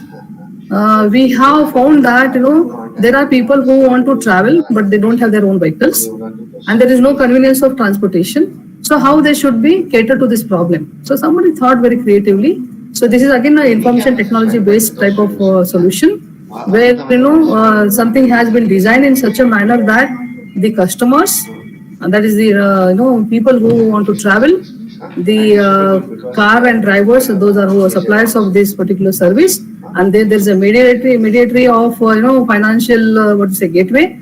And all these have come together in such a beautiful manner that the designer who has done this, he has come out with the final solution. Today we find that it has become a necessity. So this is what is actually creative and design thinking all about. If we look at day-to-day problem, we have to think about how we can come out with the solution in a very artistic manner, and it should have business potential also, and it has to have the kind of solution what everybody is looking at. So this is what is the first part of my presentation. Now I'll be telling you a step ahead of this. Okay, all these days you have learned about how to come out with prototypes, or you have gone through the processes and all that. So now I assume that you have lots of creative ideas in your mind, and then whenever everybody has creative idea in the mind, definitely wants to materialize it, right? But in society, what happens many time all of us are genius. But who are the takers for our ideas? You may be feeling, you come out with a product which is going to be very useful to society. It may be extraordinary, or it is going to give lots of value to customers as well, to the society and to the business. But then getting a particular person to fund it, because prototypes, again, especially when we talk about industrial production and the production which is supposed to be solving the kind of industrial problems which are huge in quantity and coverage, it becomes very difficult to invest so much of money into that. So suppose you already have, as an academicians also, most of you must be having the project ideas. Now, if the project idea is there, probably it will not be convenient for each one of us to spend lots of money on that and develop as a prototype and then go for testing and then go for commercialization. So there where this particular department where I am working here on reputation comes into picture, we have this startup policy which all of you must be knowing about. Lots of promotion also being done in the newspapers and media and all, and there are so many schemes and initiatives are done. So the department where I'm working is electronics, IT, BT, science and technology, and here we find that the people who are there in these three sectors, especially electronics, IT and BT, are those who want to do some kind of prototype development and they want to take up tomorrow the business on their own, or they want to do something good for the society by way of getting into manufacturing and all. So we have the startup policy. Now the startup policy of Karnataka, it was first done in 2000.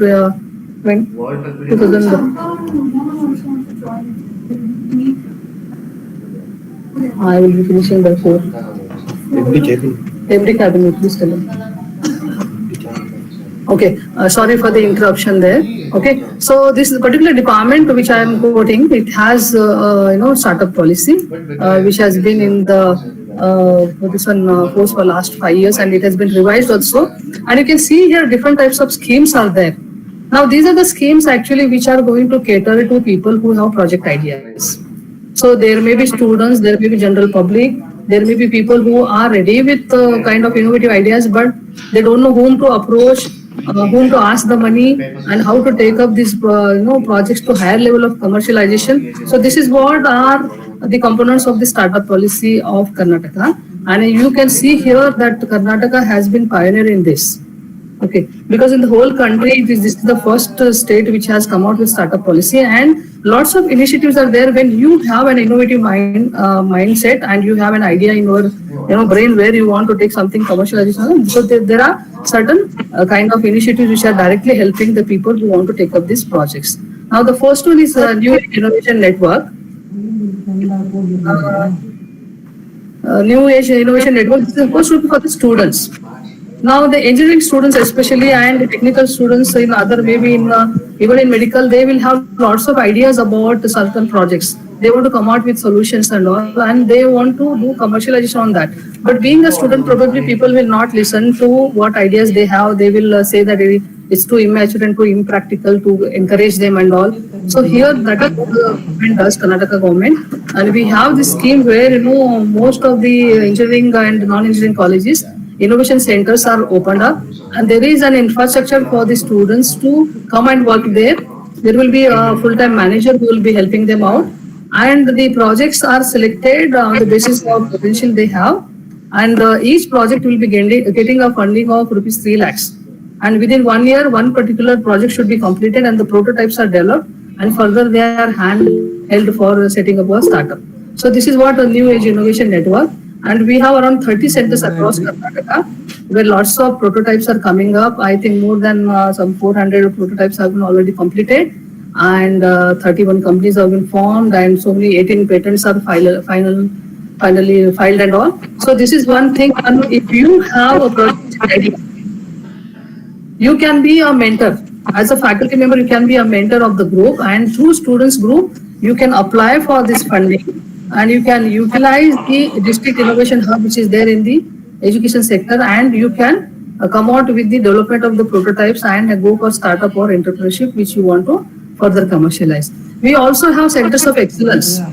Okay, so there are some 6 to 7 centers of excellence which are set up by Government of Karnataka through this department. So they are into cyber security, data science, artificial intelligence, aerospace, and all these IoT and all. So here also you can come out with project ideas.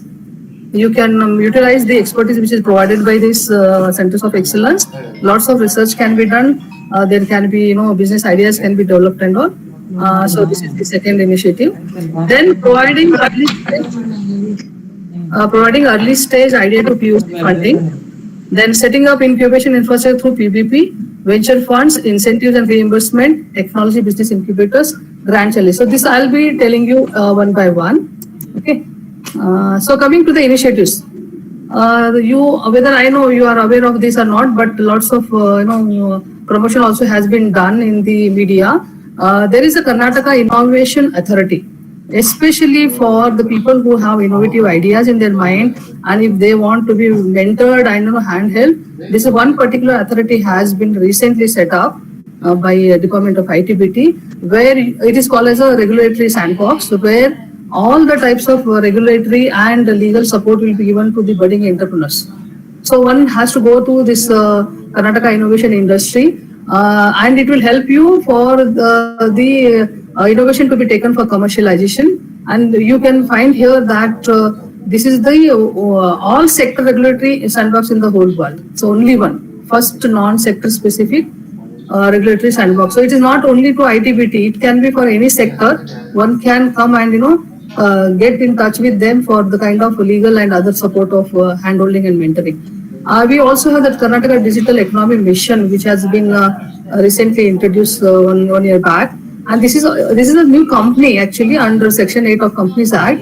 Again, it will be helping the budding entrepreneurs. So the Digital Economy Mission with the aim to promote 7,000 startups, e-commerce and other gig economy companies in the state. So suppose you have an idea into these type of sectors, whether it's a commercial idea or in gig economy, or you want to have your own startup. So this is what is the objective of this KDM, that 7,000 startups are to be helped out, and this is happening since now 6-7 months. So if you have the project idea, good one, you can come and contact the department for this particular mission support. Then Global Innovation Alliance. It is actually a market access program. If you are already a startup, you already have a prototype and you want to go for commercialization, you want to go for international market, then this one particular GIA will help you for this. So it will support the development of collaborative R&D and technological projects that bring together companies, research organizations, startups, academics and other collaborators from partner countries for achieving leadership in global and domestic market. So this is what actually the people who are, especially now engineering audience we are talking about, they can make use of these three important initiatives: Karnataka Innovation Authority, Karnataka Digital Economy Mission, and Global Innovation Alliance. So this is what is very, very a solid support which is being given by the government of Karnataka, and one has to utilize. So as I again come back to 9, you can see here that it is the ecosystem of innovation in almost 18 districts. Approximately 60,000 square feet area has been cleared, and it has been created for all the budding entrepreneurs. Up to 3 lakh students funding is being done. Then we have 470 projects funded. Almost 4.83 crores have been given as grants to the students. 171 projects are completed and 13 patents are, this little bit old data, the updated is, that is what I told you before some time. 18 patents are filed and 30 companies have been formed by the students. Now coming back again to the academics, if you have very good prototyping idea, you please develop it through the teams of the students, and once the prototyping is being done from the funding from the government, you can go for patenting, you can go for forming the company, and even in the college premises itself, you can come out with setting up of LLPs, limited liability partnership, where you can be an entrepreneur within your organization, within your academic institution, and take the support of the government for mentoring and hand-holding for you. We also have centers of excellence, which I told you before some time. I think these are the specialties most of you must be representing today from the audience point: aerospace and defense, agro innovation, cyber security, machine learning and robotics, data science and AI, Internet of Things, AVGC, semiconductor, etc. So these are the centers of excellence which will be helping the budding startups as well as innovative ideas of people who want to take utilization of this.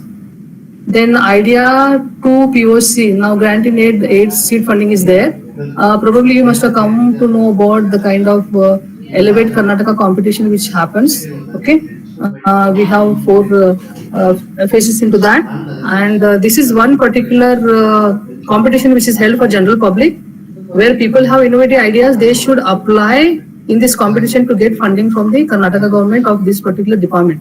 So this department will give the prize money for the budding and potential startups who have crossed all these 4 stages of competition, and the seed capital is given for them. So you can see here, so far 488 startups have been funded. And the total. Madam, I think screen is not shared, not visible, ma'am. Screen is not visible, is it? 1 second.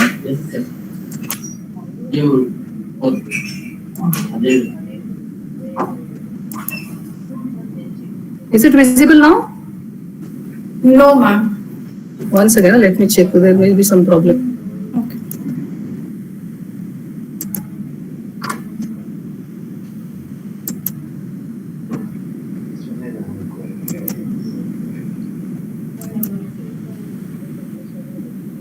Can you see what's the problem? Screen is not visible, it seems.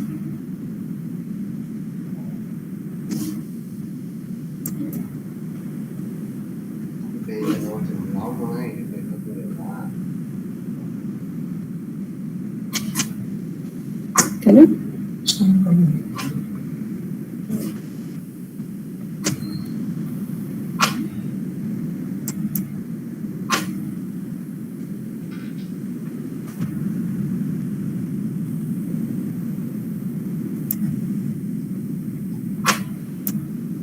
I think there is some technical problem. 1 second.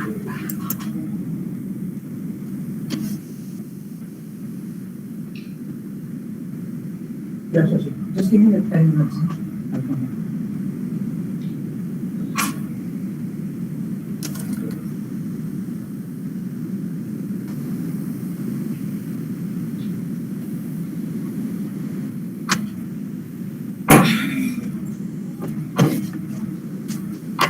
Screen is not visible, it seems. Yes.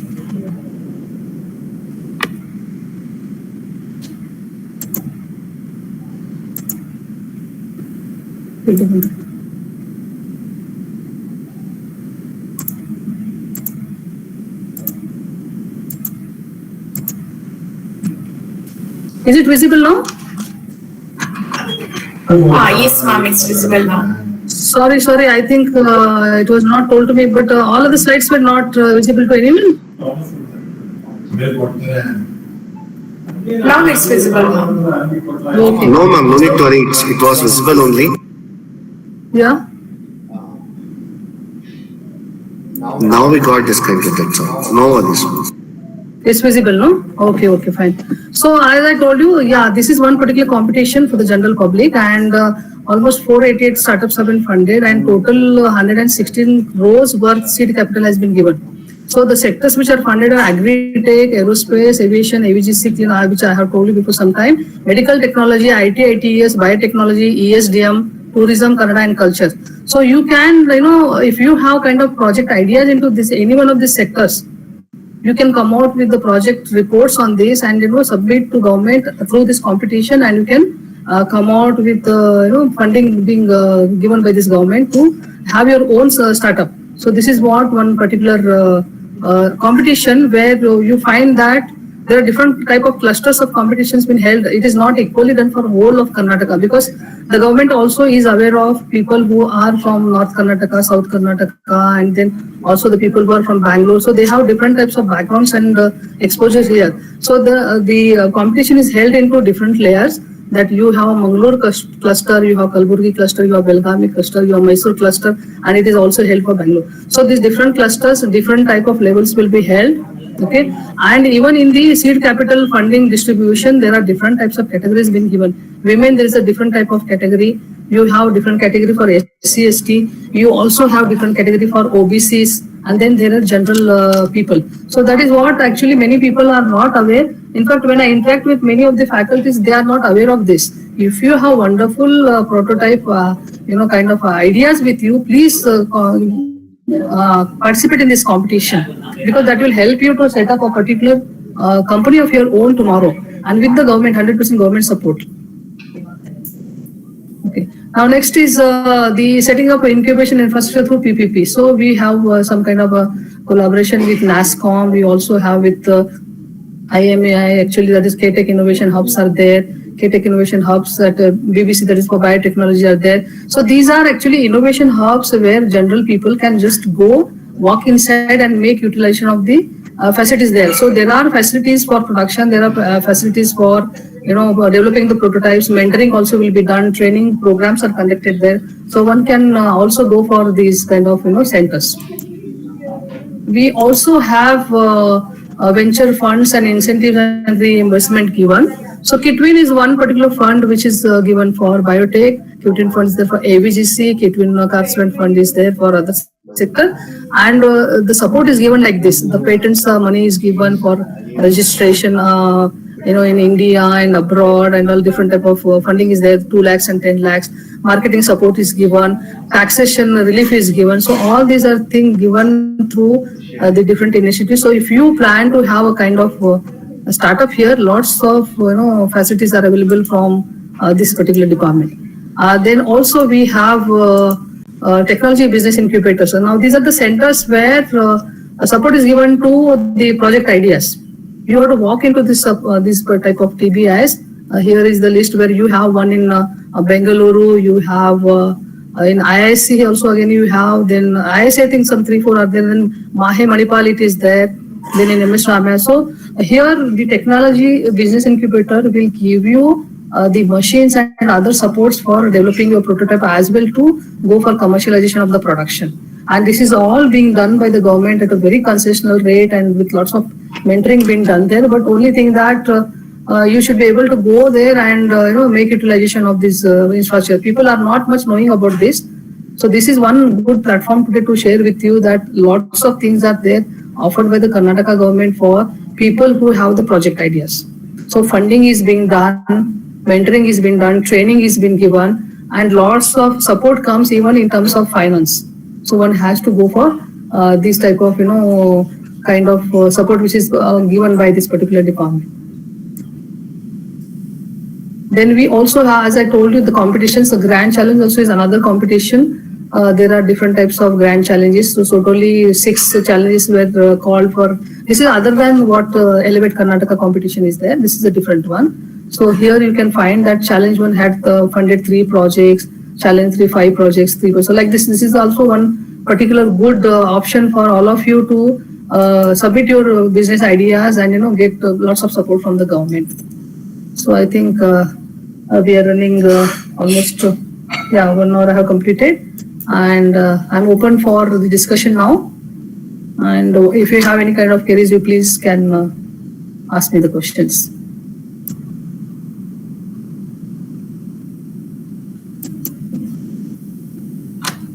Ma'am, there's one question, ma'am. Yeah.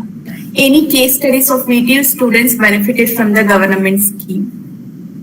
Okay. Now I should tell you that the 9 which I said, New Age Innovation Network. Okay. So out of 30 centers, almost 28 VTU colleges, engineering colleges have these centers. And most of them, as I told you, 31 companies are formed, and these are done by the VTU students only. Engineering students who are into these colleges. So we have innovation centers in 3 phases, phase 1, phase 2, phase 3. And if you look at phase 1, for example, GIT Belgaum is there, PDA Kalburgi is there, SDM Dharwad is there, okay, BEC Bagalkot is there, then BLD Vichapur is there. Now from this, many entrepreneurs have come up with the funding from this particular department. They submitted the project ideas to this New Age Innovation Network, innovation labs, and the government has supported from this department, and they have developed the prototypes, and so many of them are entrepreneurs. So I gave you the number 31. All these 31 are from VTU studentships only. Participants, if you have any question, post it in the chat box.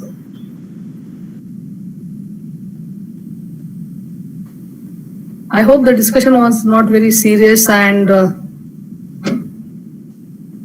I hope it was useful. Yes, ma'am. It was very informative, ma'am.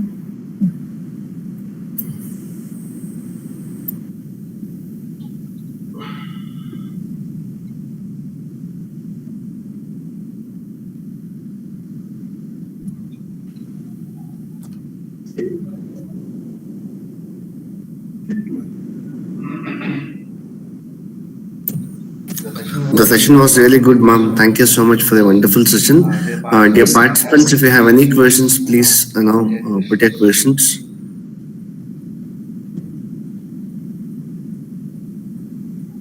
Okay, one more thing I wanted to share with the audience, especially for women. There are certain programs from this department itself. One is Elevate Women Entrepreneurship, and another there is a separate competition slot for women in the Elevate Karnataka also. So women entrepreneurs also are very much motivated and mentored by this department, and those faculty members, those who are already academicians, have the patents in their names, or if they have a certain type of project ideas which are being done through their students, they can avail of this kind of facilities separately. So Elevate, women entrepreneurship is coming up this year. Now shortly it will be implemented, maybe 1 or 2 months, and you have separate incubation facilities only for women. And these women will be hand-held and also will be given seed capital and marketing support for developing their startups. So what I can suggest most of the faculty members who are attending this talk is you all may be having lots of ideas. Okay, so try to have design thinking on that. Come out with the different type of angles of the same problem. Try to come out with a solution. Just visualize that, come out with a project idea, and that project idea you can submit a project proposal to the department. So whether it is our department or even science and technology step is there also you can submit the ideas, and fundings can be there for the prototypes. That is one aspect. Second is you please participate in this kind of competitions where big advertisements will be coming in all the newspapers. So it's a very good platform, and everything blindfolded is being reviewed and screened, and ample type of financial funds are given for setting up the LP or the startup on your own. So you have to make use of this. Something beyond the academics you can think. Sometimes the students' ideas, if you happen to mentor them, you revise them, refine them, and try to get funding on that. Even through 9 funding also, I have seen some of the faculty members, they have mentored this type of groups. And when it comes to patenting and starting up your own venture, the teacher can take lead on that. Even if the students get the funding for the projects, let them complete the projects in the innovation hubs and all. And the further hand-holding and taking it for commercialization, the mentor who is there for the project team can take the credit, also can be a teammate there and find the company. That also can be done. And then something about social sciences I want to tell, because some of you may be from management faculty. In fact, talking about my department, when I was a professor of MBA in VTU before coming on deputation, we have done certain projects for Karnataka government, especially for State Commission for Women. So how did we do that? We have actually research team from my own department. And how did we do that? We had, because it's very easy in engineering faculty to come out with project ideas and prototypes, because it's a tangible type of research and tangible type of approach. But in social science, it's very difficult. But still, there can be project ideas, there can be improvisation on the processes. As well, you can come out with a solution, which solution can be taken by the government itself to solve certain problems in the society. So the first project which we took was on garment women workers. And before visualizing that problem, or before developing that as a project for funding, we had lots of research being done there. So we did desk research, we also did primary research, and we understood that especially in garment industry, which is in unorganized sector, there were lots of issues and problems with the women there.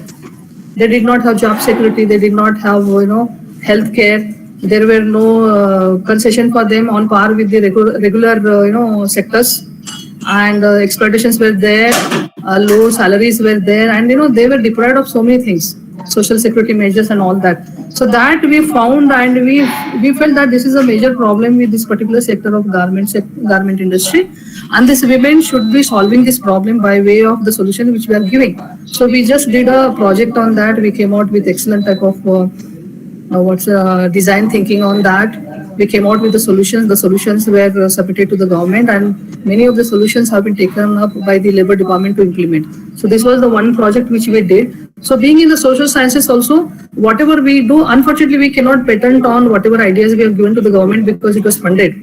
And it is the property of the State Commission for Women. So we cannot patent on that. But then those solutions are adopted by the Labor Department, and they have definitely helped many of the women here, lakhs of women who are working into this sector.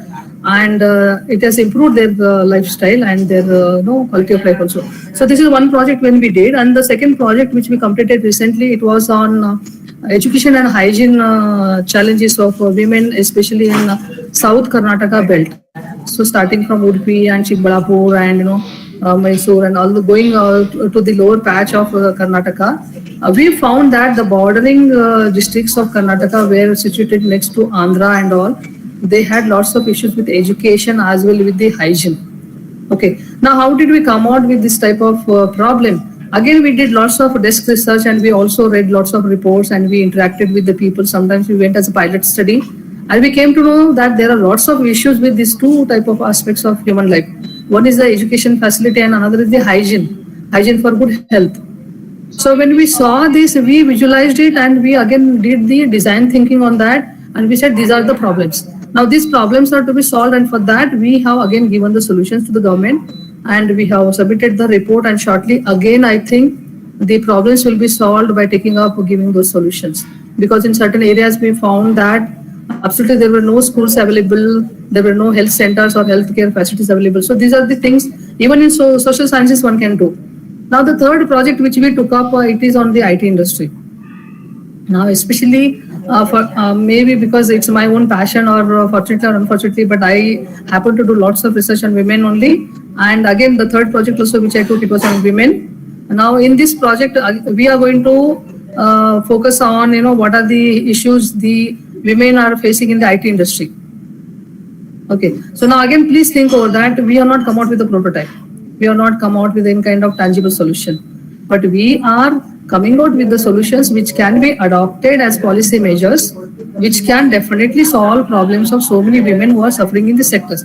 So in IT sector, there are lots of issues with mental, harmony. Divorce rates are very high, and women have lots of issues with work-life balance. Okay, and the security also is a big problem with IT industry, and the stress levels are very high. So coming out with solutions for that, we are working on that.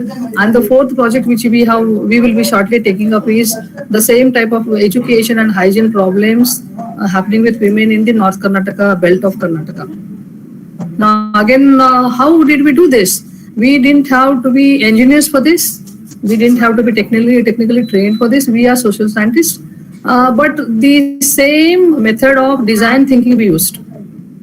If I sit and visualize a particular position of women, and if I feel there is a problem, so where is the problem? Why that problem is there? And how to solve this problem? The problem many a times may not be solved by giving tangible solutions, may not be possible to be solved by giving money or something, but if the government policy is changed, so that is actually a bigger solution than doing it at an individual level. If an industry does, it will be doing only for its own employees. If we do it for, it will be only for our life. But when government does something, it does for the whole society, and it will benefit many people. So what happened here, whatever solutions we gave by way of adopting this method of design thinking, it really gave us lots of happiness, because we could contribute something, we solved some problems of the society, and also we are known as social scientists, may not be entrepreneurs, may not be startups, but definitely design thinking helped us a lot. And it helped us a lot solving some problems which are bothering the society. So this is what the methodology and the approach of design thinking is very, very important, whether it's a day-to-day life, whether it is a technical field or non-technical field.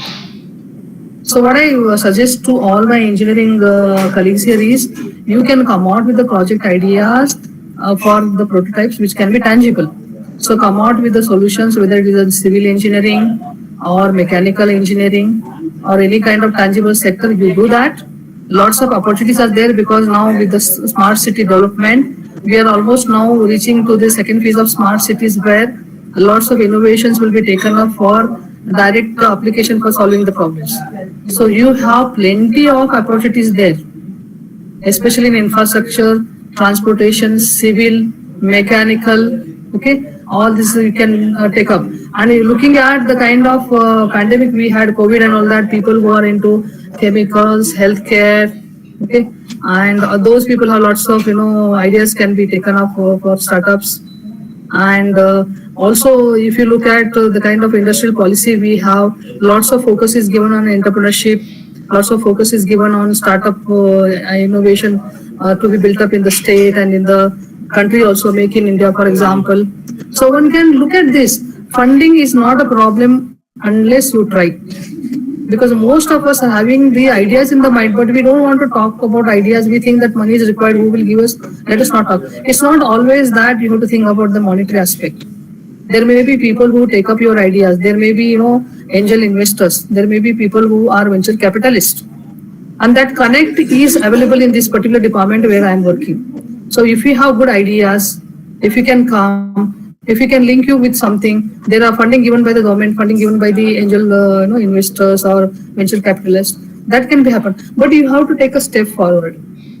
Design thinking, well, it's a very, very wonderful tool that, you can come out with the project idea. But the next important thing is that it's not only enough to have design thinking and coming out with the project idea.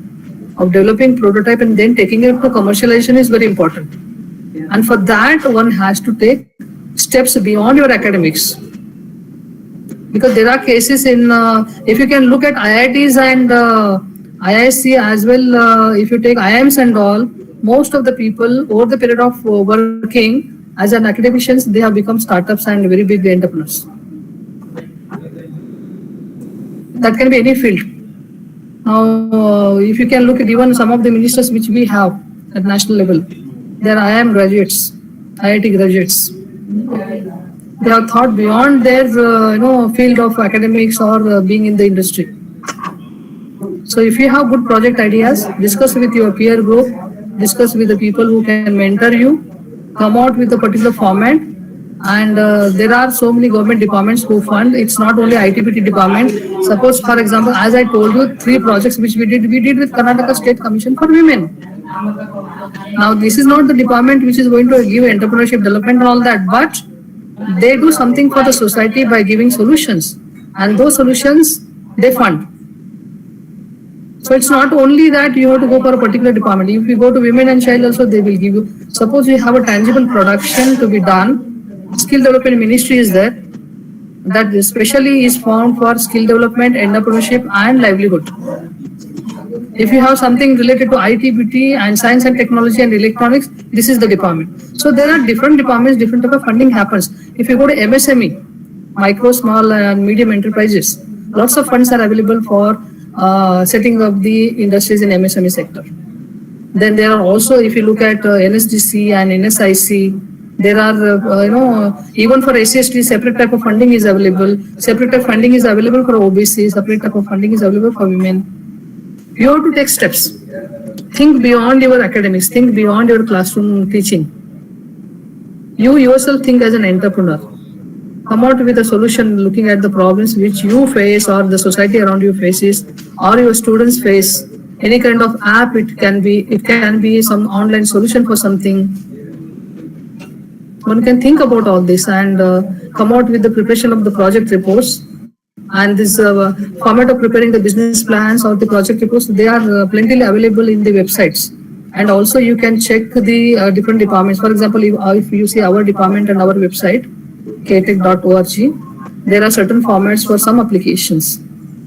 So you can go through that. Accordingly, you put those components for project proposals, and you can contact the funding agents, and people will be very much interested in your innovation if it is going to help the society. So I wish most of the faculty members think about this, because ultimately the outcome of this type of refresher course or faculty development should be bringing some change in your attitude, in your mindset, and in your lifestyle also. Just only don't a faculty member who teaches and goes home without much doing anything for the entrepreneurship or innovation. So in the new policy which you have NEP, skill development, very important, and linking of academia with industry is very important. Whatever we teach in the class should be definitely applicable in the industry and outside world, and that linkage has been very closely brought in this NEP. And if that is to be done, the teacher has to be first very competent enough to understand what is there in the industry. So being a civil engineer, probably you must have seen lots of problems are there in the particular industry itself or in the sector. So catch on any one of those problems, develop a project idea on that. Sometimes when I go for inspection of 9 centers, I really will be amused to see the kind of innovation is happening in the college levels. And some of them have become startups also, they are doing very well. And some of them are startup elevate winners who have got some funding from this particular department, 40-50 lakhs they have got for setting up their own organization. So it's not very difficult. So whether it is civil engineering, mechanical or electrical, electronics, anything you take, there may be somewhere some problem. And as I told you, if it is not possible to come out with a prototype in terms of tangibility, you come out with the research papers. You talk about certain processes, you talk about certain solutions which can be through kind of changes in the approach. So you can do a patenting on that. Once you do the patenting, you can sell the patent also to someone. If you are not able to set up the company, you can give it to somebody else. There will be some kind of angel investors who want to take up your idea and do it. So I think almost all of us, we are academicians first. That particular approach we have to live. We have to, because the saying is innovate or perish. So that innovation is required everywhere. Design thinking is required everywhere. You have a problem in the house, unless you sit and come out with design thinking, the problem also will be a very big worry in the house itself. Similar is with our careers. Similar with work-life balance. Similar with our teaching job. So one has to be going beyond this. And if your expertise is commercially known or recognized, that is the biggest kind of recognition for the faculty members.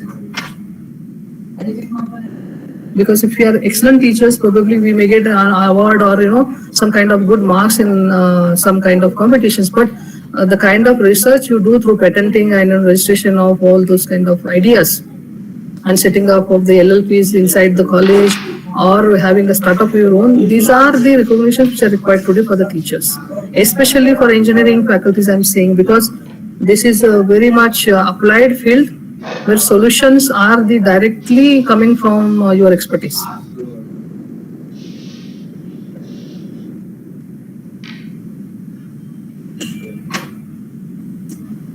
So any questions there from any one of you?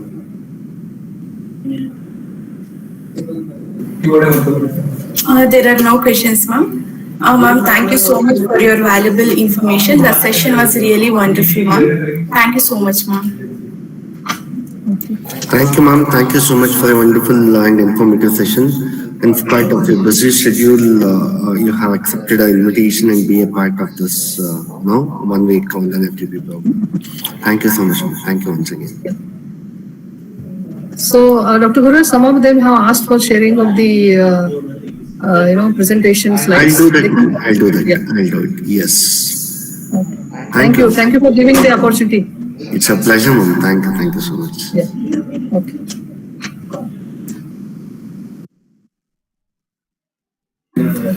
Dear participants, quiz link is posted in the chat box. Kindly take up the quiz. Thank you all.